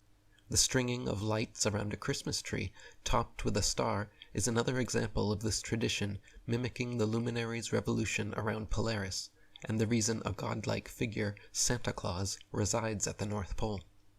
John O'Neill wrote, "Then there's the old Highlanders' ceremony of going daysil, sunwise, round chapels, houses, people, and cattle, now done for luck, but preserving for us a lingering trace of the worship practiced by their ancestors. It is also done round graves, and it was a common custom to turn oneself round to the right at the beginning and end of journeys for luck, as well as at weddings and on other occasions. The turn round 3 times and catch who you may of children's games will here occur to anyone, and the catching may hang on to the practice of securing a victim for human sacrifice pointed to in the Welsh stampede after the quenching of the Halloween bonfires to the cry of 'the cuddy black sow catch the hindmost.' Just our own 'devil take the hindmost,' to turn the reverse way, to the left, still well known in Scotland by the expressive term 'wither shins,' is evil and unlucky. Witches dance that way, and it is like the Bible upside down. The Lapp or Sami people of Scandinavia tell a folktale about a man who disappeared in the wintertime. His wife tracked him in the snow, finding that he had walked repeatedly in circles around a bush, and that after several circuits around the bush, his human footsteps suddenly turned into bear tracks. She then repeatedly circumambulated the bush herself, and magically transformed into a bear as well.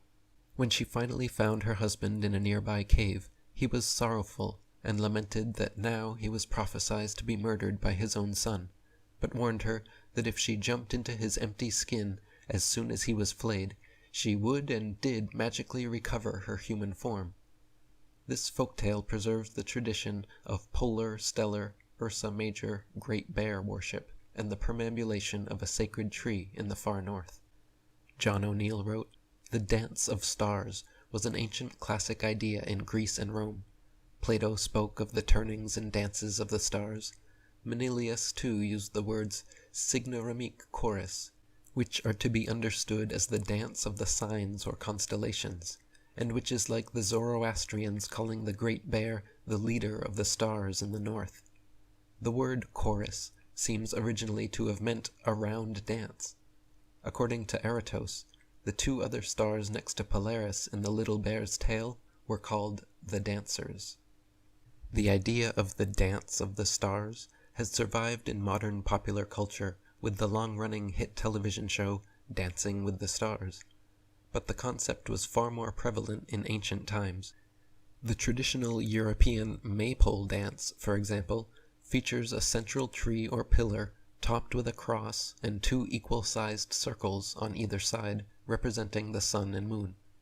Dancers circle around the maypole, holding long colorful streamers, which wrap and weave around the central pillar, causing the dancers to narrow their circles.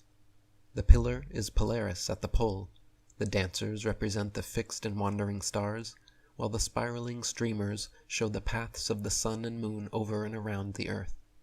During this summer celebration, like the ever-narrowing spiraling streamers, the sun has actually just narrowed its spiral path from its greatest southern extent at the Tropic of Capricorn during December winter solstice, and fast approaches its arrival at the northern Tropic of Cancer during the upcoming summer solstice. In fact, originally and still today in many countries, the maypole dance is not performed in May at all, but rather on June 21st, the very day the sun reaches its northernmost peak.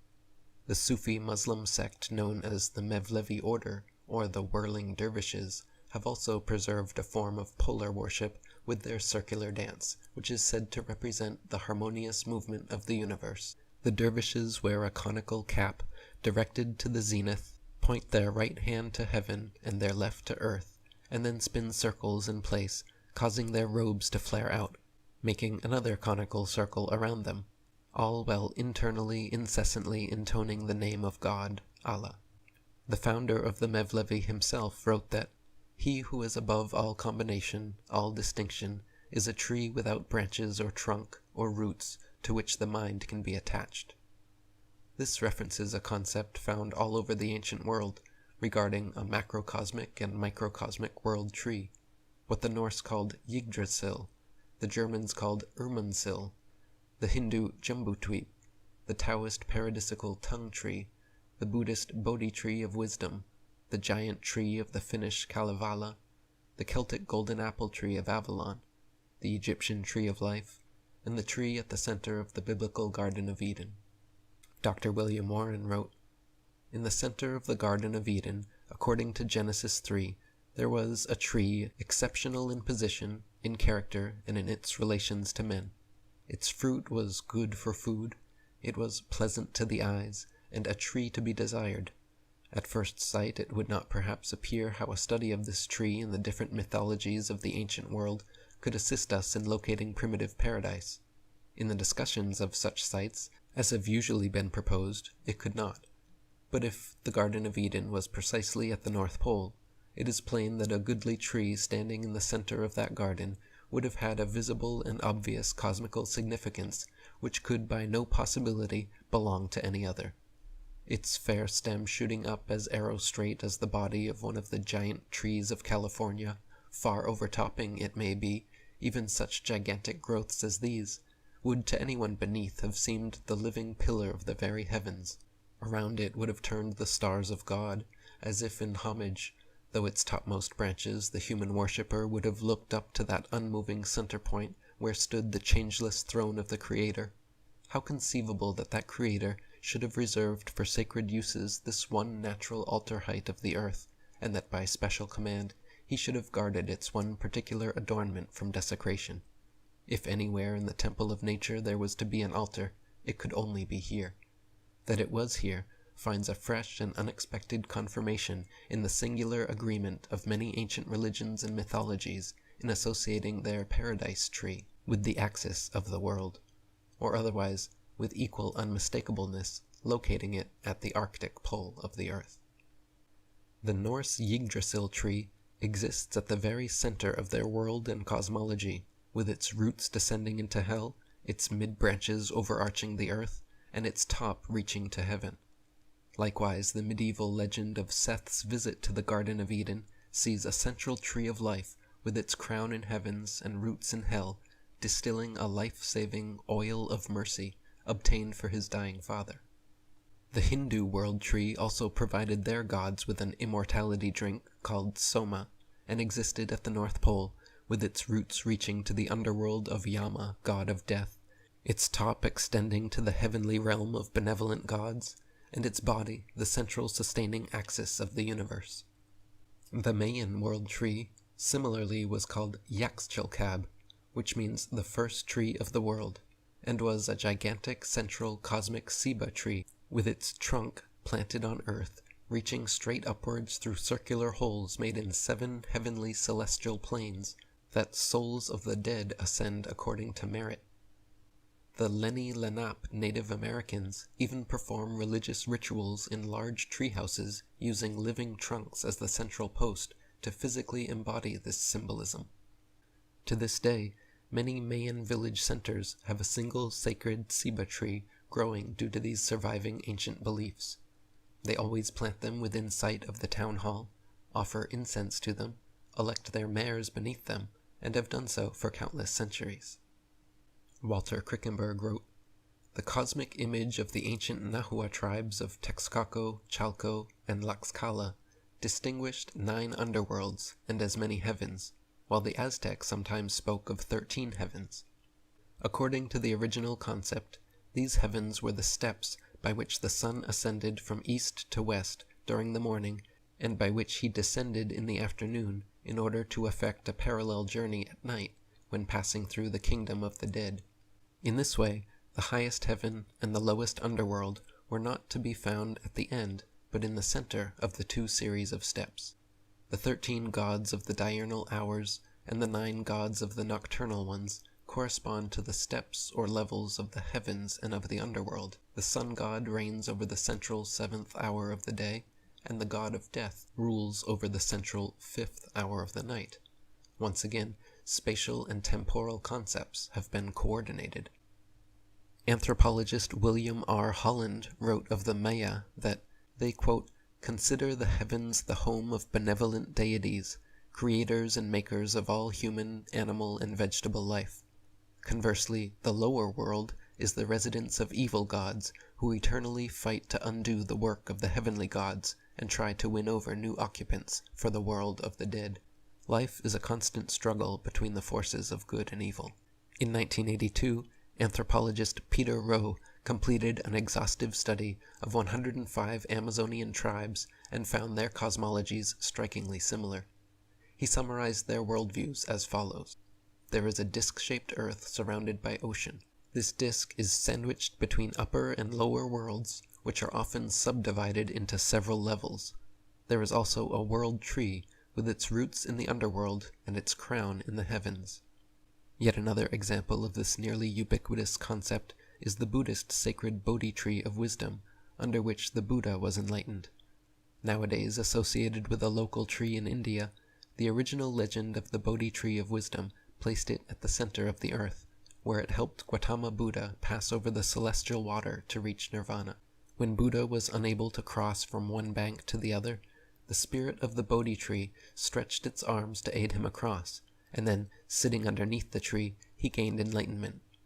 In Buddhist art and sculpture, the Bodhi tree is often pictured with the Chhatra umbrella symbol above it. According to scholars Dr. William Warren and Gerald Massey, this ornate parasol symbolizes the dome of the heavens and the North Polar home of the gods. Dr. William Warren wrote, "The paradise tree of the Chinese Taoists is also a world tree. It is found in the center of the enchanting garden of the gods on the summit of the polar Kunlun. Its name is Tong, and its location is further denned by the expression that it grows hard by the closed gate of heaven. As in many of the ancient religions, the mount on which after the flood the ark rested was considered the same as that from which in the beginning the first man came forth. It is not strange to find the tree on top of the mountain of paradise remembered in some of the legends of the deluge. In the Taoist legend, it seems to take the place of the ark. Thus we are told that one extraordinary antediluvian saved his life by climbing up a mountain, and there and then, in the manner of birds plaiting a nest, he passed his days on a tree, whilst all the country below him was one sheet of water. He afterwards lived to a very old age, and could testify to his late posterity that a whole race of human beings had been swept from the face of the earth. It is at least suggestive to find this same idea of salvation from a universal deluge by means of a miraculous tree growing on the top of the divine mountain of the north among the Navajo Indians of our own country. Speaking of the men of the world before our own, and of the warning they had received of the approaching flood, their legends go on. Then they took soil from all the 4 corner mountains of the world, and placed it on top of the mountain that stood in the north, and thither they all went, including the people of the mountains, the salt woman, and such animals as then lived in the third world. When the soil was laid on the mountain, the latter began to grow higher and higher, but the water continued to rise, and the people climbed upwards to escape the flood. The ancient Egyptians, Phoenicians, Persians, Greeks, Syrians, and Assyrians all had their own versions of the world tree as well. The Greek winged oak of Pherecydes and the holy palm of Apollo in the Hyperborean garden of Hesperides were 2 stories of this sacred tree. The Egyptian tree of life was located at the axis of earth and was home to Bennu, the sunbird, who sat upon its branches. The north wind from his polar perch yielded a life-sustaining celestial rain upon the earth and down to Duat, the underworld.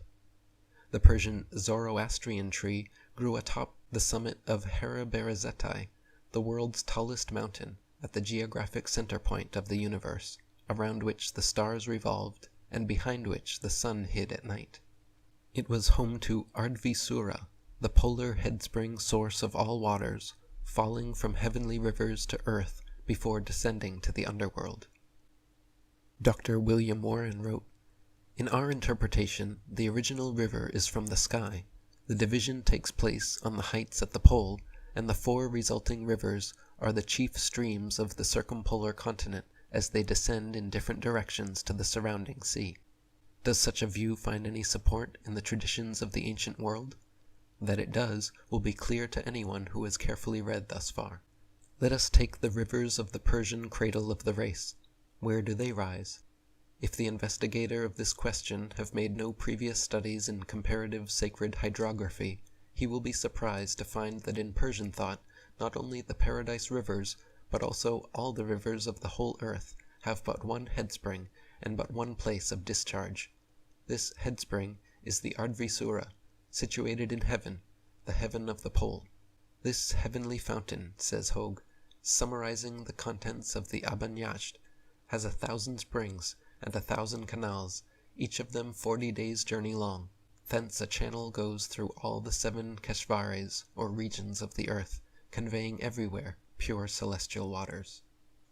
These concepts of celestial rainfall and heavenly rivers are found concurrent with most world tree myths. In the Mexican version, Tlaloc, the god of water, lives atop the world's tallest mountain, whence all the earth's rains and streams come. In the Indian version, the heaven spring Ganga falls upon Mount Meru, first watering the land of gods at the pole, then flowing outwards towards the cardinal points from 4 main rivers into the Arctic Ocean. The Hindu epic Mahabharata says the headspring exists in the highest heaven of Vishnu, high above the highest star Dhruva, Polaris.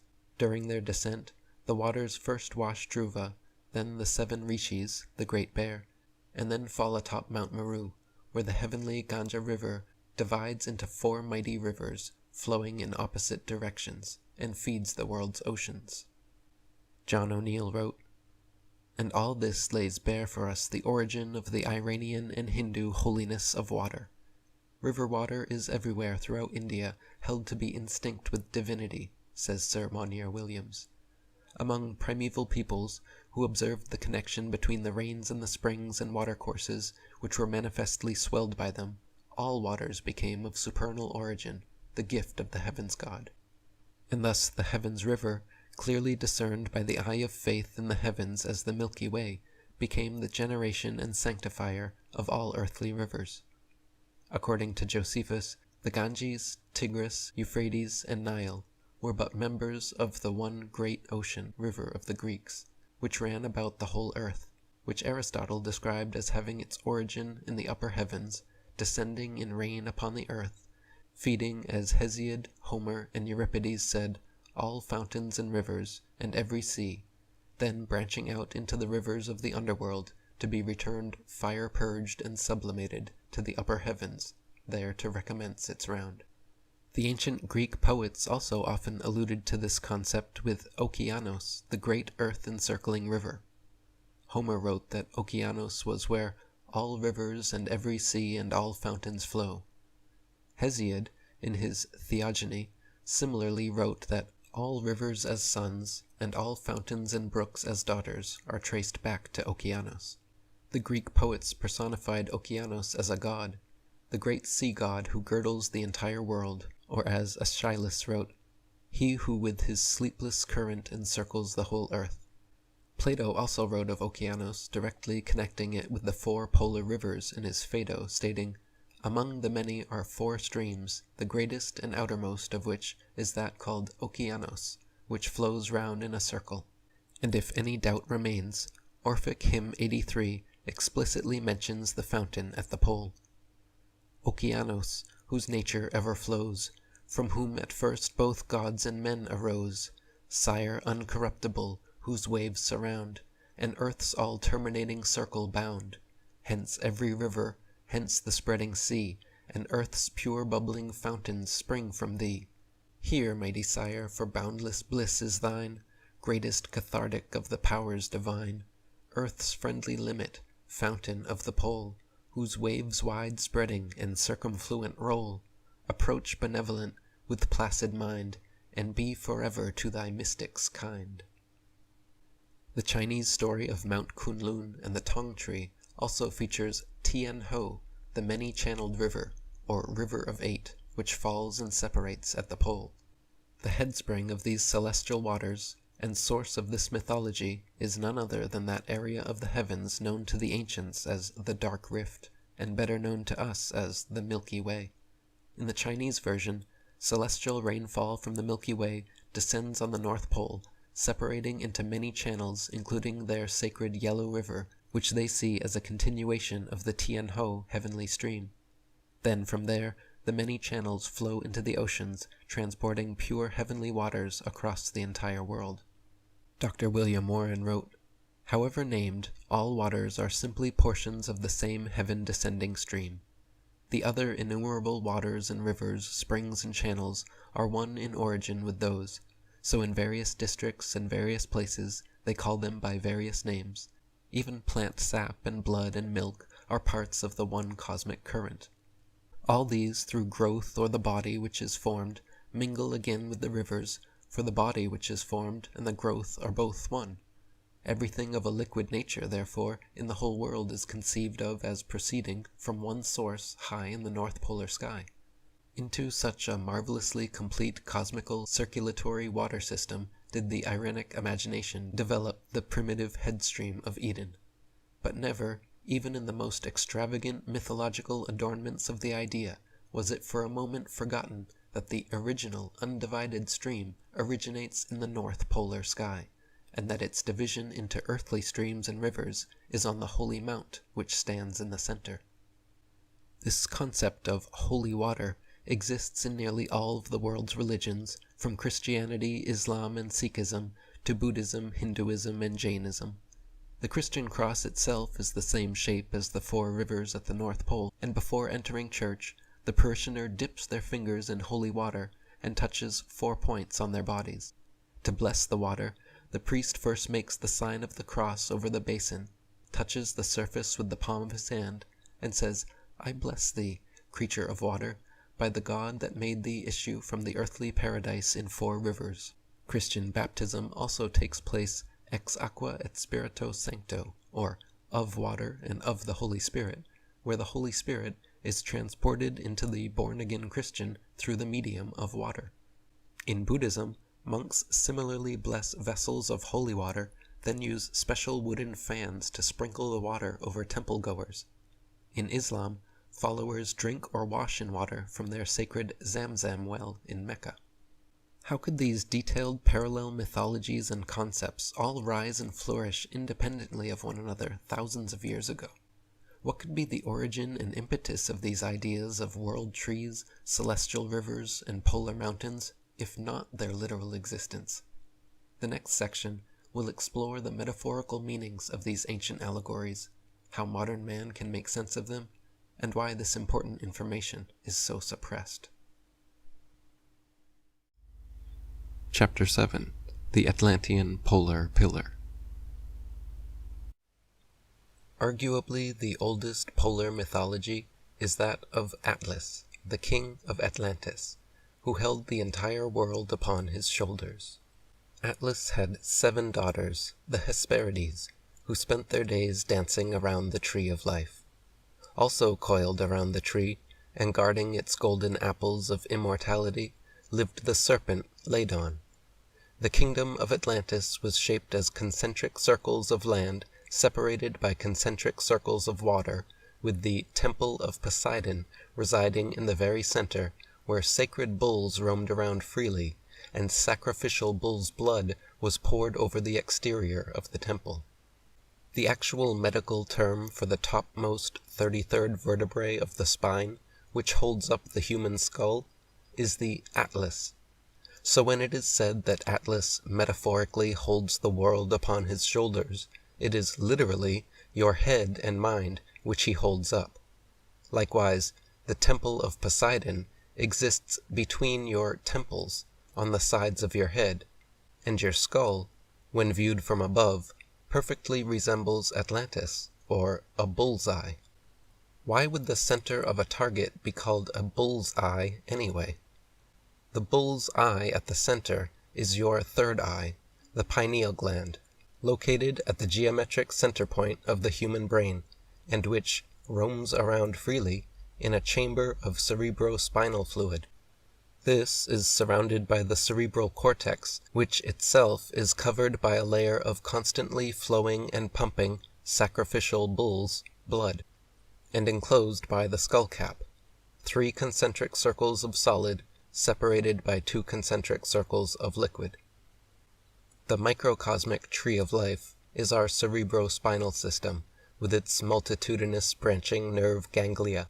The 7 Hesperides, who dance around and guard the tree of life, are the 7 chakras, 7 energy centers along the spinal column where key organs exist, namely the cerebrum, the pineal gland, the throat, the heart, the navel, the sacrum, and the perineum.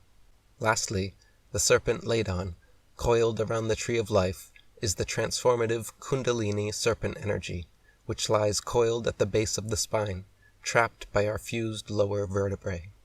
Dr. William Warren wrote, "Science has now discovered, in a most unexpected manner, both the tree and the river of life.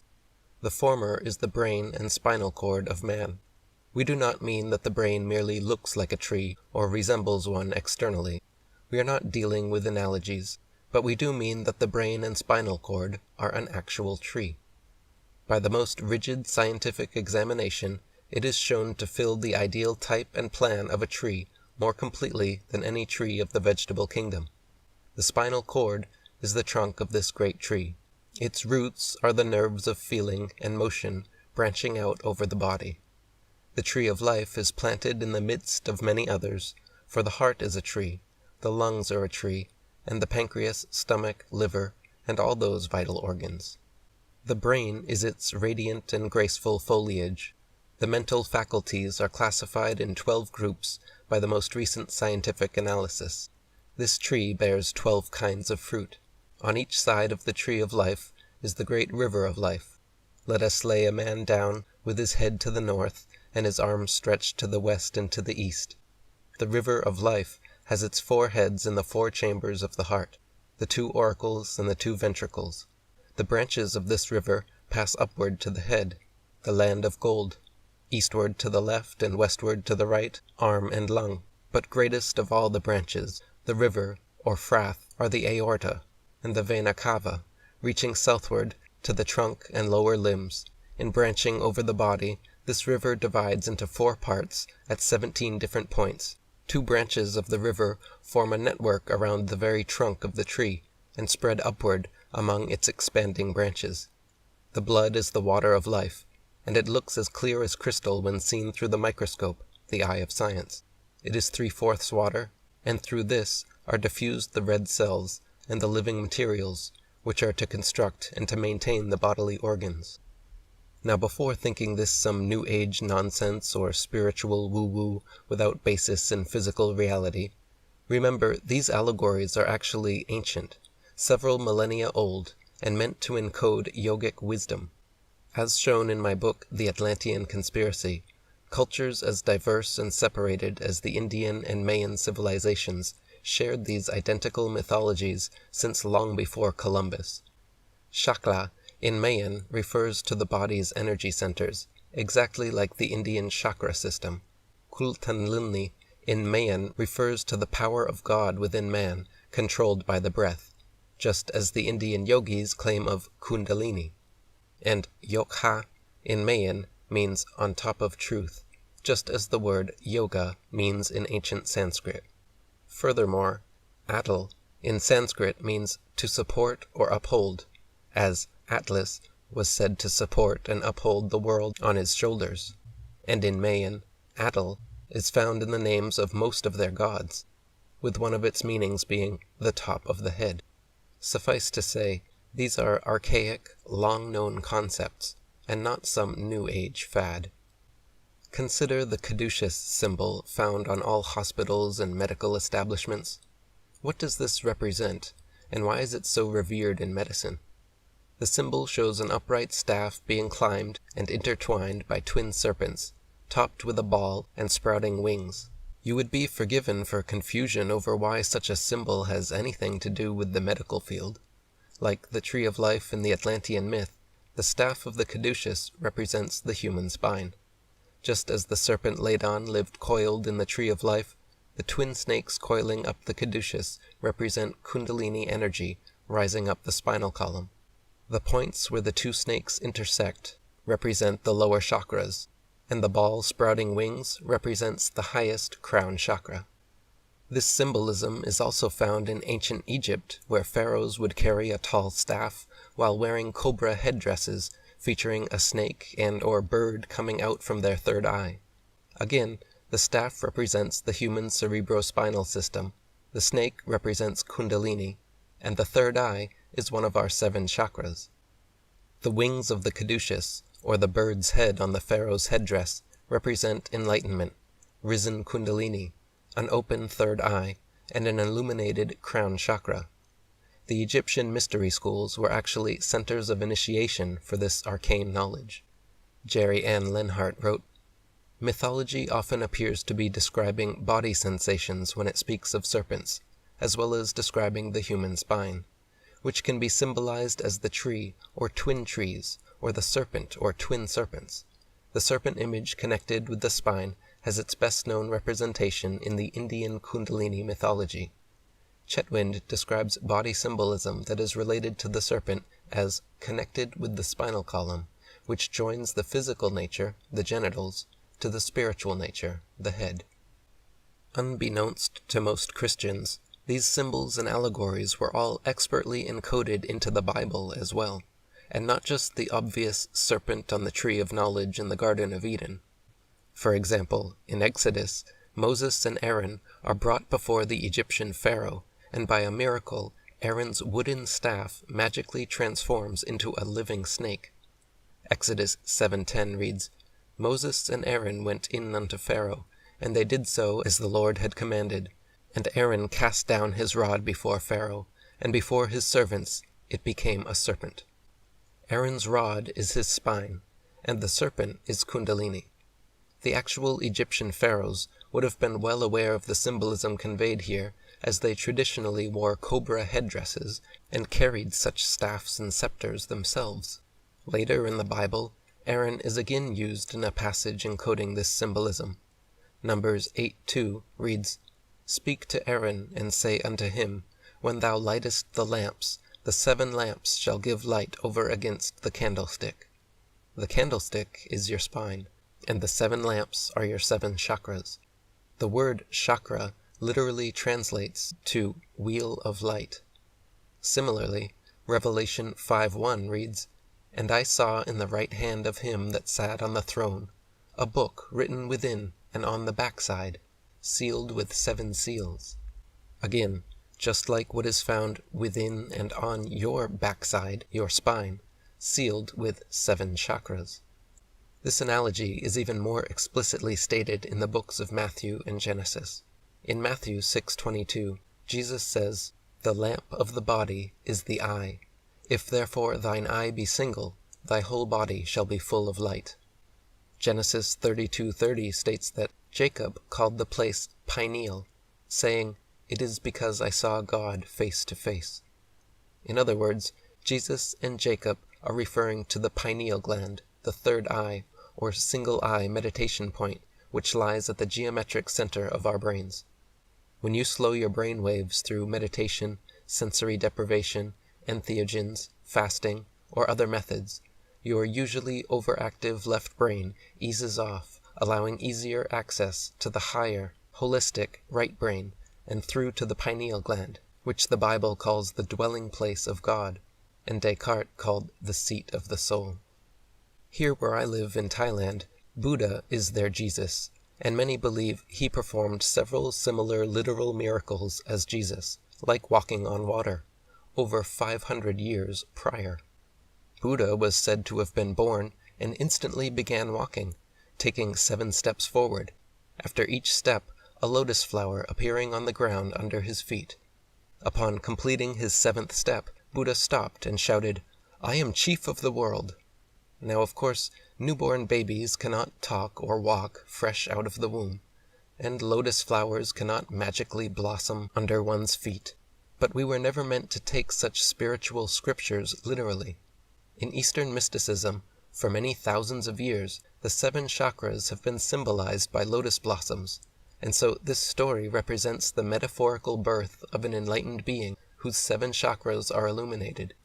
This Buddhist second birth is analogous to the Christian baptismal concept of being born again. In another tale, Buddha was meditating under a Bodhi tree when it began to rain heavily. From behind him, a huge king cobra came and coiled his body 7 times around Buddha's body to keep him warm, and placed his hood over Buddha's head to protect him from the rain. After 7 days, the rain stopped and the snake turned into a young man, who thereafter became one of Buddha's followers. Here again we have the sacred tree, the serpent coming from behind, and then coiling up the back of the meditator 7 times for 7 days. The reason this story intentionally uses the number 7, both for how many times the cobra coils around Buddha, and for how many days he protects him, is to esoterically reference the 7 chakras, which the Kundalini serpent climbs and illuminates. The number 7 actually appears an incredible 735 times in the Bible, more than any other number. In Revelations alone, there are 54 sevens, including the 7 seals, 7 churches, 7 trumpets, 7 personages, 7 vials, 7 woes, 7 angels, 7 thunders, 7 plagues, 7 glories, and 7 blessings. There are the 7 deadly sins, the 7 days of creation, 7 circles around the wall of Jericho, 7 years building the Temple of Solomon. Again and again the number 7 is given incredible significance over any other number in the Bible. Christians say the number 7 denotes spiritual perfection and divine fullness, completeness, totality, which is correct, but what is the origin of this numerology, and could that provide more insight into a deeper meaning? It is the same as Atlas's 7 daughters dancing around the Tree of Life. It is the same reason 7 lotus blossoms appeared under Buddha's feet, and a snake wrapped around him 7 times for 7 days. After the 7th day of creation, Genesis states God had a millennial rest period of 1,000 years, because the 7th crown chakra is known as the 1,000-petaled lotus. The lower 5 chakras, illustrated with 4, 6, 10, 12, and 16 petals, add up to 48. The 6th chakra, illustrated with 2 petals, was known as the 96-petaled lotus, because it was said to be twice as powerful as the lower chakras, which adds up to 144, and when multiplied by the 1,000-petal crown, gives the esoteric biblical number 144,000, which in the book of Revelations is the number of lucky Christians allowed into heaven along with Jesus Christ after the rapture. These myths long predated the Bible and were purposely encoded as symbolic keys to spiritual enlightenment. They were never meant to be read literally or historically. 2 Corinthians 3:6 clearly says the scriptures should not be read literally. Matthew 13:34 says Jesus never spoke unless it was in parables. He said people who took the word literally were like those who looked but could not see. Modern fundamentalist Christians who read the Bible literally with their overactive left brains are missing the whole point.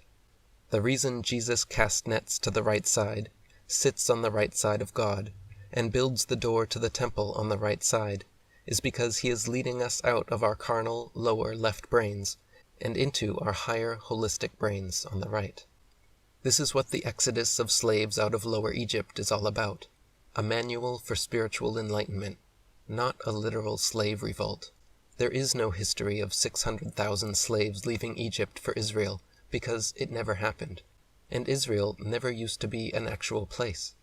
It was just 3 names of Egyptian gods, Isis, Ra, Elohim, shortened to Is-Ra-El.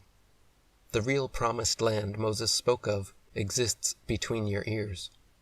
Acts 7:48 says, "The Most High dwelleth not in temples made with hands."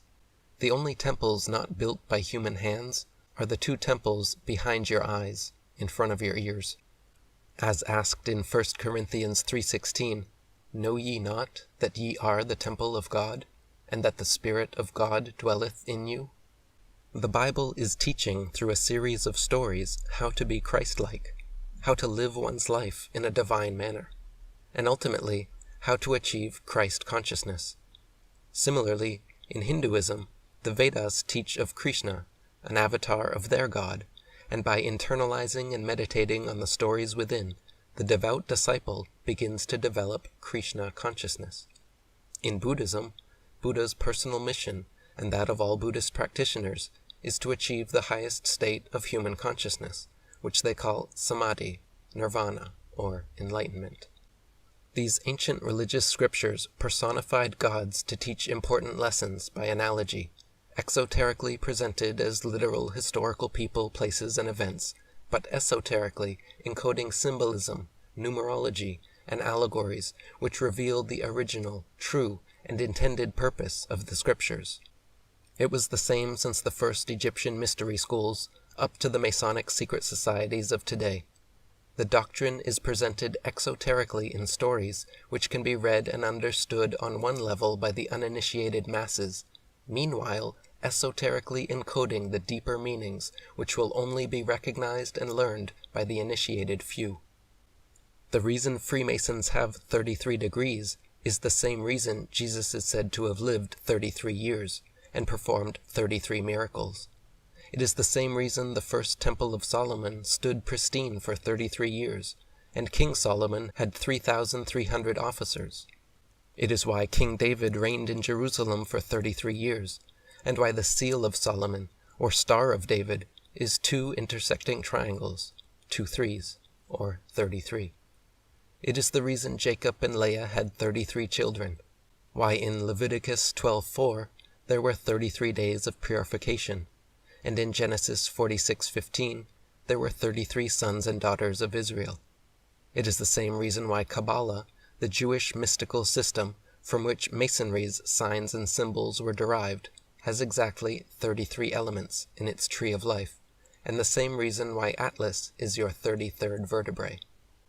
One of the earliest sects of Christianity, known as the Essenes, taught a system known as the 33 Nazareth degrees of enlightenment, whereby initiates underwent a series of ascetic austerities to attain spiritual gnosis. Included in their program was a vegan diet and regular fasting, 2 things also found in the Indian system of Kundalini Yoga. Associating 1 degree per vertebrae of the spine, the initiate raises the Kundalini serpent up the 33 permutations of the tree of life and opens the 7 seals. This is why the 33rd degree Freemasons revere the letter G, the 7th letter of the alphabet, and hold it sacred above all others, associating it with God and Gnosis, the G even representing a spiral like coiled Kundalini. A thorough investigation into numerology shows this esoteric system of spiritual initiation was nearly ubiquitous in bygone times. In ancient Vedic temple architecture, a sacred post was always placed between the sanctum sanctorum and the main altar, made of a special type of wood, covered with brass, and having 33 rings around it. These represented the upright human spine and its 33 vertebrae, or as the Rig Veda calls, the 33 divinities. In Zoroastrianism, Ahura Mazda created the universe with the power of Yasashni, using 33 steps. In Buddhism, according to the Lotus Sutra, Canon Bodhisattva has 33 transformations in order to perform his task of salvation.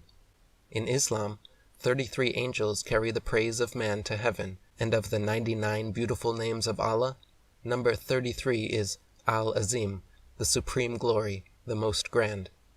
Ayacucho, Huamanga, the religious capital of Peru, in the heart of the Andes, is known as the City of the 33 Churches.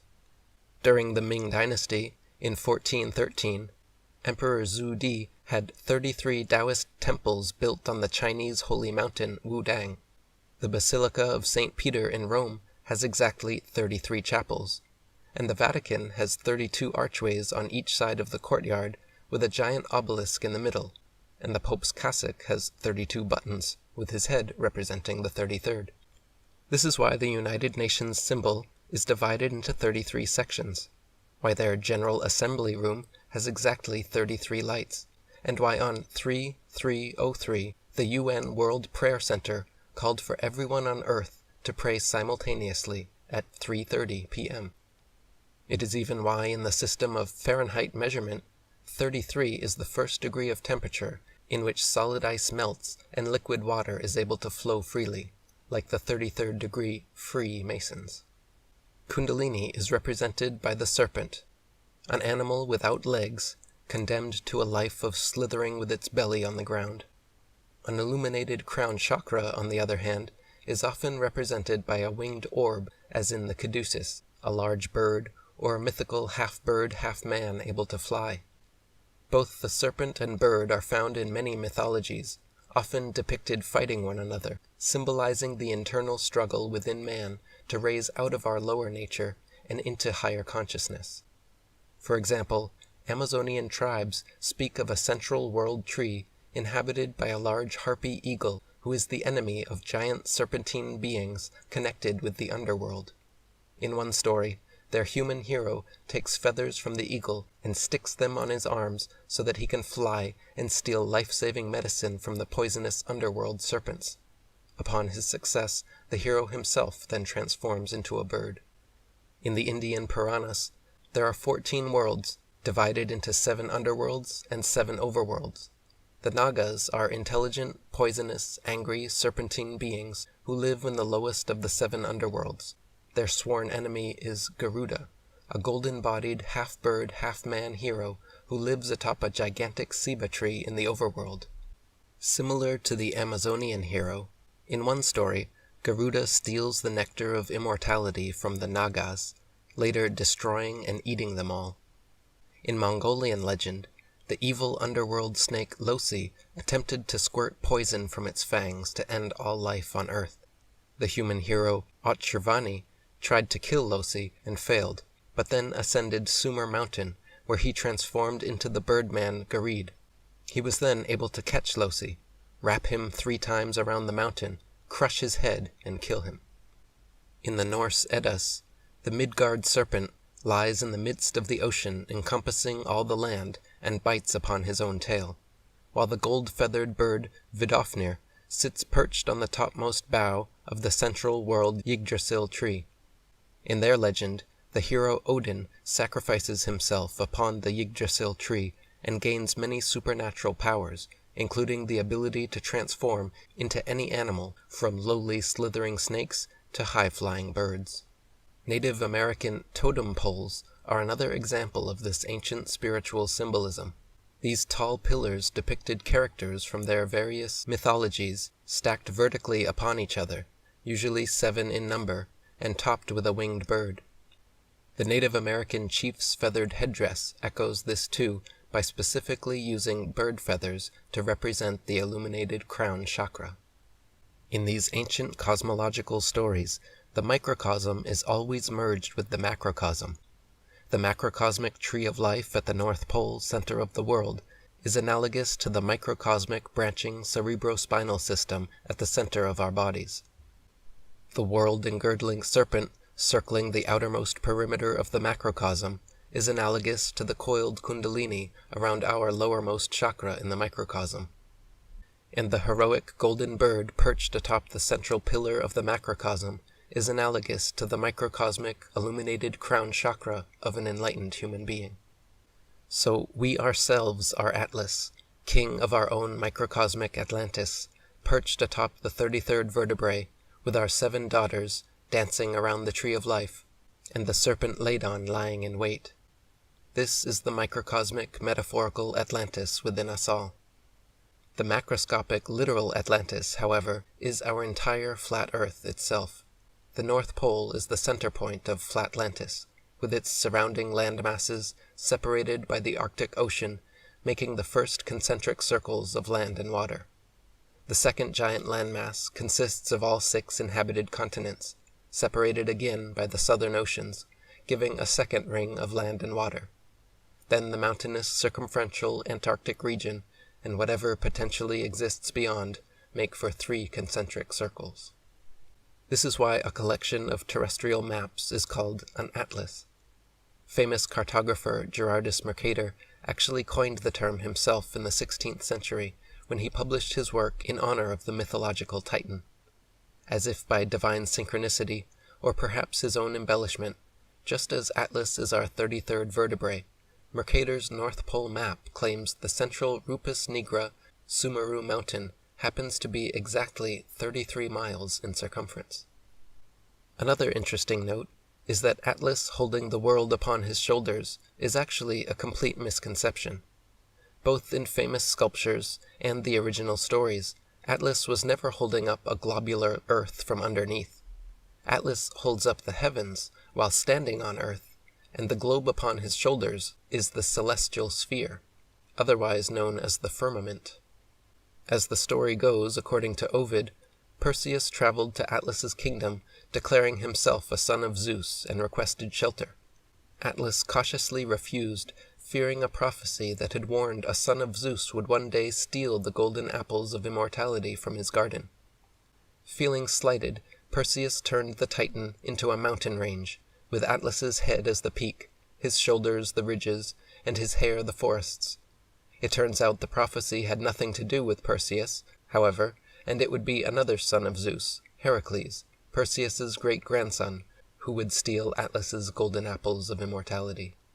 One of Heracles' 12 labors was to fetch the golden apples tended by the Hesperides and guarded by the serpent Ladon. Heracles approached Atlas and offered to hold up the heavens himself, while Atlas retrieved the apples from his daughters.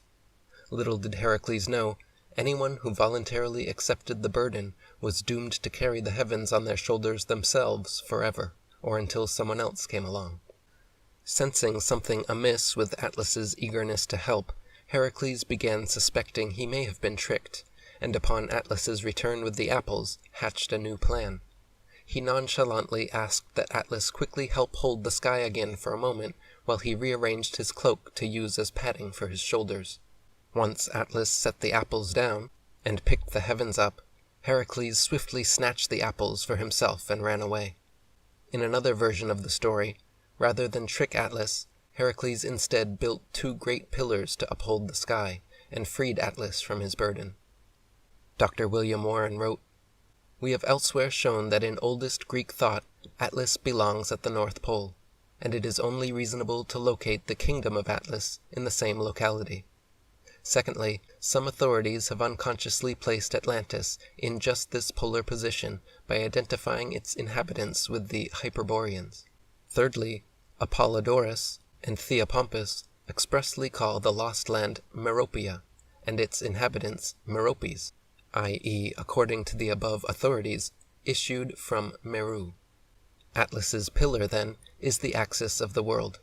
It is the same pillar apostrophized in the Egyptian document known as the Great Harris Magic Papyrus, in these unmistakable words: "O long column, which commences in the upper and in the lower heavens, it is with scarce a doubt what the same ancient people in their Book of the Dead so happily styled the spine of the earth. It is the umbrella staff of the Burmese cosmology, the churning stick of India's gods and demons. It is the trunk of every cosmical tree. It is the shadowless lance of Alexander, the tortoise-piercing, earth-piercing arrow of the Mongolian heaven god, the spear of Izanagi, the hacha de cabre on which the heavens of the Miztecs rested. It is the cord which the ancient Vedic bard saw stretched from one extremity of the universe to the other. Is it not the psalmist's line of the heavens which is gone out through the very earth and on to the end of the world? It is the Irminsul of the Germans, as expressly recognized by Grimm. It is the Tower of Kronos. It is Plato's Spindle of Necessity. It is the Azakol of the North African Sunnis. It is the ladder with 7 lamps in the rites of Mithra. It is the Talmudic pillar which connects the paradise celestial and the paradise terrestrial." In the Egyptian version of this mythology, the Atlas character is named Shu, and his son and daughter were named Jeb and Nut, the god of earth and goddess of the sky. Since childhood, Jeb and Nut were inseparable, spending all their time together, and developed an incestuous relationship. Resolving to put an end to this, Shu caught them in the act and stood between the two, forever separating them. This act, in turn, created duality in the manifest world, above and below, dark and light, good and evil. Many other mythological figures have also historically been represented this way, with their feet touching the earth and their head or hands holding up the heavens. For example, the Samoan god, Te'iti, was said to push up the heavens, causing footholds 6 feet deep into the rocks. The Finnish god Ukko was also tasked with holding up the firmament. The angel Sandalphon from the Jewish Mishnah, according to Rabbi Eliezer, standeth on earth and reacheth with his head to the door of heaven. The god Indra from the Rig Veda, the supporter and sustainer of the world, who has upheld the earth and heaven and the firmament, is another version of this myth. Richard Thompson wrote, "Thus the vertical axis of the universe is made to correspond to the personal form of the Lord. An analogy is sometimes made between this axis, with its graded series of heavens, and the spinal chakras on which yogis meditate. In this analogy, Bhumandala corresponds to the lowest chakra, and Satyaloka corresponds to the 1,000-petaled Brahmarandra at the top of the head. The lower worlds corresponding to the legs of the universal form do not play a role in this analogy, but the serpent Anantasesa may correspond to the Kundalini at the base of the spine." In his essay on Indian cartography, Joseph Schwartzberg described one way in which the analogy between the spine and the cosmic axis is used in the process of meditation. By contemplating this analogy, meditators further the process by which one's self becomes a microcosm that fuses and becomes one with the enveloping macrocosm. One's spine then becomes the Meru, or axis mundi, of both. Arrayed along the spine are various centers of psychic energy that one summons up, in the practice of yoga, in moving toward the supremely illuminated samadhi state. These energy centers may be viewed as the psychophysiological analogues of the heavens that the soul transverses on its path to ultimate liberation. In the microcosm, the Atlantean pillar is your spine, whereas in the macrocosm it is the axis mundi, the invisible vertical line from the North Pole to Polaris. In the microcosm, the 7 Hesperides are your chakras, dancing around your spine all day, whereas in the macrocosm they are the 7 stars of the Great Bear, the closest constellation to Polaris, encircling it every night. In the microcosm, the serpent is Kundalini, whereas in the macrocosm it is the serpent's constellation, with its head separated from its tail, thanks to Garuda, Garide, and the other celestial birdman heroes. In all these cosmological conceptions, the axis mundi is personified as a god, or poetically described as a majestic pillar, a world tree, or a gigantic mountain range, supporting the heavens and establishing the pivot on which they revolve. In ancient Sanskrit yogic texts, the spine is actually called Meru Danda, which shows the purposefulness of this analogy. A literal mountain, tree, pillar, or abode of gods may or may not actually exist at the center of Earth, but the spiritual allegory was somehow ubiquitous in bygone times, even amongst supposedly uncontacted civilizations. Likewise, whether or not a literal worldwide flood ever once occurred destroying Flatlantis, a metaphorical flood of amnesia has all but eliminated humanity's knowledge of these once universally known subjects like Kundalini and flat Earth. Chapter 8. Awakening Kundalini and the Chakras. What exactly is this Kundalini serpent energy that rises up our 33 vertebrae tree of life? And what are these supposed 7 chakra wheels of light? What is all this symbolism actually pointing towards? Harajat Khalsa wrote, "The ancient yogis and sages who developed Kundalini Yoga had a deep respect for the creator of this human body. They knew in their profound devotion and worship that so perfect a creator could only have created perfection in design, function, and potential. Based on this respect, they sought knowledge of the totality of the human being. They researched the human ability to maintain good health, increase vitality, open consciousness, and expand the experience of the excellence of human life. Their research gave them a great understanding of the nervous system, glandular system, organ system, energy system, and brain. They learned how blood, nerves, muscles, organs, and glands all work together. They investigated the seen and the unseen, and the interrelationships between the physical and the subtle. From this research, they developed Kundalini Yoga. Kundalini Yoga is a highly evolved technology based on a thorough understanding of the ecology of the human body, how the breath affects the thinking, how the angle of a finger affects the pituitary gland. This technology works with the systems of the human body using the body's own means. Hand position, breath, posture, sound, and motion are employed in various ways to create the optimum balance among all the body's components. Until recent times, these techniques had been secret, taught only to a chosen few. When babies are born, their entire 33 vertebrae spinal column is loose, flexible, and independently operating. By adolescence, however, the first 4 vertebrae begin fusing into a single unit known as the coccyx, and by early adulthood, the next 5 vertebrae fully fuse into another single unit known as the sacrum. No longer able to move about freely and independently, various processes of the cerebrospinal system become constricted and deregulated, such as the relaxation response, hormone production, and the flow of spinal fluid. Ancient yogis also taught that the root of individuated consciousness, the divine essence within man, originates at our first chakra point, the perineum, nestled and stuck by the many fused vertebrae.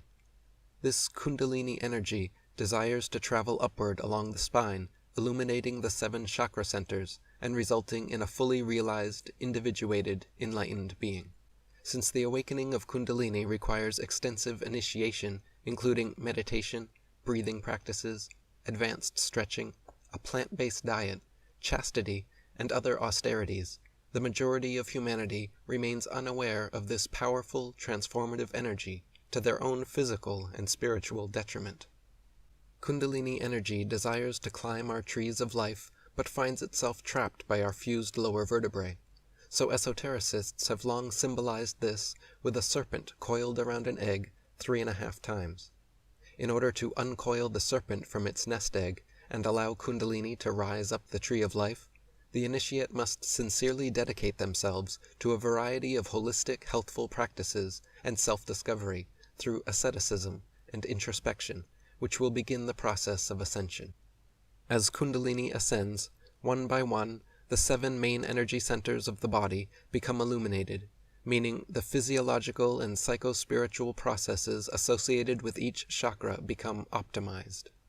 These 7 energy centers, all of which are located along the cerebrospinal column, corresponding directly to a major nerve ganglia, endocrine gland, or internal organ, and have actually been measured electromagnetically to produce 10-fold stronger biofields than non-chakra points.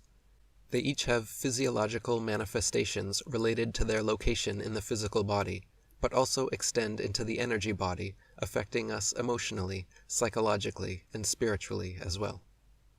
Muladhara, the red root chakra, is located in the perineum and relates to the gonads, adrenal medulla, and the pubococcygeus muscle that controls ejaculation.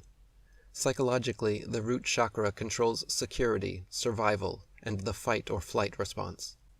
Swadhisthana, the orange sacral chakra, is located in the sacrum and relates to the testes or ovaries, the genitourinary system, and the adrenals. Psychologically, the sacral chakra controls sexuality, relationships, violence, addictions, pleasure, creativity, and enthusiasm. Manipura, the yellow solar plexus chakra, is located in the solar plexus and relates to the metabolic and digestive systems, the pancreas and adrenal cortex. Psychologically, the solar plexus chakra controls power, will, fear, and anxiety. Anahata, the green heart chakra, is located at the thymus in the middle of the chest and relates to the immune, circulatory, and endocrine systems responsible for fending off disease, blood flow, and maturation of T cells. Psychologically, the heart chakra controls love, compassion, rejection, equilibrium, and well-being. Vishuddha, the blue throat chakra, is located at the thyroid, which produces the thyroid hormone responsible for growth and maturation. Psychologically, the throat chakra is related to communication and growth through expression. Ajna, the indigo third eye chakra, is located at the pineal gland, the precise geometric center of the brain. The pineal gland is light sensitive and produces melatonin, which regulates sleep and dream states. Psychologically, the third eye chakra is related to intuition and clarity of mind. Sahasrara, the violet crown chakra, is located at the crown of the head and relates to the pituitary gland, which secretes hormones to control the endocrine system and connects to the central nervous system via the hypothalamus. Psychologically, the crown chakra is related to beingness, pure consciousness, and karma. Ervin Laszlo wrote, "Of the 7 primary chakras that are deemed to mediate the awareness and energies of our personal energy field, 5 are considered to align primarily along the main meridians up our spine. 1 is between and slightly above our eye level, and the last sits at the crown of our head. Associated with nerve plexuses and the endocrine system of our bodies, which secretes and regulates hormonal balances, the chakras, as viewed by Eastern traditions, have a primary role in the mediation of consciousness. The electronic recordings of the human biofield were found to be strongest over the chakras.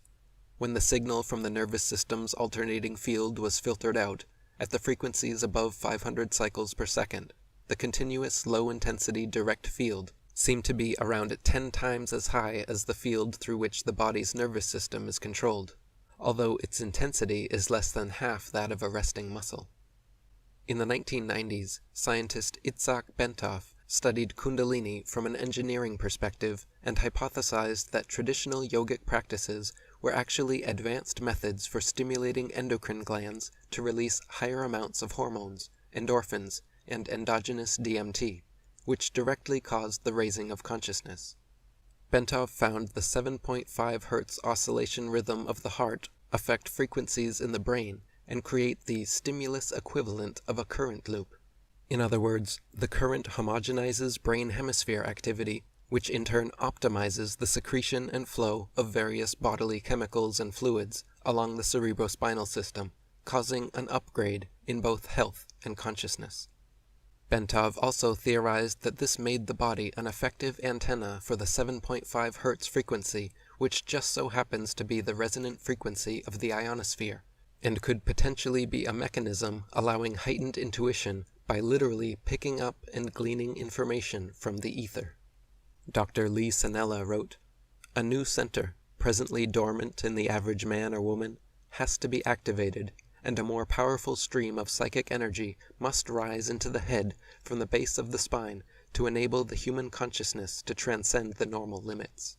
This is the final phase of the present evolutionary impulse in man. The cerebrospinal system of man has to undergo a radical change, enabling consciousness to transcend the limits of the highest intellect. Here, reason yields to intuition, and revelation appears to guide the steps of humankind. This mechanism, known as Kundalini, is the real cause of all so-called spiritual and psychic phenomena, the biological basis of evolution and development of personality, the secret origin of all esoteric and occult doctrines, the master key to the unsolved mystery of creation, the inexhaustible source of philosophy, art, and science, and the fountainhead of all religious faiths, past, present, and future. Julius Evola wrote, "Yoga techniques aim at revealing the spiritual corporeity to a clear and alert consciousness. This involves an expansion of consciousness itself, and its development into a superconsciousness that replaces those forms of impaired and dulled consciousness." I would like to suggest at this point that some absurd psychoanalytical interpretations of yoga are circulated in the West by people who are extremely ignorant of even the most basic principles of yoga. According to these interpretations, yoga is supposed to induce hypnotic or trance-like states, like those experienced by a medium, that are below, rather than above, the level of ordinary waking consciousness. Exactly the opposite happens to be true. I have personally been training and teaching various forms of yoga, including Kundalini, Pranayama, and Hatha, for 2 decades, and can attest to the myriad benefits enjoyed by dedicated practitioners. Regular yoga practice has been proven to relieve stress, general body aches, pains, and anxiety, and depression, increase stamina, lung capacity, core strength, mindfulness, mental clarity and focus, improve posture, poise, and patience, promote longevity and cellular regeneration, boost energy levels, elevate mood, release happiness endorphins, improve digestion, assimilation, and elimination, aid in deeper sleep, and elicit the relaxation response. Beyond these benefits gained by practitioners of all forms of yoga, the pinnacle state and intended achievement of the specific discipline known as Kundalini Yoga is the rising of this energy from the base of the spine to the top of the head in what is termed a Kundalini experience, or a Kundalini awakening. At the age of 25, after training in yoga for 7 years, and during a particularly diligent stint where I was practicing several hours daily, one fateful afternoon, I had the extreme pleasure and privilege of experiencing a Kundalini awakening myself. So what is meant by a Kundalini experience, or Kundalini awakening? Some signs and symptoms of experiencing a typical Kundalini awakening include fiery or electrical sensations rising up the spinal column, internal sounds like a hum, buzz, or ringing in one's ears, body shaking, jerking, or convulsions, severe emotional swings from extreme bliss to inconsolable sadness, personal and interpersonal realizations and revelations, visual and auditory hallucinations or hypersensitivities, and waves of intense joy, contentment, and fulfillment. These initial effects of successfully awakening Kundalini are short-lived, however, and generally appear and disappear again within a number of hours. Under proper spiritual guidance, and with adequate physical preparation, the entire process should be very positive and beneficial, but without the necessary guidance and preparedness, Kundalini awakening too early can have detrimental effects as well.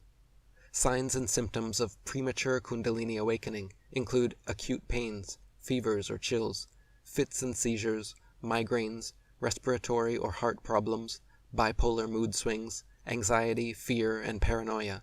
Dr. Lawrence Edwards, founder of the Kundalini Support Organization, stated, "The purification process of this energy transformation can bring up latent disease, muscle spasms, joint problems, and digestive problems. People can go through all kinds of things, hot flashes and sweats, numbing sensations, all kinds of things that can happen that aren't the most pleasant." Luckily nowadays there are dozens of excellent books and countless trained teachers available to safely and effectively guide initiates in the raising of Kundalini, so that with adequate preparation, such negative experiences need not be risked or endured.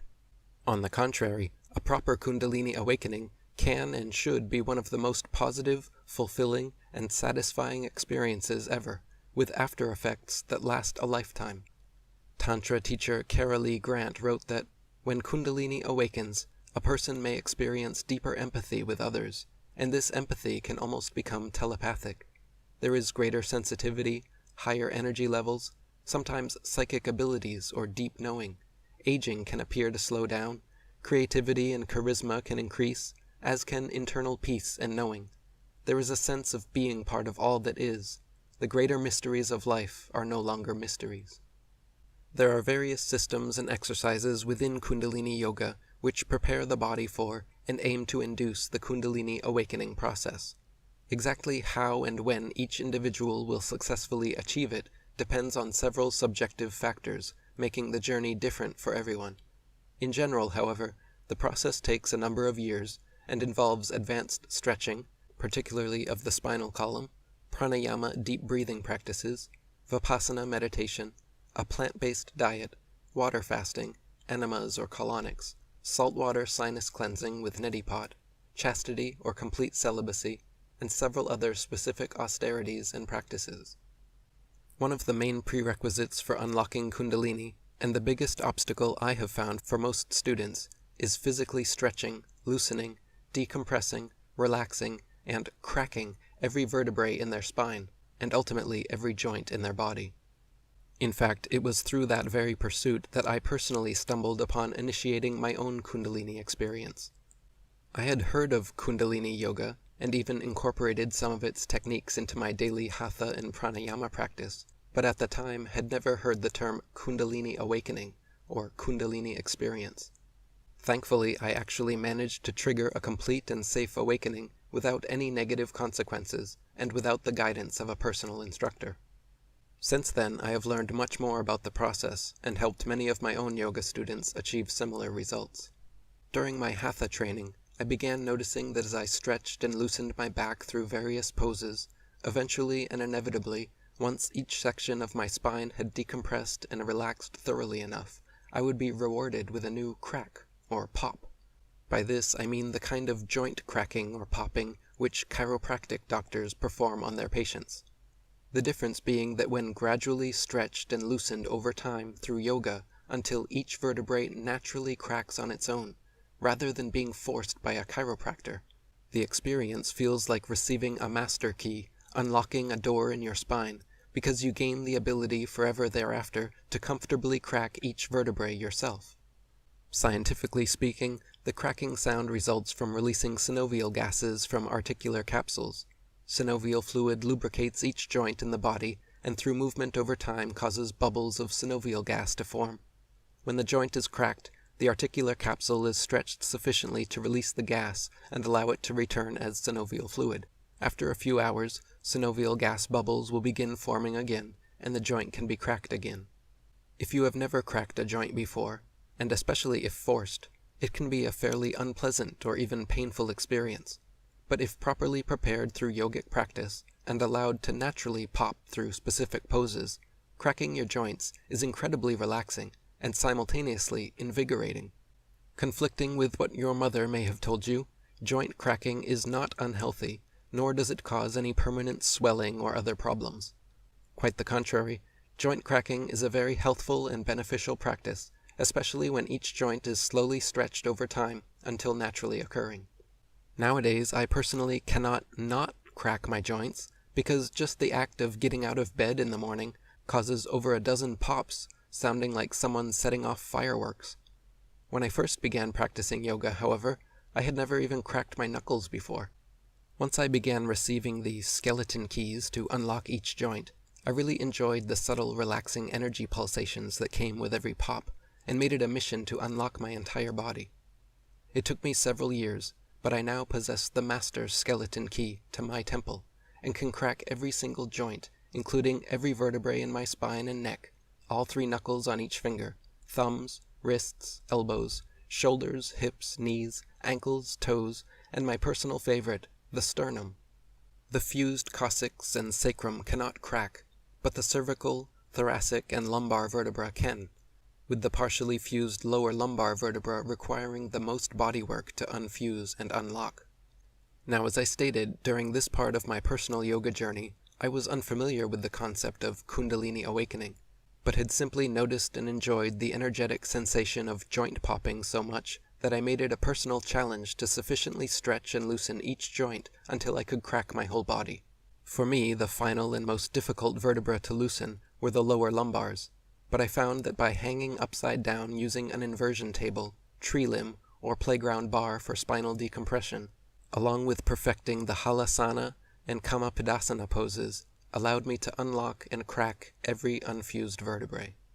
Now for some people, Kundalini may be triggered and rise without necessarily being able to crack every joint in their body, but for me, the moment I unlocked that final vertebrae of my spine was the beginning of my Kundalini experience.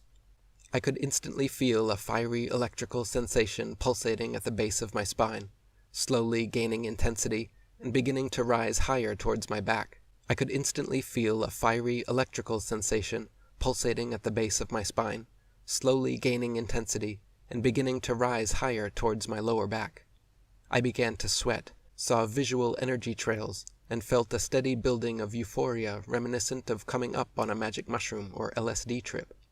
As the electric fire continued rising towards my heart, I had several deep and transformative revelations about myself and my relationships, which caused extreme emotional fluctuations, from sobbing uncontrollably to laughing uncontrollably.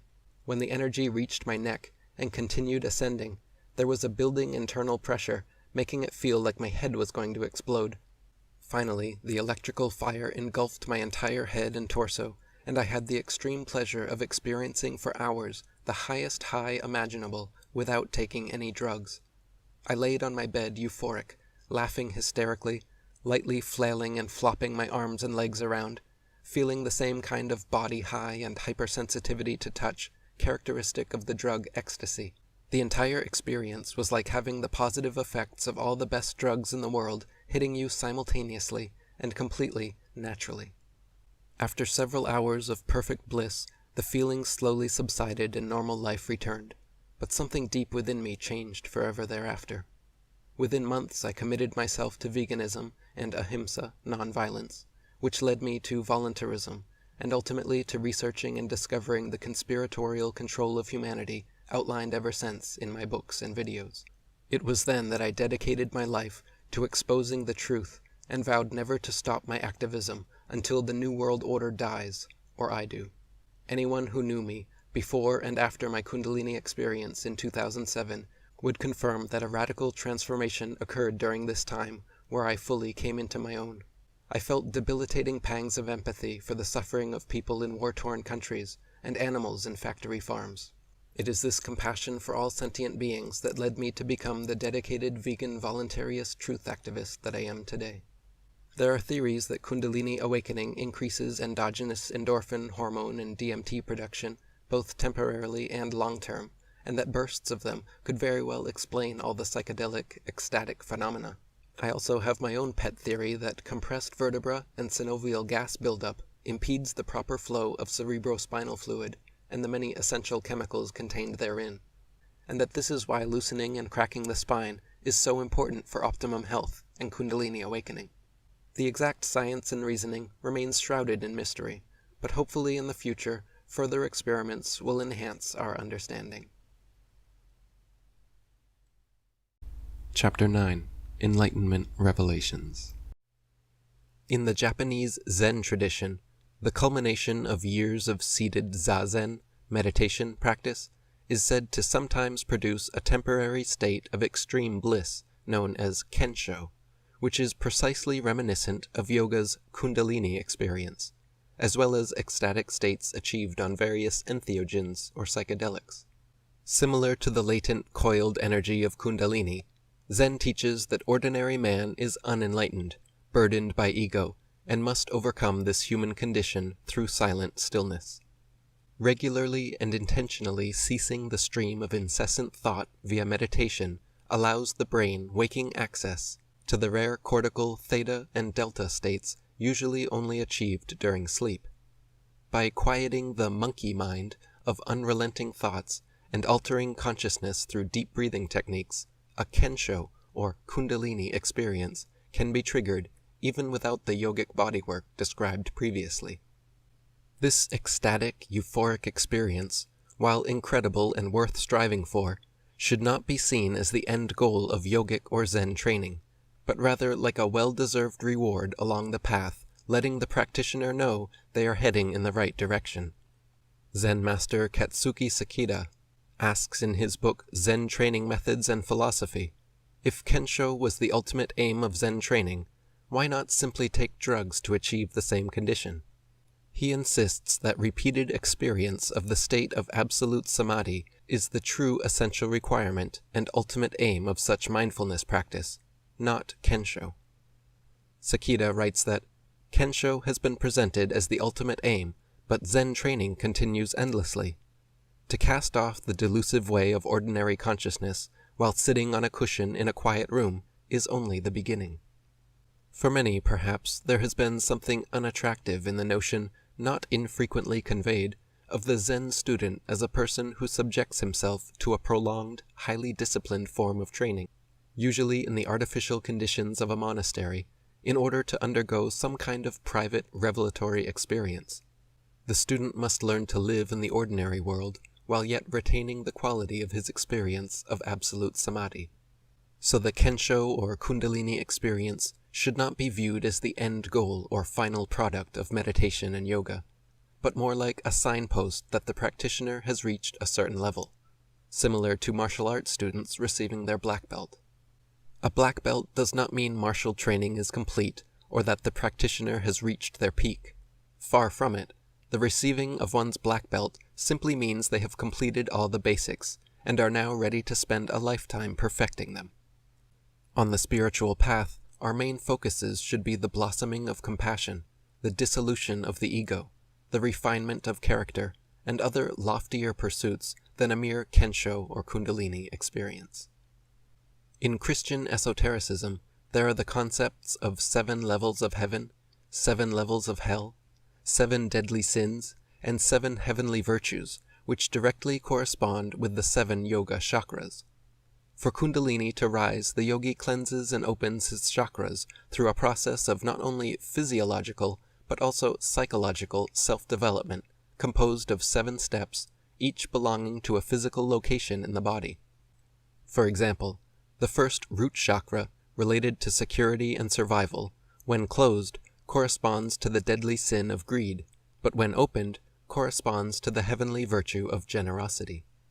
The second sacral chakra, related to sexuality and relationships, when closed, corresponds to the deadly sin of lust, but when opened, corresponds to the heavenly virtue of chastity. Thus, a selfless person who sincerely and diligently develops all 7 virtues helps open themselves up to Kundalini awakening, and is allowed access to the 7 heavens, whereas a selfish person who completely and unremorsefully indulges in all 7 vices conversely closes themselves off from Kundalini and finds themselves in hell. The concept of 7 heavens and 7 hells is nearly ubiquitous in the world's religions. Judaism, Christianity, Islam, Hinduism, Jainism, and Buddhism all reference this idea and color it with connotations of the afterlife. In the microcosm, we create our own personal heavens and hells based on our developments of virtues or indulgence in vices. In the macrocosm, these life choices and character traits are then corresponded with afterlife worlds, 7 ascending levels of heaven or 7 descending levels of hell, depending on each individual's karma. For example, in the ancient Mesopotamian religion, Earth was presented as a flat disk covered by 7 domes, each one containing different celestial bodies. These corresponded to the macroscopic 7 heavens, whereas the 7 chakras within the individual corresponded to the microscopic 7 heavens. These also mesh and correspond quite well with Maslow's hierarchy of needs, which place upon a series of steps the various physical, emotional, psychological, and spiritual necessities for a fully developed, fully realized human being. Just like the yoga chakra system and the esoteric Christian system, Maslow's hierarchy begins with base physiological needs, like food and water at the bottom, then safety needs, like being secure from danger. Near the heart chakra, we find belonging needs, like being loved and accepted, along with esteem needs, like being recognized and respected. As we reach the higher chakras, we find cognitive needs like knowledge and exploration, as well as aesthetic needs like order and beauty. Then, once all the lower physical, emotional, and psychological needs have been met, finally, the crown chakra of self-actualization, the spiritual work of finding self-fulfillment and realizing one's true potential, can begin. Just as the rising Kundalini relates to the 7 virtues and 7 heavens, Gnostic mystics like Samuel Anwar and George Gurdjieff wrote of the Kunda buffer and its relation to the 7 vices and 7 hells. War posited that just as virtuous practice causes the ascending serpent of Kundalini to travel upwards from the apex of the sacrum, the negative indulgences in vices contrarily causes the descending Kunda buffer serpent to travel downwards into the Cossacks, the tail of Satan. In his book, The Elimination of Satan's Tail, and many others, he details the parallels between Christianity and yoga, and describes the karmic self-development necessary to become a fully realized and enlightened human being. John Phillips wrote, "The enterprising mariner who ventured first from the shelter of the shore to steer their flimsy vessels out of sight of land were haunted by many superstitious fears. One of those was the legendary Lodestone Mountain that had the power, they thought, to seize a vessel against all the tug of wind and tide and draw it to destruction on its shores. Sin is a lodestone mountain. We feel ourselves drawn by that mountain, against all the counter-pull of effort and resolve, until we are shipwrecked on its shores." The Christian 7 deadly sins and 7 heavenly virtues are just one spiritual system, one set of karmic suggestions, but certainly one well worth considering. There are different ideas about which sins and virtues directly apply to which chakras, but the exact ordering is far less important than the overall moral message. The first deadly sin, related to the root chakra of security and survival, is greed or avarice, which is the inordinate or insatiable desire for material gain, such as money, status, and power, beyond what is necessary or deserved. Greedy people may increase their material gains through such a vice, but they will never make any spiritual gains, or succeed in developing the first heavenly virtue, generosity, which naturally appears once one renounces and repents the sin of greed. Generosity, also known as charity or largesse, is the virtue of being unattached to material possessions and sharing selflessly. The second deadly sin, related to the sacral chakra of sexuality and relationships, is lust, the intense sexual desire for people or situations purely for personal pleasure. The wanton ejaculation of our most sacred life-giving substance is ill-advised and a subject too deep to delve into here, but suffice to say, anyone serious about improving both their physiological and psychological well-being should try to abstain from masturbation and promiscuity. By doing so, and effectively renouncing and repenting from the sin of lust, the heavenly virtue of chastity naturally arises. Chastity is sexual purity, achieved either through celibacy, through tantra, and/or a loving partner. The third deadly sin, related to the solar plexus chakra of willpower, self-discipline, and self-esteem, is sloth. Also known as acedia or apathy, sloth is the habitual disinclination to exertion, or quite simply, laziness. It is characterized by the neglect of one's responsibilities and related to melancholy and depression. By renouncing and repenting the deadly sin of sloth, however, the heavenly virtue of diligence is able to manifest. Diligence is defined as carefulness and persistent effort in one's duties, a good work ethic. The fourth deadly sin, related to the heart chakra of love, compassion, and acceptance, is wrath, uncontrolled feelings of anger, rage, or hatred. Wrath usually reveals itself in the wish to seek revenge. The vengeful, spiteful person, under the grips of wrath, tends to be not only aggressive and violent to others, but self-destructive through things like drug and alcohol abuse or suicide. One who renounces and repents the deadly sin of wrath manifests the heavenly virtue of patience or forbearance. Patience is the level of endurance one can have before succumbing to negativity, tolerance in the face of provocation, without responding in anger or annoyance, and the ability to endure difficult circumstances without hastiness or impetuousness. The fifth deadly sin, related to the throat chakra of growth and expression, is gluttony, the overindulgence or overconsumption of food, drink, and other consumables. The so-called fat acceptance movement might as well be called the gluttonous entitlement or addiction acceptance movement. Once a glutton renounces and repents their sin, however, they can begin to develop the virtue of temperance. Temperance is moderation, balance, and voluntary self-restraint. Restraint from retaliation through forgiveness, restraint from arrogance through modesty, restraint from excesses through prudence, and restraint from cravings and addictions through calmness and self-control. The sixth deadly sin, related to the third eye chakra of intuition and wisdom, is envy, which, similar to greed and lust, is characterized by insatiable desire. Envy is sadness or anger at seeing another's good fortune, resentful covetousness towards the possessions or traits of someone else. Once fully renounced and repented, however, the sin of envy transforms into the virtue of gratitude. Gratefulness or thankfulness is the feeling of appreciation felt and shown for one's life and to the givers of kindness, help, or gifts. The seventh deadly sin, related to the crown chakra of beingness and karma, is pride or hubris, having an irrationally high sense of one's personal value, status, or accomplishments, failing to acknowledge the accomplishments of others, and believing oneself fundamentally superior to others.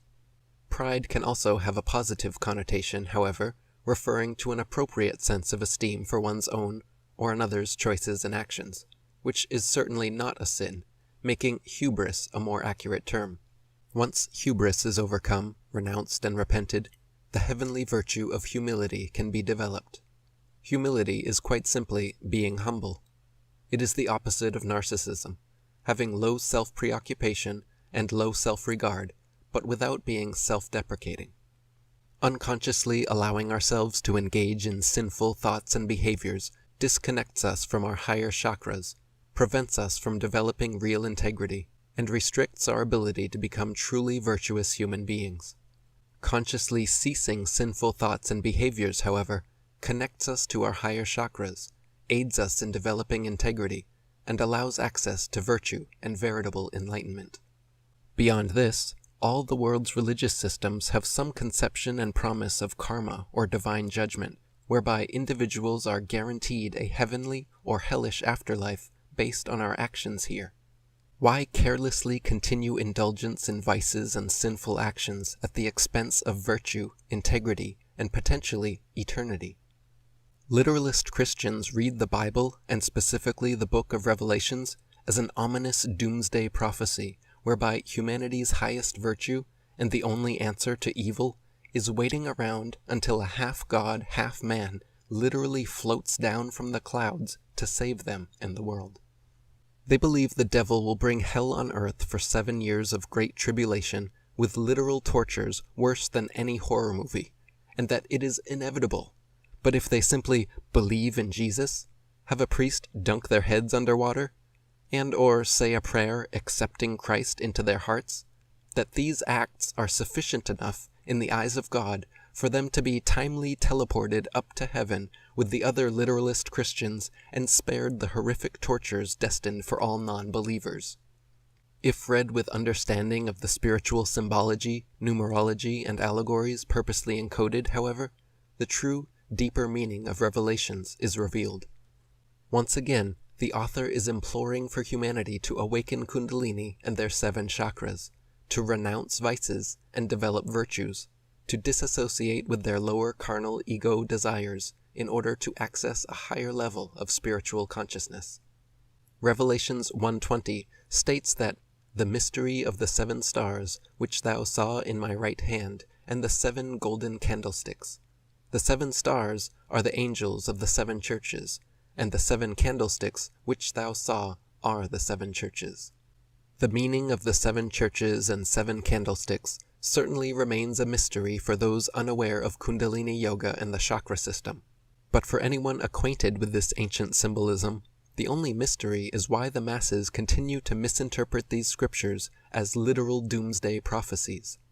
Revelations 4:5 reads, "And out of the throne proceeded lightnings and thunderings and voices, and there were 7 lamps of fire burning before the throne, which are the 7 spirits of God."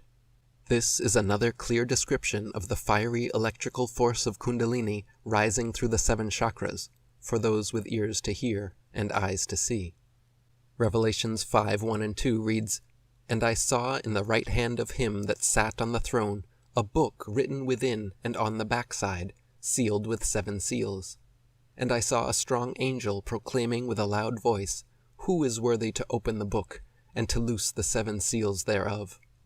This is a call to action for any who wish to be truly free and saved from the addictions of the lower mind and egoistic desires. The angel with a loud voice is your higher self, calling you to look within and on the backside, and to loose the 7 seals. For as long as Kundalini remains asleep and dormant, coiled around the root chakra, humanity is doomed to subsisting in a carnal, chaotic, materialistic condition. The chakras are referred to as seals, which require loosening, because in humanity's current condition, we are not born with fully open and active chakras. Instead, we are born with original sin and 7 seals, and only by awakening Kundalini to clean out the emotional baggage and mental blockages from our collective unconscious can we rise above the fallen state. Only by renouncing and repenting from vices, addictions, and materialistic desires can the ego dissolve and break the 7 seals. Revelations is imploring the reader to take responsibility for our spiritual growth, and not to simply wait for Satan to bring hell in a handbasket. The great and terrible day of the Lord, promised in Revelations, that literalist Christians are so simultaneously dreading and welcoming, both scared and excited for, must be the most grossly misunderstood allegory in the Bible. The 7 years of trials and tribulations are not some fatalistic prophecy of humanity's ultimate demise, but rather an epic allegory of the death throes of the ego and the lower carnal mind, upon opening the 7 seals. Likewise, the great and terrible day of the Lord is nothing but the final dissolution of the ego and the death of one's lower self. According to ancient esoteric thought, each chakra contains spiritual life lessons, and as Kundalini rises, certain trials and tribulations are inevitable. But by inviting and transcending them, we successfully raise our consciousness to progressively more enlightened states. This is the true rapture and second coming, the real baptism of being born again, the awakening of Kundalini by purifying your temple to house Christ consciousness within. Genesis is about the generation of the higher self, a metaphorical manual for spiritual development, and Revelations is only a death sentence for the lower self, an epic obituary for the ego. All the world's religious scriptures are pointing towards and pleading with humanity to awaken this latent power within. From the oldest known mythologies like Atlantis, to the newest New Age philosophies like Theosophy, the repeated symbology, numerology, and allegories throughout disparate cultures and times tells a meta-narrative that only the well-researched or initiated will see. For the ignorant, indoctrinated masses, a combination of pseudoscience and religious literalism has most believing themselves to be either hairless apes spinning on a fantasy cartoon ball, or helpless victims of a vengeful, deterministic God who requires constant praise and submission. For those of us knowledgeable and acquainted with the reality of Flatlantis, however, the very concept of belief becomes antiquated and unnecessary, permanently replaced by common sense, evidence, experience, and endless exploration.